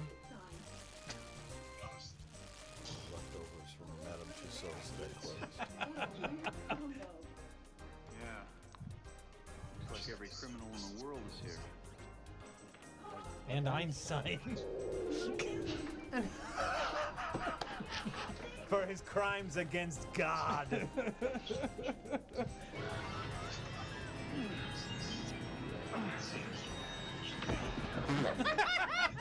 He's just waiting for it. Take that, Jack the Ripper. Oh my God, the mummy. Fuck you, mummy. The Mummy, the Wolfman, and Einstein. History's greatest monsters.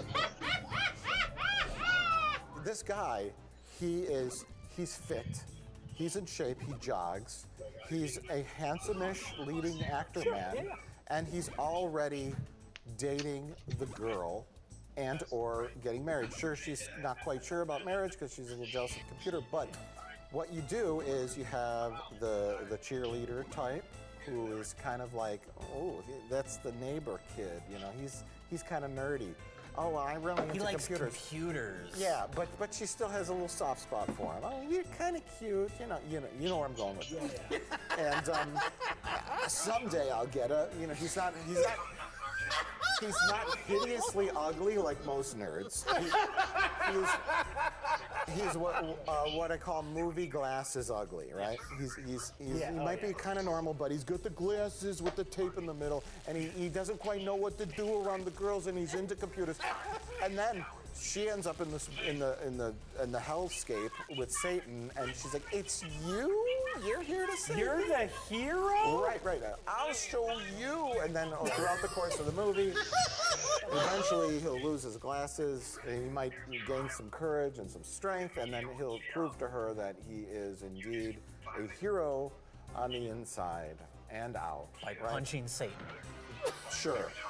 Well, no, we don't do that. He outsmarts Satan. Sure, you do something more clever. Yeah, you don't. But that's like the kind of the typical 80s like setup, right? You don't have like handsome football jock man as a computer nerd on Who's top also of that. a computer It don't nerd. make Yeah. sense.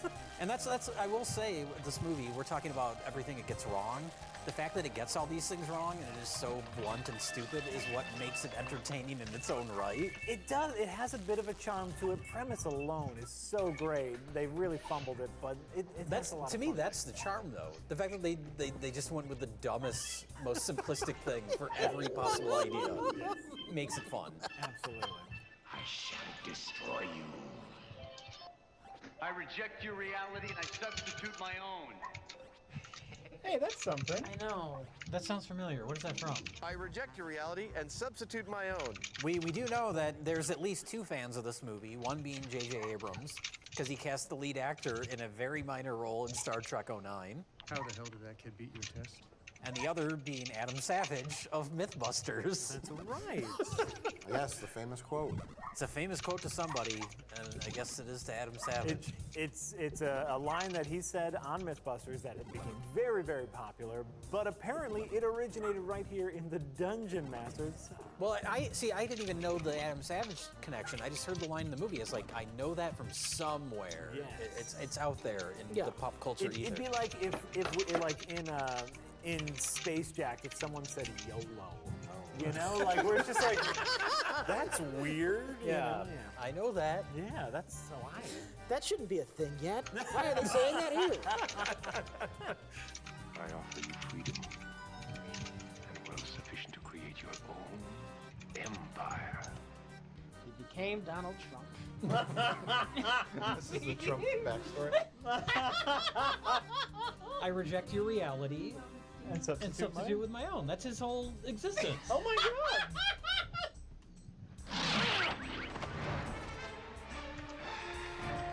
Oh my god! There's no way I can fight this man. He's too large.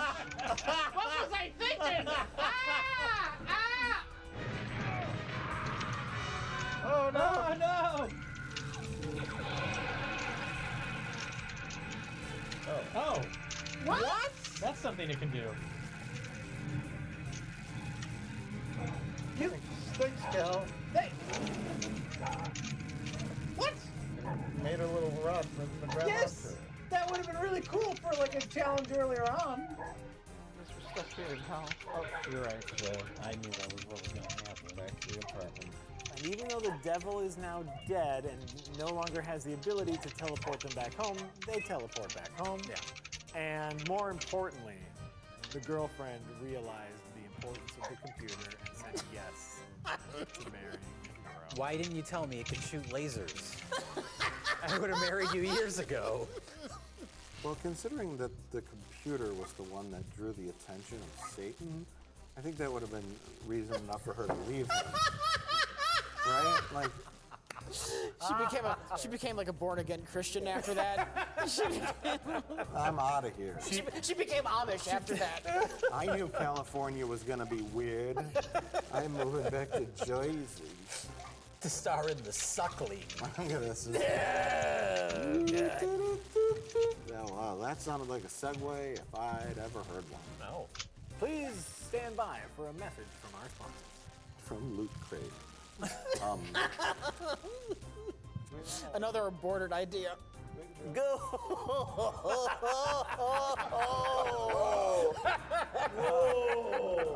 I reject your reality and substitute my own. So, trigger warning. I don't. Trigger warning. I don't. All of the triggers. All of the triggers. Like, it's about an aborted fetus that turns into a mutant and kills people. So there's going to be some abortion talks. A little bit of rape. A little bit of rape talk. There's all the badness in this. All Red Letter Media, content warning. All of it. We're very sorry, but this is the movie we watched. This is a Red Letter Media first. We covered a lot of fucked up things. You want to give them a time code if you're easily like... No, just shut the video off.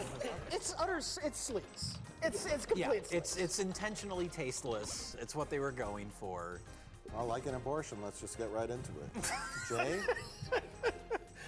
I will say, though, it is weird, because once you get past the initial setup, the rest of the movie is a below-average monster movie. Mm-hmm.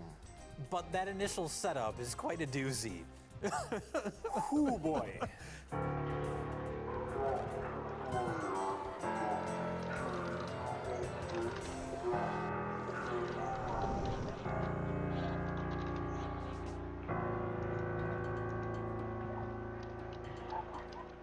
What the fuck? What? What? Is this the brothel? It just looks like a hospital. Oh, I would hate that. It's a brospital? The brothel.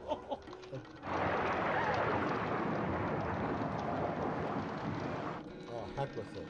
Let's just watch the trooper.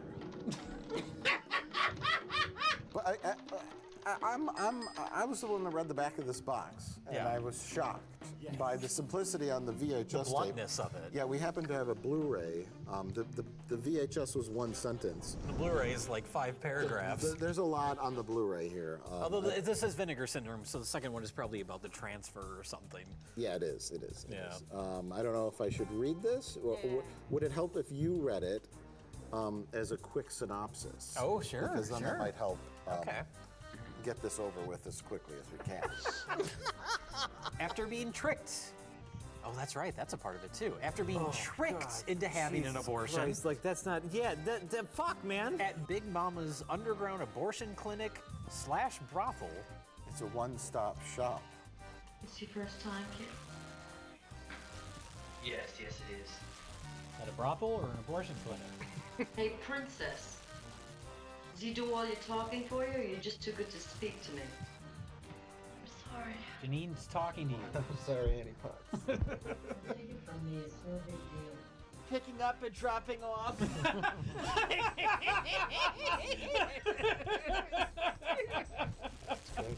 A young woman's extracted fetus is flushed into the sewer system, wherein it's exposed to toxic wastes and begins to mutate into an ever-growing and increasingly bloodthirsty monster. The girls, Johns, and other assorted weirdos find themselves trapped inside the brothel, where they are forced to face off against the agitated prenatal creature, as well as each other, in a high-stakes quest to stay alive, or at least in one piece. Shot entirely in Flushing, New York.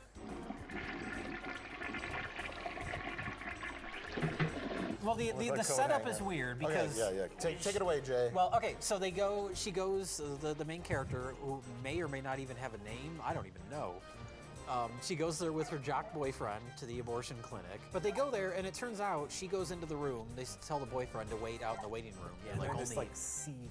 Yeah, they're like only you have to stay out here. Only she And can she come thinks in. she's just going to talk to them? She says It's really weird. Yeah, she says, I don't want an abortion. I want to keep it, but I'm here just to please appease my boyfriend. She wants to talk about options with the lady. She brings up maybe having the baby and giving it up for adoption, and she's trying to please the boyfriend. He's forcing her to go there. Yeah. But he has an ulterior motive. Yeah, as we we'll get cut to the basement where he is paying extra to make sure that they give her a super abortion. And then So Big Mama drugs her. Child, I don't need your money. I own this big house and I'm living good. I just like giving Let me explain abortions. something to you. I'm in it for the passion. There's no eyes, no ears, no fingers. It ain't human. Think she wants to lie about having an Yes. abortion? Yeah. And this lady says, tough titty toenails, I'm giving you an abortion. So she's getting an abortion against her will. What a weird business model. Big Mama turns out she's not just in this for the money. She's not just performing a service to people. She just apparently likes giving abortions and will give them against your will. Yes. Yes.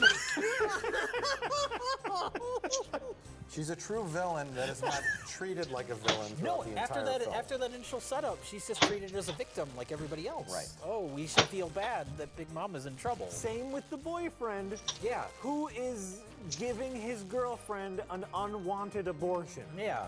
There's no sort of moral consequences to any of this. And then boyfriend almost kind of takes on the protagonist role after this. Yeah. Well, what's going on? Look, everything's going to be all right. Relax, honey. You have a good boyfriend. What? Okay, so tonal swaps. This movie shows a bloody little aborted fetus. Yes.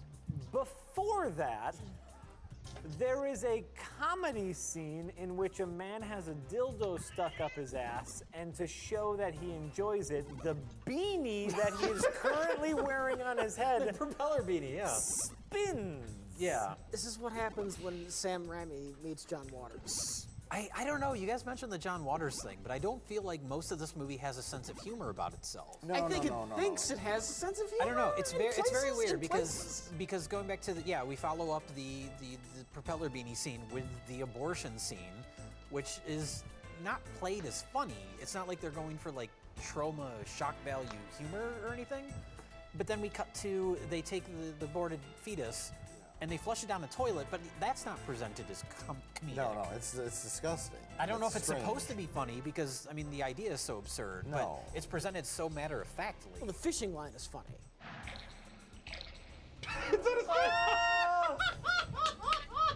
Oh, the string!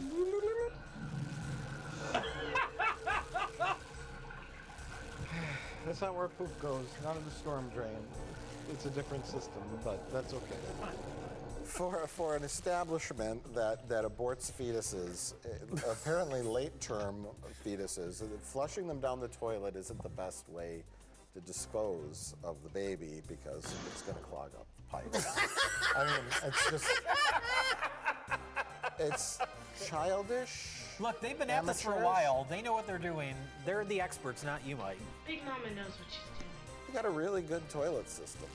But it's gross. It's literally like stomach churning gross. Yeah. Sure. Because it kind of really looks like, until it becomes deformed by the toxic waste, it really looks like a dead baby. Well, the fucked up thing is once it goes down into the sewer, even before the toxic waste falls on it, it's moving around. Yeah, it's kind of alive. It's still alive. Yeah. Oh, look! Oh my god. Oh, it's crying. It's alive somehow. And it's like little chest is breathing. Yeah. And it's making noise. Cut to, so like that's like a serious, disturbing imagery. Cut to a comedy scene in which Big Mama is unbending the coat hanger that she used for the abortion with the goop still She's on pulling it. flesh off of it, and then she uses it to hang her coat on. That's like the most like edgelordy joke in the movie. Yes, that's edgelord. Very like, ooh, am I pushing your buttons? But it's kind of just that part. Yeah.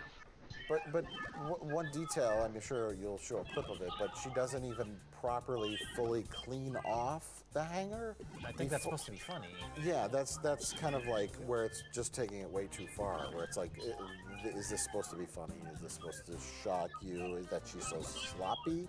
Is that the point? Is that she just doesn't care she's been doing it so much? I know, it's supposed to shock you that she's reusing the coat hanger. That's not something you would see in a mainstream movie. We're pushing the envelope.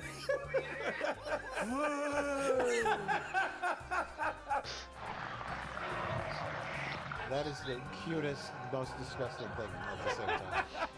I don't know how to feel about this. It's weird. And the coat hanger, yeah. Like, see, this is tasteless, but in a arty way. What? The coat hanger. Yeah, coat hanger gag and the dildo gags are like, that's a different movie. And then the rest of the movie is a standard monster movie. Yes. Ah! Where was it hiding? Full frame. With confusing plot developments. Some weird logic with the house not being able to get out of it.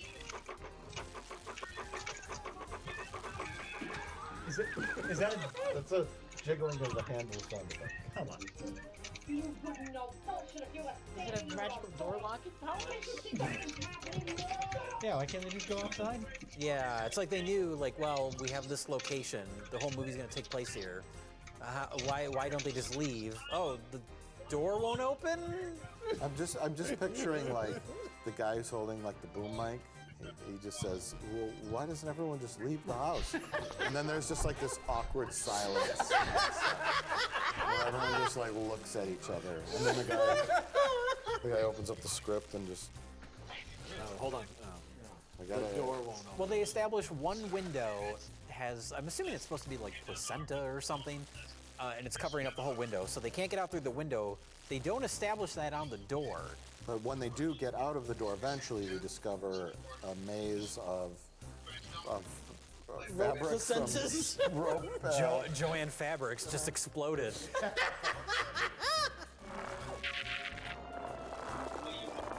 least wet it down? Yeah, it's slime it up. Put some slime So in it's supposed to be in like a cocoon? Like over? Oh. He's in the placenta zone. Which is made up of ropes. I mean, especially if you're making a movie like this, where clearly part of the intention is to shock and gross you out, and then they gave up on that after the first 10 minutes. But yeah, if you're having your character crawl through this like laughing. gooey like. Am I? I don't know. gross. It sounds like you're laughing. And to counterbalance that, We're laughing at your fish. Oh, my fish. looks great.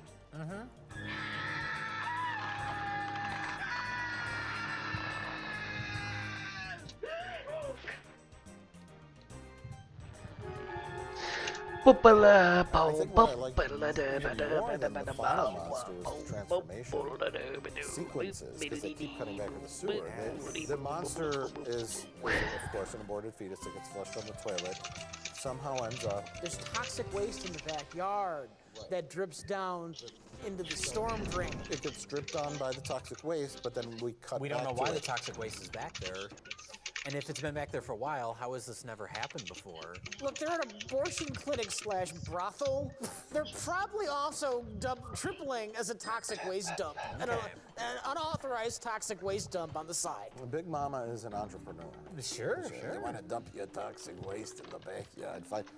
Maybe just a day before, Jay, that toxic waste barrel was 10 feet away, and somebody pulled in their nasty pickup truck to come get an abortion, and they banged it with their car, rolled it right next to the thing. We should have seen that. That would have been a good scene. That would have been great. Dun, dun, A dun. client left was so happy with their BJ that they were like, they weren't paying it. Oh, what did I hit? Oh, well, I'm so happy because I had a BJ. Right. Well, that's speaking of trauma. That's the setup in the Toxic Avenger. It's these two guys driving a truck filled with toxic waste barrels in the back. The main guy who becomes the Toxic Avenger, he works at this health clinic, and they decide to stop to do cocaine, and they happen to do it right in front of the place where he works.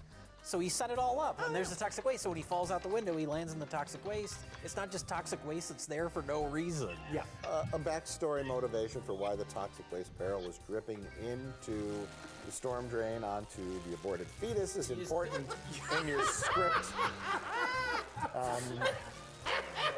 But I'm still trying to get to that transformation. We have 4 or 5 cutbacks to the transformation, and he's getting bigger, and his eyes are opening up. Little tentacles are coming out of his arm, and it's great. I think it's a great an little umbilical puppet. cord shoots out of his stomach, Yeah, right? yeah. That's his weapon, is an umbilical cord. It's an umbilical which is kind of neat. Miss Candy's coming from inside. Oh, they attempted to do a reverse photography thing, but it didn't quite work. Oh! Whoa! What?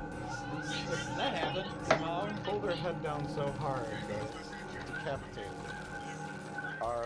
What should be our protagonist, which kind of turns out to be the case at the end, is our main girl, who is, I think, a college student. They keep calling them college boy. They seem like high school kids. Our to me, main but- girl, who is in the movie so little, we don't know her name, her occupation, her backstory, where she's from, what she hopes for in life. Where she was for half the movie. Well, the boyfriend has, I think he's wearing like a Letterman jacket, so we're going to assume high school or college. Obviously, she's his girlfriend, so blah, blah, blah. But she's the abortion victim. She's the sort. Yeah, that's a weird way to put it. Yes, she is an abortion victim. She got an abortion against her will. Yes, this is not us making a judgment on abortions in general. In this case, literally an abortion victim. Yes. Disclaimer, content warning. Typically, an abortion victim would be a baby. But in this case, she is an abortion victim in a different sense. I guess technically you're correct. But yeah. We're just being honest here. This is the movie. This is the movie that we saw, and we're discussing it. Unfortunately, we saw it. But yeah, she disappears throughout the whole movie, and that is your starting point, because you likened her to Barbara from Night of the Living Dead. I got so afraid. I ran. How could you do this? Yes. Who is basically comatose. She's or catatonic for most of the movie, traumatized. but they established that, and we Yes. know that. Here, she's just not in scenes, and I was like, where is she? Right. What courage. Where's the main girl? The one who had the abortion? Yes, that's a great question. She's at school. Oh, you mean while they're filming? Yeah. I'm just thinking, like, she's the one that had the abortion. You think they would be building up some sort of, like, she has a connection with it or something? Yeah. I don't think they're gonna Jay, do that. this is busted the word. Also, like, they've completely just forgotten about her in the movie. Yeah, she's just gone. She's not anywhere. Where's she at in this house? Yeah. I shouldn't have used this round, but we're gonna make it in time. Made it in time. Easy game. When the monster finally comes face to face with the mother, it doesn't know what to do or has sympathy. It's like Alien Resurrection. With Ripley, where it kind of feels sad, and then Ripley knows the best thing to do is to kill it. Yeah. Because she can't allow it to get to Earth. Right. And that could kind of be the ending with the girl. Is the whole point of the movie? She didn't want to get an abortion. Now she and has at the to end, kill it to save other people because it's going to keep getting bigger and bigger.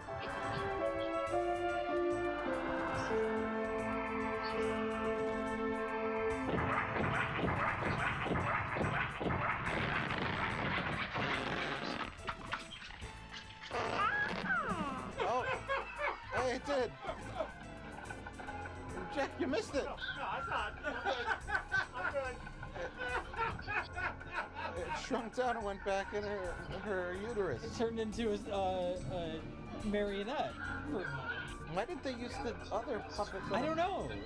Maybe they lost it? They lost the prop? I think like the real point of all of this is that there was no urgency to any of the characters, and there was no connection to the from the characters to the monster. Where it's like really that was the story, is like the main girl's relationship with the monster, because at the end of the day, most horror movies are monster as metaphor, right? Godzilla, nuclear power, both good and destructive. Discuss Godzilla. And so here you have an opportunity to discuss like the greater fear of motherhood. The fear of motherhood, the responsibilities, the danger of having a pregnancy too early, the danger of bodily harm, blah, blah. Like, there is a lot of danger of a back alley abortion.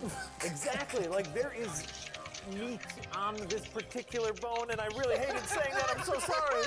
I know exactly what footage I'm going to overplay over you saying that.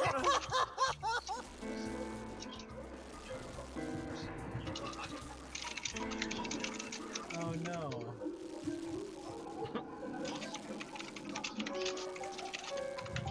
So are they going to attempt to rape her? The monster's gonna come out of the her fetus cooter. monster is gonna. I think that's what's going on. Yeah, they seem like dirt balls. Yeah.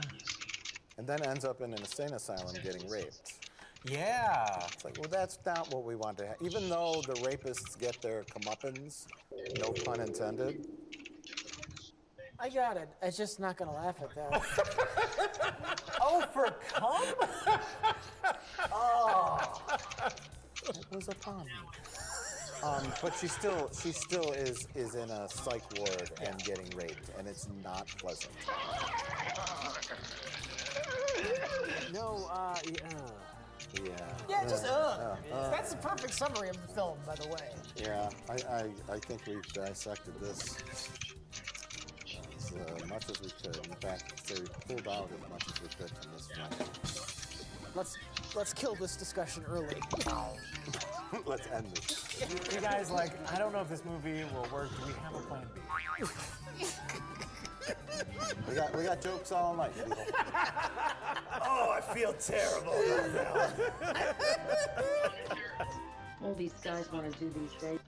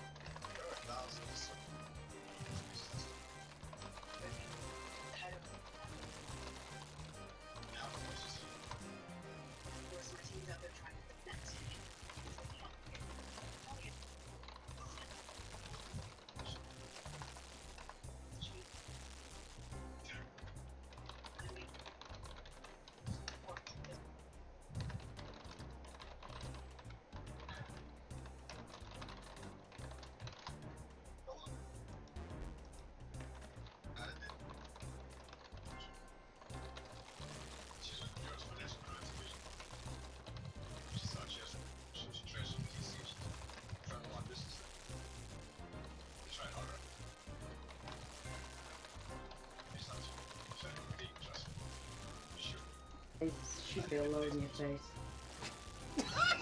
Very fucking fun.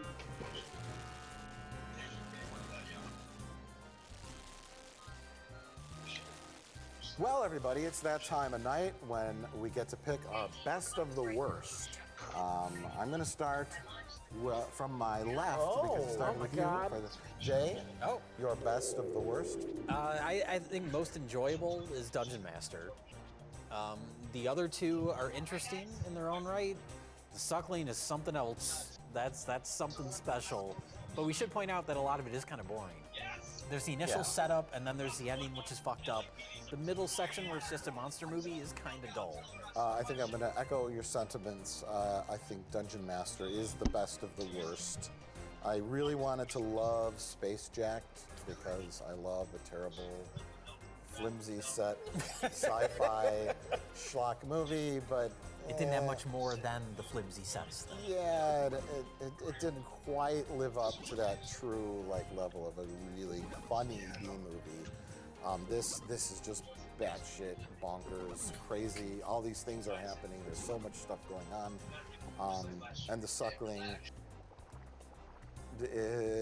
gross. Some decent cinematography. Decent. There was some attempts at interesting lighting throughout it. There's the fan, the light going through the fan. Okay. Interesting camera movement. Yeah. Well, then we're all echoing each other so far because I am going with Dungeon Master and Space Jack. Dull. It's just dull. What about the lady who had a fantasy about getting raped by a cave? That looked consensual to me. I'm just going to put that out. You know what, Mike? You sold me. I'm making Space Jack my pick for best of the worst because there was a woman who fantasized about being forcibly taken by a caveman. That was the winning argument, Mike. I knew that would push you over the edge, Rich. Jack? Before I choose Dungeon Master as my best of the worst, I would like to give a special commendation to Space Jacked, as it was, in my opinion, the perfect first movie on a 3-movie night. By which you mean it was the most boring. But I mean, technically it was the second movie, but we don't talk about Ice Cream Man. That was a perfect warm-up movie. The Dungeon Master was clearly super fun, though. As someone who has been playing a lot of Dungeons & Dragons throughout quarantine, I am a little upset that there weren't more Dungeons or Dragons. It did have a Wolfman. Never mind, it's perfect. Yeah, you're right. Well, dare I suggest, I would probably say none of us want to destroy any of these. The Suckling is despicable, but it is just a movie. It's unique. And it's unique. And it is a nice looking Blu-ray, and it is something that is... Yeah, shout out to Vinegar Syndrome. Yeah. They always do top-notch work with even something like The Suckling. It is something that would never, ever, ever, ever be made today under any circumstances. So it is a nice look back at 1983, 89, 89, yeah. 89 at kind of what sickos in New York were doing in 1989. It's borderline for me. I would be okay with passively destroying Space Jacks, where we destroy it, but we do like the least amount of effort possible to destroy it. Okay, what about instead of destroying it, we just kind of leave it somewhere and forget about it?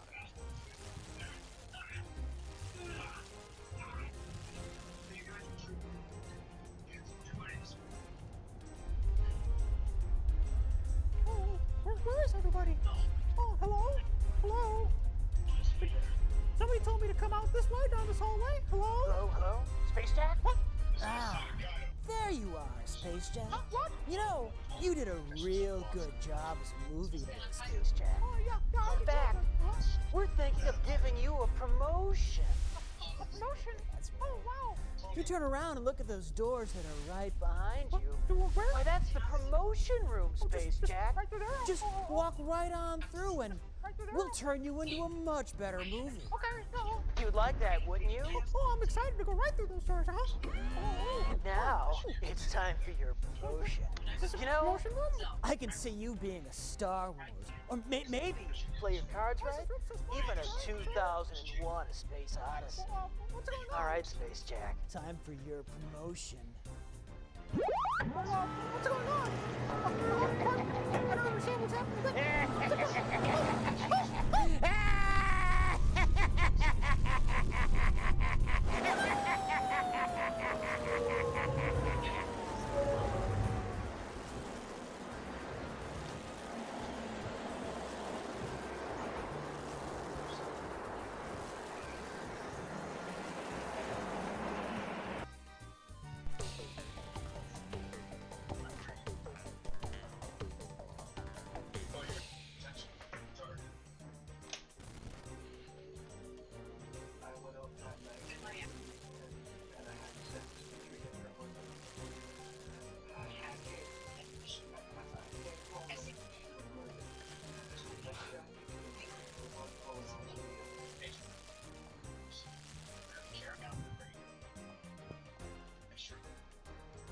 Here we are.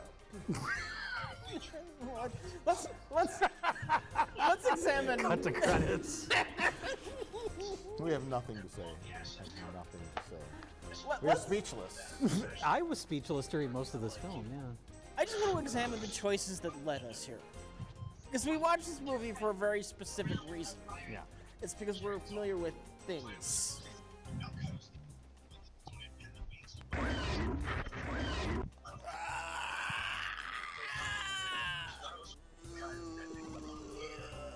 Jay and I are on the record as being big fans. I am pro things. Yes.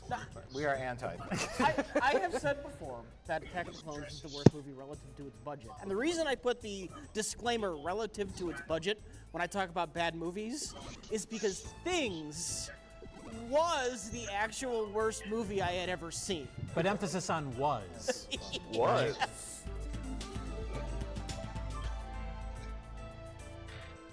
We should point out Things, we did that on Half in the Bag. What the fuck are you talking about? And then the things take over the house, and our characters wander around and occasionally worry about it in between sitting in the kitchen and wanting to drink beer or take naps. The things, they sit on the stove, or they sit on the toilet, or they sleep in the basement. Mm-hmm.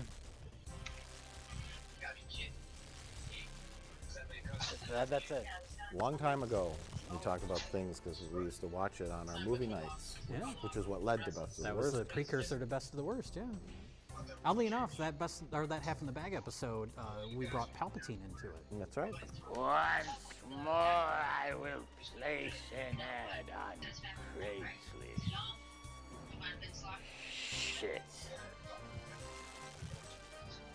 And now Palpatine is dead because Rey deflected his lightning bolts back in his face. Into his Until face. he gets reincarnated again in the next sequels, right?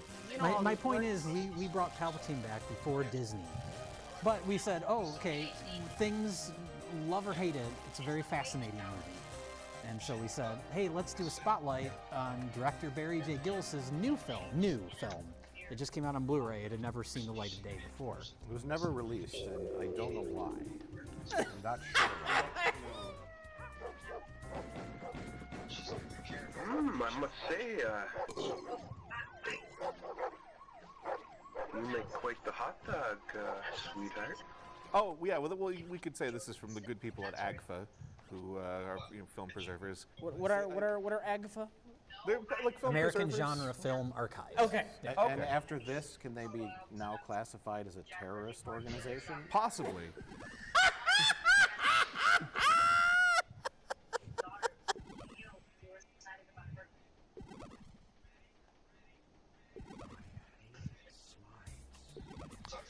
Wicked World. What if it was a Wicked World? I came prepared for this. I actually wore my caliber Could crest be a surviving Wicked World, I don't remember. because I was afraid after watching this I might want to cut myself. Rich, if we learned anything from this film, it's that violence just creates more violence. But violence is unavoidable, Jay. But don't hurt yourself like poor Barry J. Gillis at the end of this film. Spoilers. Have hope. Have hope for the computer chips that will remove all violence from society. Implanted in your brains by the U.S. government. Coming soon.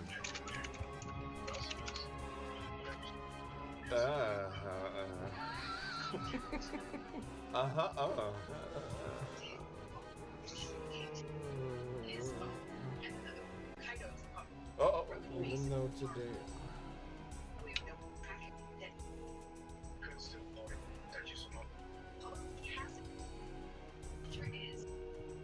Oh my god.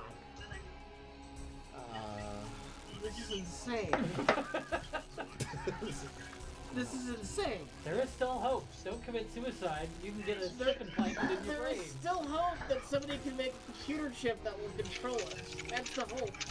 Do you think that was the seed of the idea? Because that's at the end of the movie. Barry J. Gillis commits suicide, and then we get this text. Was that like he heard about that somewhere, and that was the seed that planted the idea of this film in his brain? There's all sorts of crazy going on in this film. Yeah. The best part of that, though, is the positive spin on having a chip implanted in your brain to control your actions. Yeah, no more violence. Usually that's the paranoid thing. Oh my God, they're going to put chips in our brains. Not this film. Yeah, Barry J. Gillis is like, everybody relax. Your mind is going to be controlled, and everything will be good. Well, it's a very Canadian spin on a conspiracy theory. Yes, that's true. Well, the film is not just about suicide violence. It's generalized murder. There's some lobotomies. There's suicide pacts in it. There's a guy in a wheelchair who's trying to mug a guy who's walking. Yes.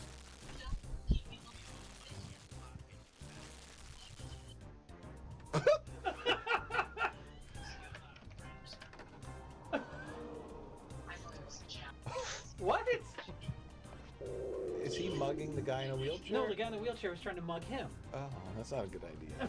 There's attempted murder that gets interrupted by another murderer. That's the famous opening scene of the film. Right. And a wonderful message about abstinence. What the fuck?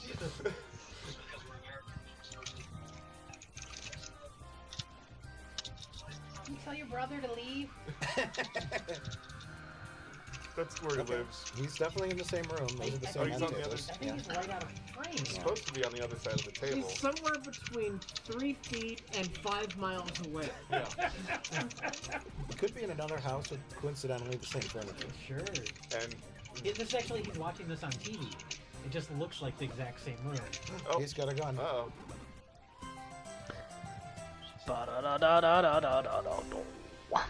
Oh. What the fuck is Oh, they're at a Neil house party. Patrick Harris? Couple making out on a couch, get super naked. The guy, there's all sorts of pelvic thrusting going on. And this guy just watching. And we don't know where this guy is in relation to anything. Yeah, because there's no establishing shot. He has a gun in his pocket for some reason. He keeps taking it in and out of his pocket. He's not sure when to use it.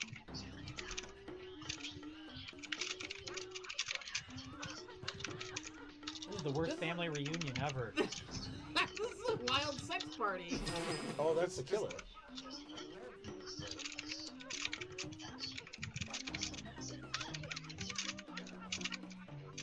Oh, Not that kind of girl. She wants to save it for marriage.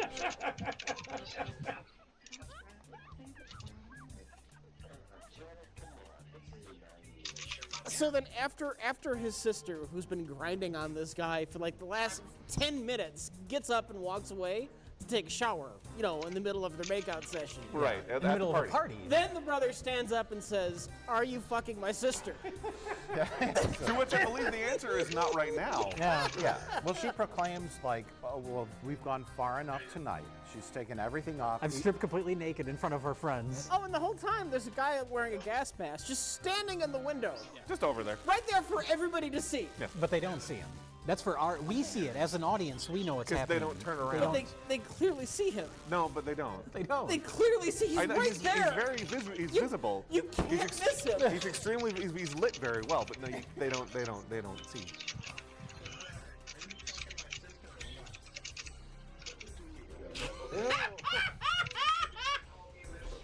Apparently, what is the answer here? What?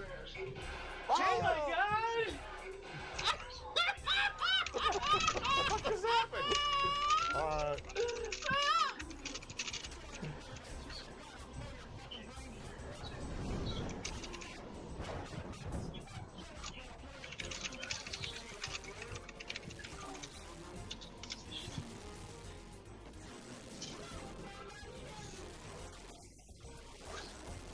But then Michael Cera starts shooting everyone in the room with a little tiny cap gun. It was about this big. Yes. This is when we're introduced to the experimental editing techniques of the film.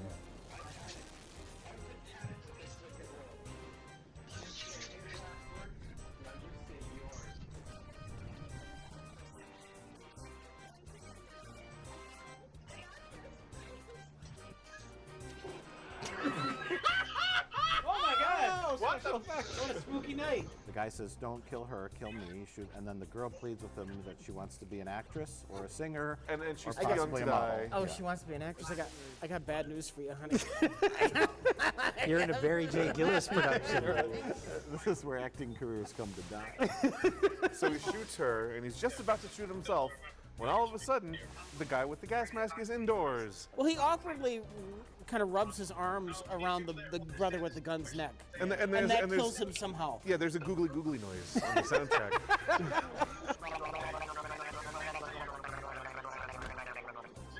It's an attempt at style. That's what I'll say about this movie. There's lots of attempts at some sort of style. That's why I say this movie reminded me of like the love child between Ed Wood, John Waters, and Quentin Tarantino. Sure. There's attempts at style, there's attempts at Tarantino. It's not linear, it's trying to be stylish. I don't know what it is, but something about the nurse and the guy in the wheelchair and playing around with the handcuffs just made me think of John Waters, and I'm not entirely sure why. Well, it has that, like, it's grungy looking. Yeah. It kind of looks like a home movie, but they're trying to make a movie. And then Ed Wood because it sucks.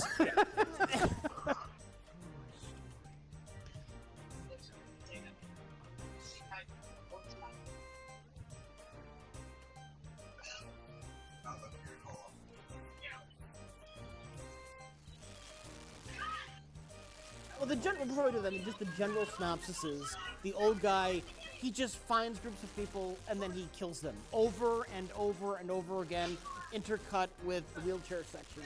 And then near the end, there's a crooked cop who wants revenge. That's the overview.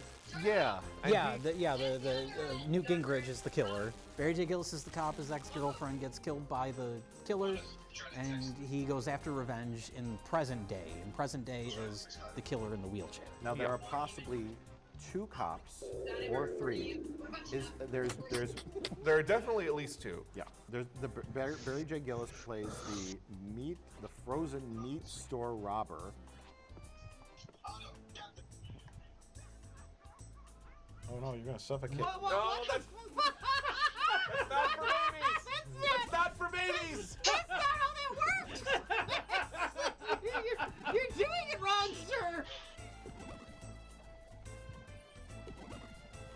That plastic man out his head! Oh, didn't lock the... No, He sounds like the Mandalorian. And he never takes that plastic bag off his head. It's a part of my code of ethics. This is the way. This is the way.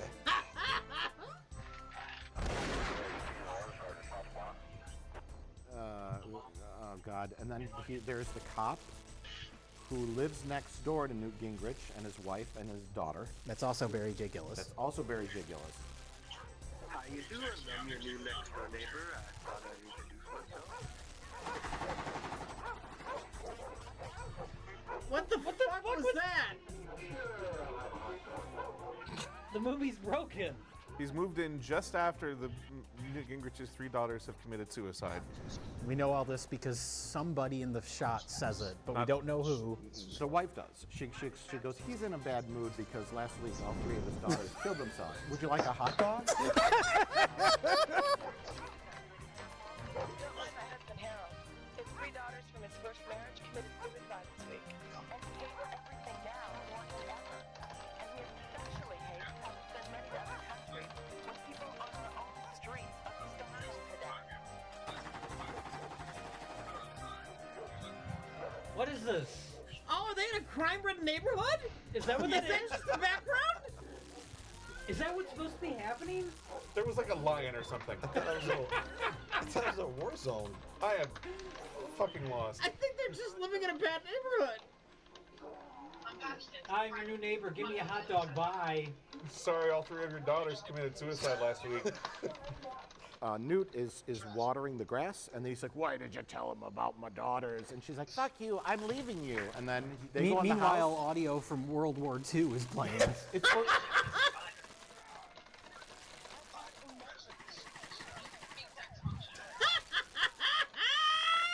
Oh, it's water. It's like he just had this footage of these people in the backyard and made a scene with voiceover. Yeah, that's possible.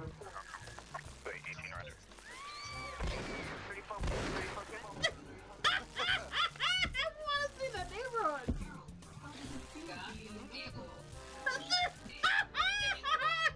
What? I don't know how much more of this I could take. It's giving me anxiety. he leaves after getting his hot dog. Many scenes later, I think it's the same cop who, with his partner, solicit a prostitute. This is more social commentary. Yes.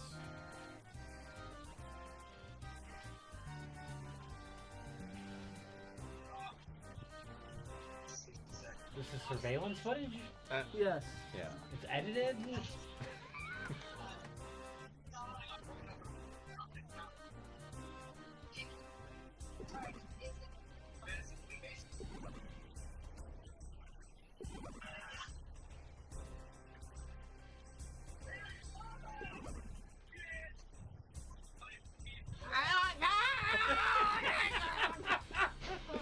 He says something about we're going to make a lot of money off of this tape. Yes, and there's a person videotaping. It's a police surveillance tape that the chief is showing them because he caught them in the act murdering a prostitute. And taping it. And taping it, intentionally. yes, intentionally to try to set up the guys on the roof who are smoking pot.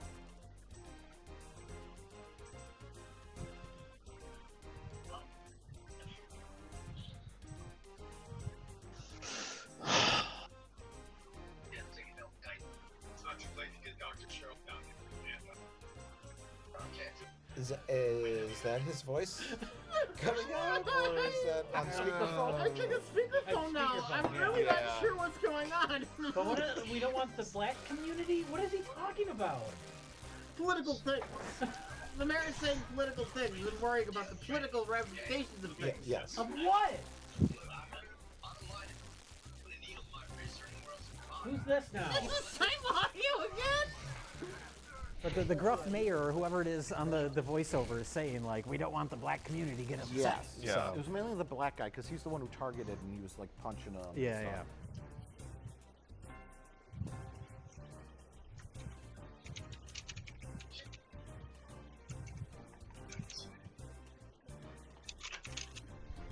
Oh, Jesus. What the? So I think that was just out of context. That was just also in this wicked world is police corruption. Yeah. And police planting evidence and being racist. Yeah. That was one piece of this whole wicked world, and it had nothing to do with anything else in the movie.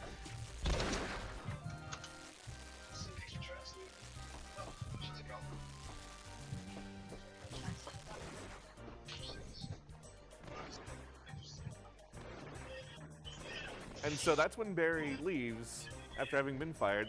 Apparently has sex with 3 different women off screen. Goes home and finds his murdered girlfriend. He shoots Newt Gingrich like 100 times in the chest, but he survives and ends up in a mental hospital where they give him a lobotomy, and then he gets pushed around a children's playground. This is all explained in a awkwardly- non-linear fashion. And then awkwardly handcuffed to a slide, like painstakingly. Oh, God. Rail by rail, move them up. Move the Down. handcuff, reattach up there after the other bar, and then slowly get him up to the But then top. ultimately, when it's time for him to slide down, she just unlocks the fucking cuffs anyway, and then he just slides down. That was his moment to escape. He had a lobotomy. He doesn't. He's not going anywhere. I know. That's a damn good question. I guess that does confirm though, because the whole movie there's a voiceover narration, Yes. and we were it's like a fake British accent.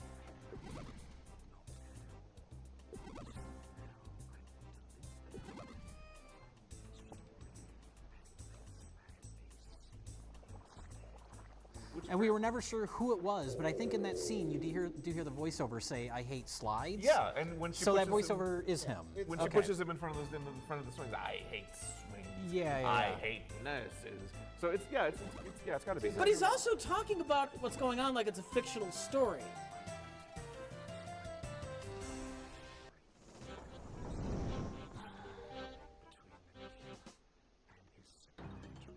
And that's not a narration of what happened. Yeah. That's a narration of what you want to happen as told from the present about things that have already happened. Maybe this is a cautionary tale about the use of chips in your brain to follow your balance. Maybe he was the first recipient of it.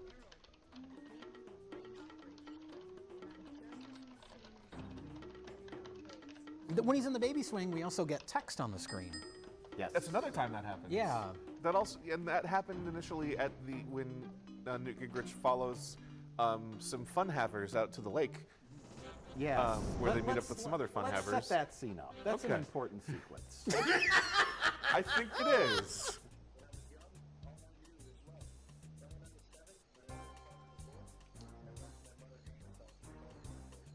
They're having a lovely day out. Yeah. It's coming up, kids.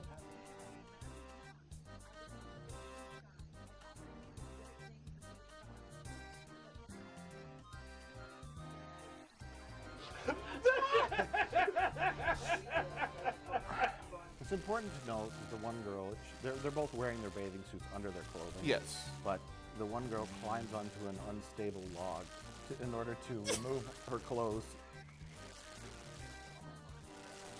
I think he just wanted to get a low shot of her. That's the only thing I can think of that makes any kind of sense out of disrobing on a Yeah. log. Okay, now go over there and rub your friend with whiskey. I was thinking it was honey. We didn't bring any. They're trying to attract bears. So, and during this whole time, by the way, the soundtrack is just cranked.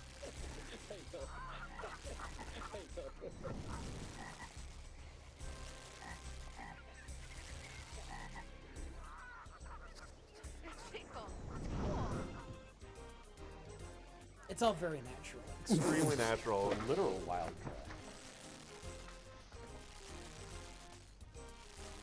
Because it's animals. Yeah. So we all get it. Yeah. Laugh.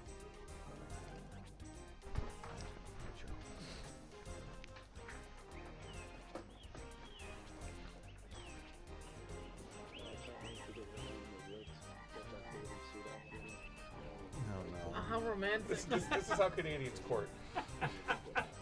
They have to find a better spot to have sex in. They want to be private in the dirty weeds with ticks and poison ivy. Yeah, they go off to get Lyme disease. One girl goes off, but there's just text at the top of the screen that says, and she's not very faithful to her boyfriend. What the? What?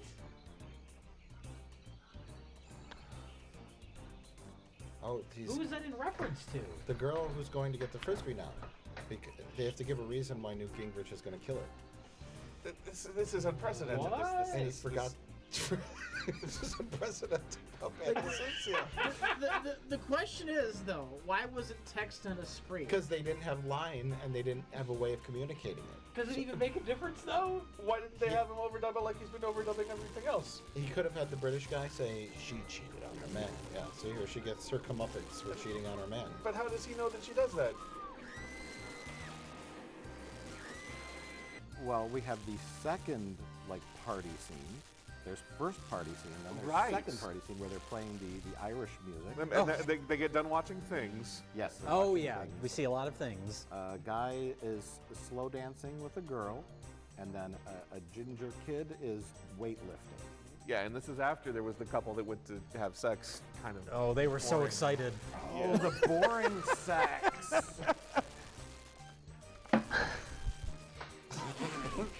Okay, we'll have sex now. Don't look that excited about it. Oh, she's just changing. That's all. Oh. I think they are having sex. They are. Are you ready for the big 76? So is he. Yeah. I wanted to get it done tonight. Oh. No, I am Gonna be canceling just a it. few minutes. No, you can't cancel me. I'll cancel you. We'll see who cancels whom. Whoops. Couldn't even be bothered to try. Yeah. Can we talk about how quiet this killer is? Yeah. How unnoticed he goes throughout the entire movie. No one hears him going, through the woods, which certainly would have some sort of noises associated with it. Well, it was drowned out by all the geese and frogs. That's fair. He somehow makes the victims quiet too. When he kills the bored sex couple, they don't make a noise. No, well, they're that bored. He's got brand new memory foam shoes that he got at the old folks' home. He fires guns. Nobody hears his guns. Look, it's a wicked world. People are so used to these sounds they don't even react to it That's anymore. true. So that might actually be a... It's a wicked world. Part of the motif in the film. Now, can we talk about Newt Gingrich's therapist? Because that's a whole other ball. I don't know where this is in the timeline of events either. I have no clue. Ideas about violence, ideas about killing. What kind of a deranged individual are you? For 6 months you've been coming here and telling me all these sick stories about killing other people. You can't go on living like that. That's a psychiatrist? Is Yeah. that's how you talk to a patient? No, I would never hurt anyone, not unless they deserved it. What therapist sits on the couch with you? And calls you a sick fuck. This is before we saw the bad cops kill with the prostitute and get fired. It was before we saw that. This is after Slide, but before Swing. Is that true? He was in the wheelchair, and the narration said, "Wait, I want to take out a scene with the cop, and I want to have a scene with a psychiatrist instead." You have other patients like me, or am I the only one who thinks such wicked thoughts? I actually feel like I'm gonna throw up from like brain trauma. Sick people like you don't deserve to live on That's some good therapy. Hey. She's direct. That's what therapy is missing.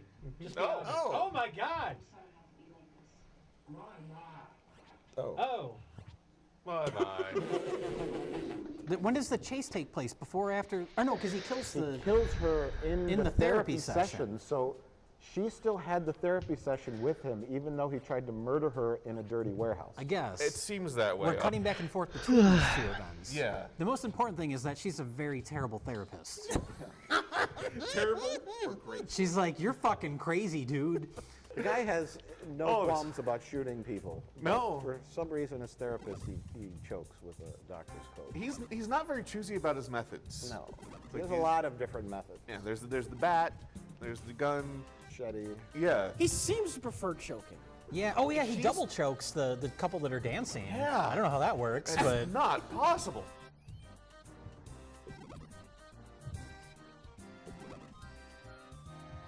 Whoops. They just don't even notice. He's chipping Wait.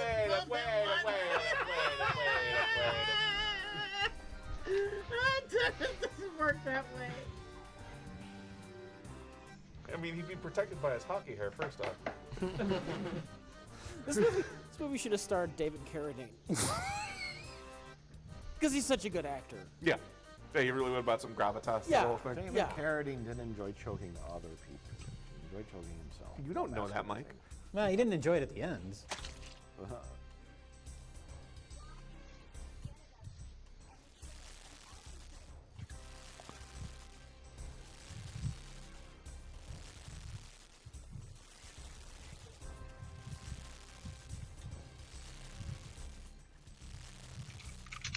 I can never forget. Oh my God! Mike, you're missing so much! You're missing everything! You've missed everything that happened! All of the things! So the killer is going to be let out of prison, or out of the institute, wherever he is, and Barry J. Gillis said he's going to kill him. Okay. And his Indian girlfriend said, "No, don't kill him. Get over it." And then he shot her. He shot her in the face. because he can never forget. He can never forget. I'm trying to think. I mean, the way we're explaining it, it sounds like it makes sense. But the events that we're explaining do not happen in chronological order. No. It's very confusing. We find out all this stuff about the cop Barry J. Gillis way towards the end. Yeah, that's like in the last half hour. Yeah. Though it would make sense if all the events were tied together. I was wondering about Newt's 3 daughters and the reason for their suicide pact.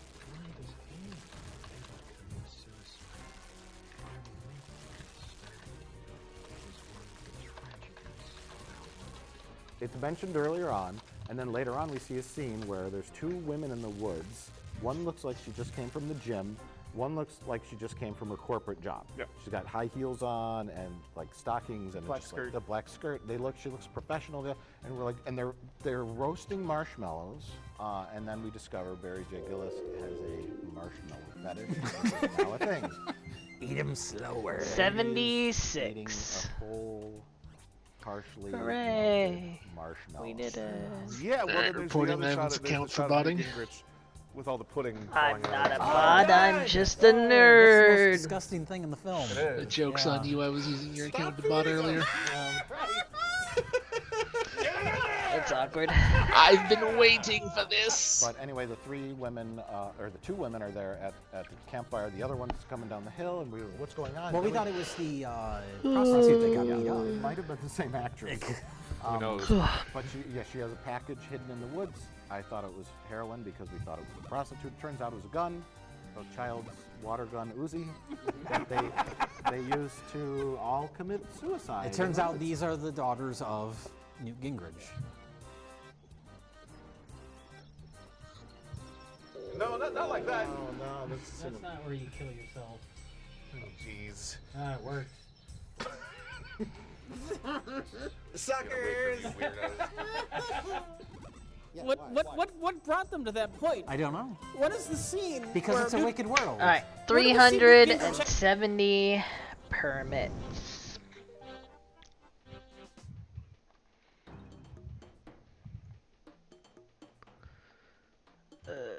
Where's the rewards pool? Give me the net. Give me the net.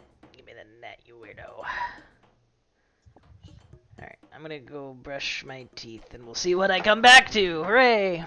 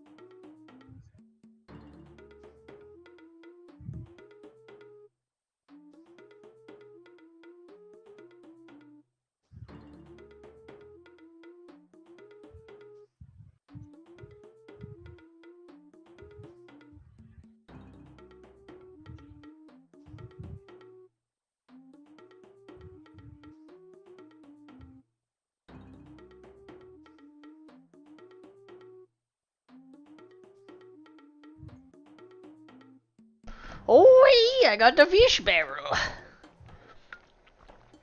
Oh, what does Temporingross come out of? This. And what does the Temporingross pet come out of? This. Like this pool. Well, just as Yeah, an item itself. it would just okay. follow me. No, it would just show up behind me. They would say No, like it doesn't even. You seem like something's following you. Not even an item in the inventory. Okay. No, you'd have to pick it up afterwards. It literally just, like starts following you. I'd like to talk to you. It's time for a mini game. No thanks, weirdo. I've got What mini game? I've got freaking 240 more permits to perm. But mini game. No. Wrongo. Mini game now. You will jump over hoops right now. 25 soaked pages earlier was another one of the, it's either the fish barrel or tackle box, because extras get turned into soaked pages. When are you getting your book? I put probably won't be getting my book. 1 out of 1,600. I mean, it's possible. Yeah, 200 rolls at it. More pages. Got plenty of pages for the book. Can you do anything with soaked pages without having the book? I knew.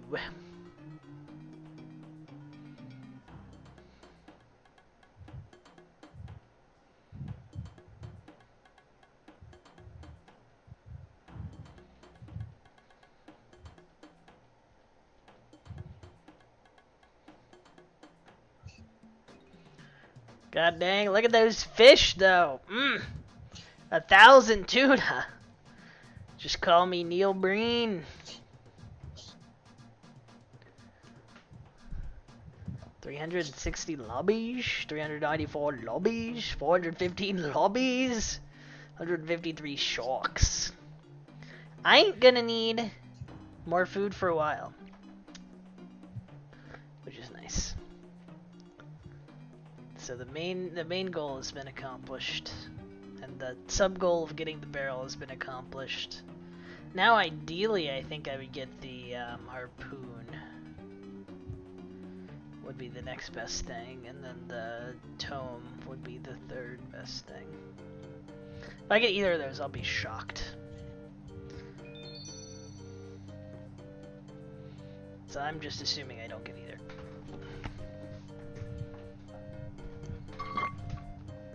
Which is weird because, you know, this is the kind of thing the game should throw at me, because they don't matter much, and they're rare. But I guess they're not weird enough for the game. I'm gonna get something weird out of the casket. I'm gonna get, like, dragon stones out of the casket or something.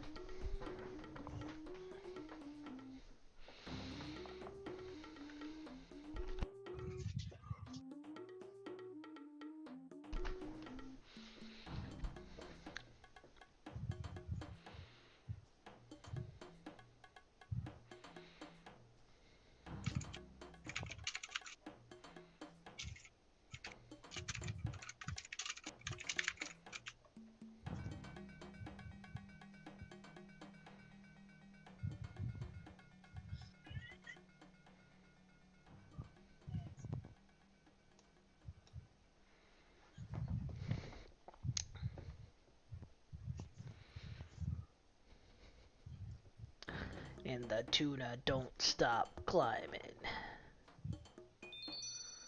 Soak pages.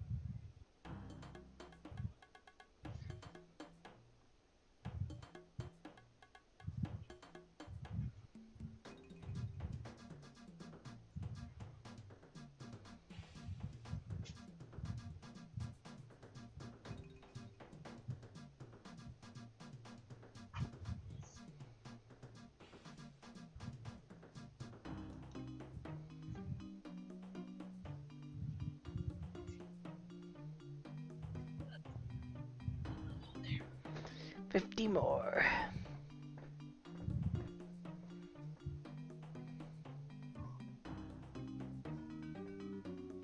Hmm. Hmm.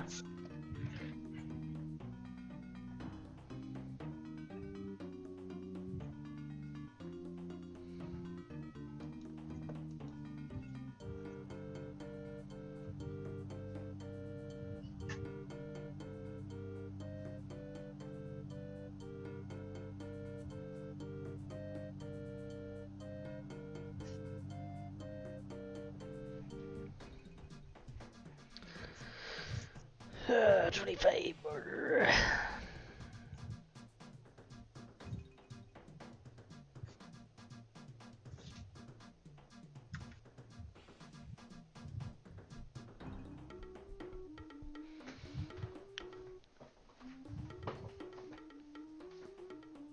Yeah, I think this food will last us for a while.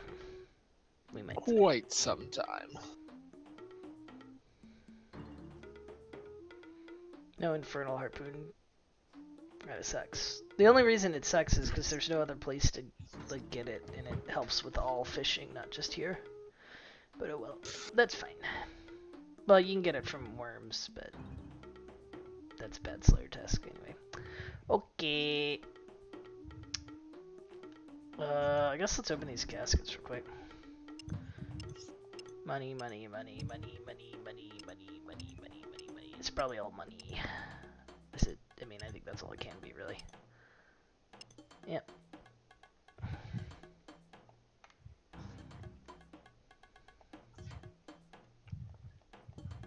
Is that 1,000 lobsters? Good God. I wasn't even like looking at the lobsters. That's a lot of You will be freaking, king of the lobsters. that's freaking a lot of lobbies. Okay, food, I will cook it, and then I will have food for Pyramid Blunder. Yes, Queen, slay. Think about all the lobsters you can eat while sticking your hand in snake pots. I have enough banked XP to take cooking to level 77, apparently. From? 71. Good gosh. Yeah, that's pretty wild. Alright, bye stream.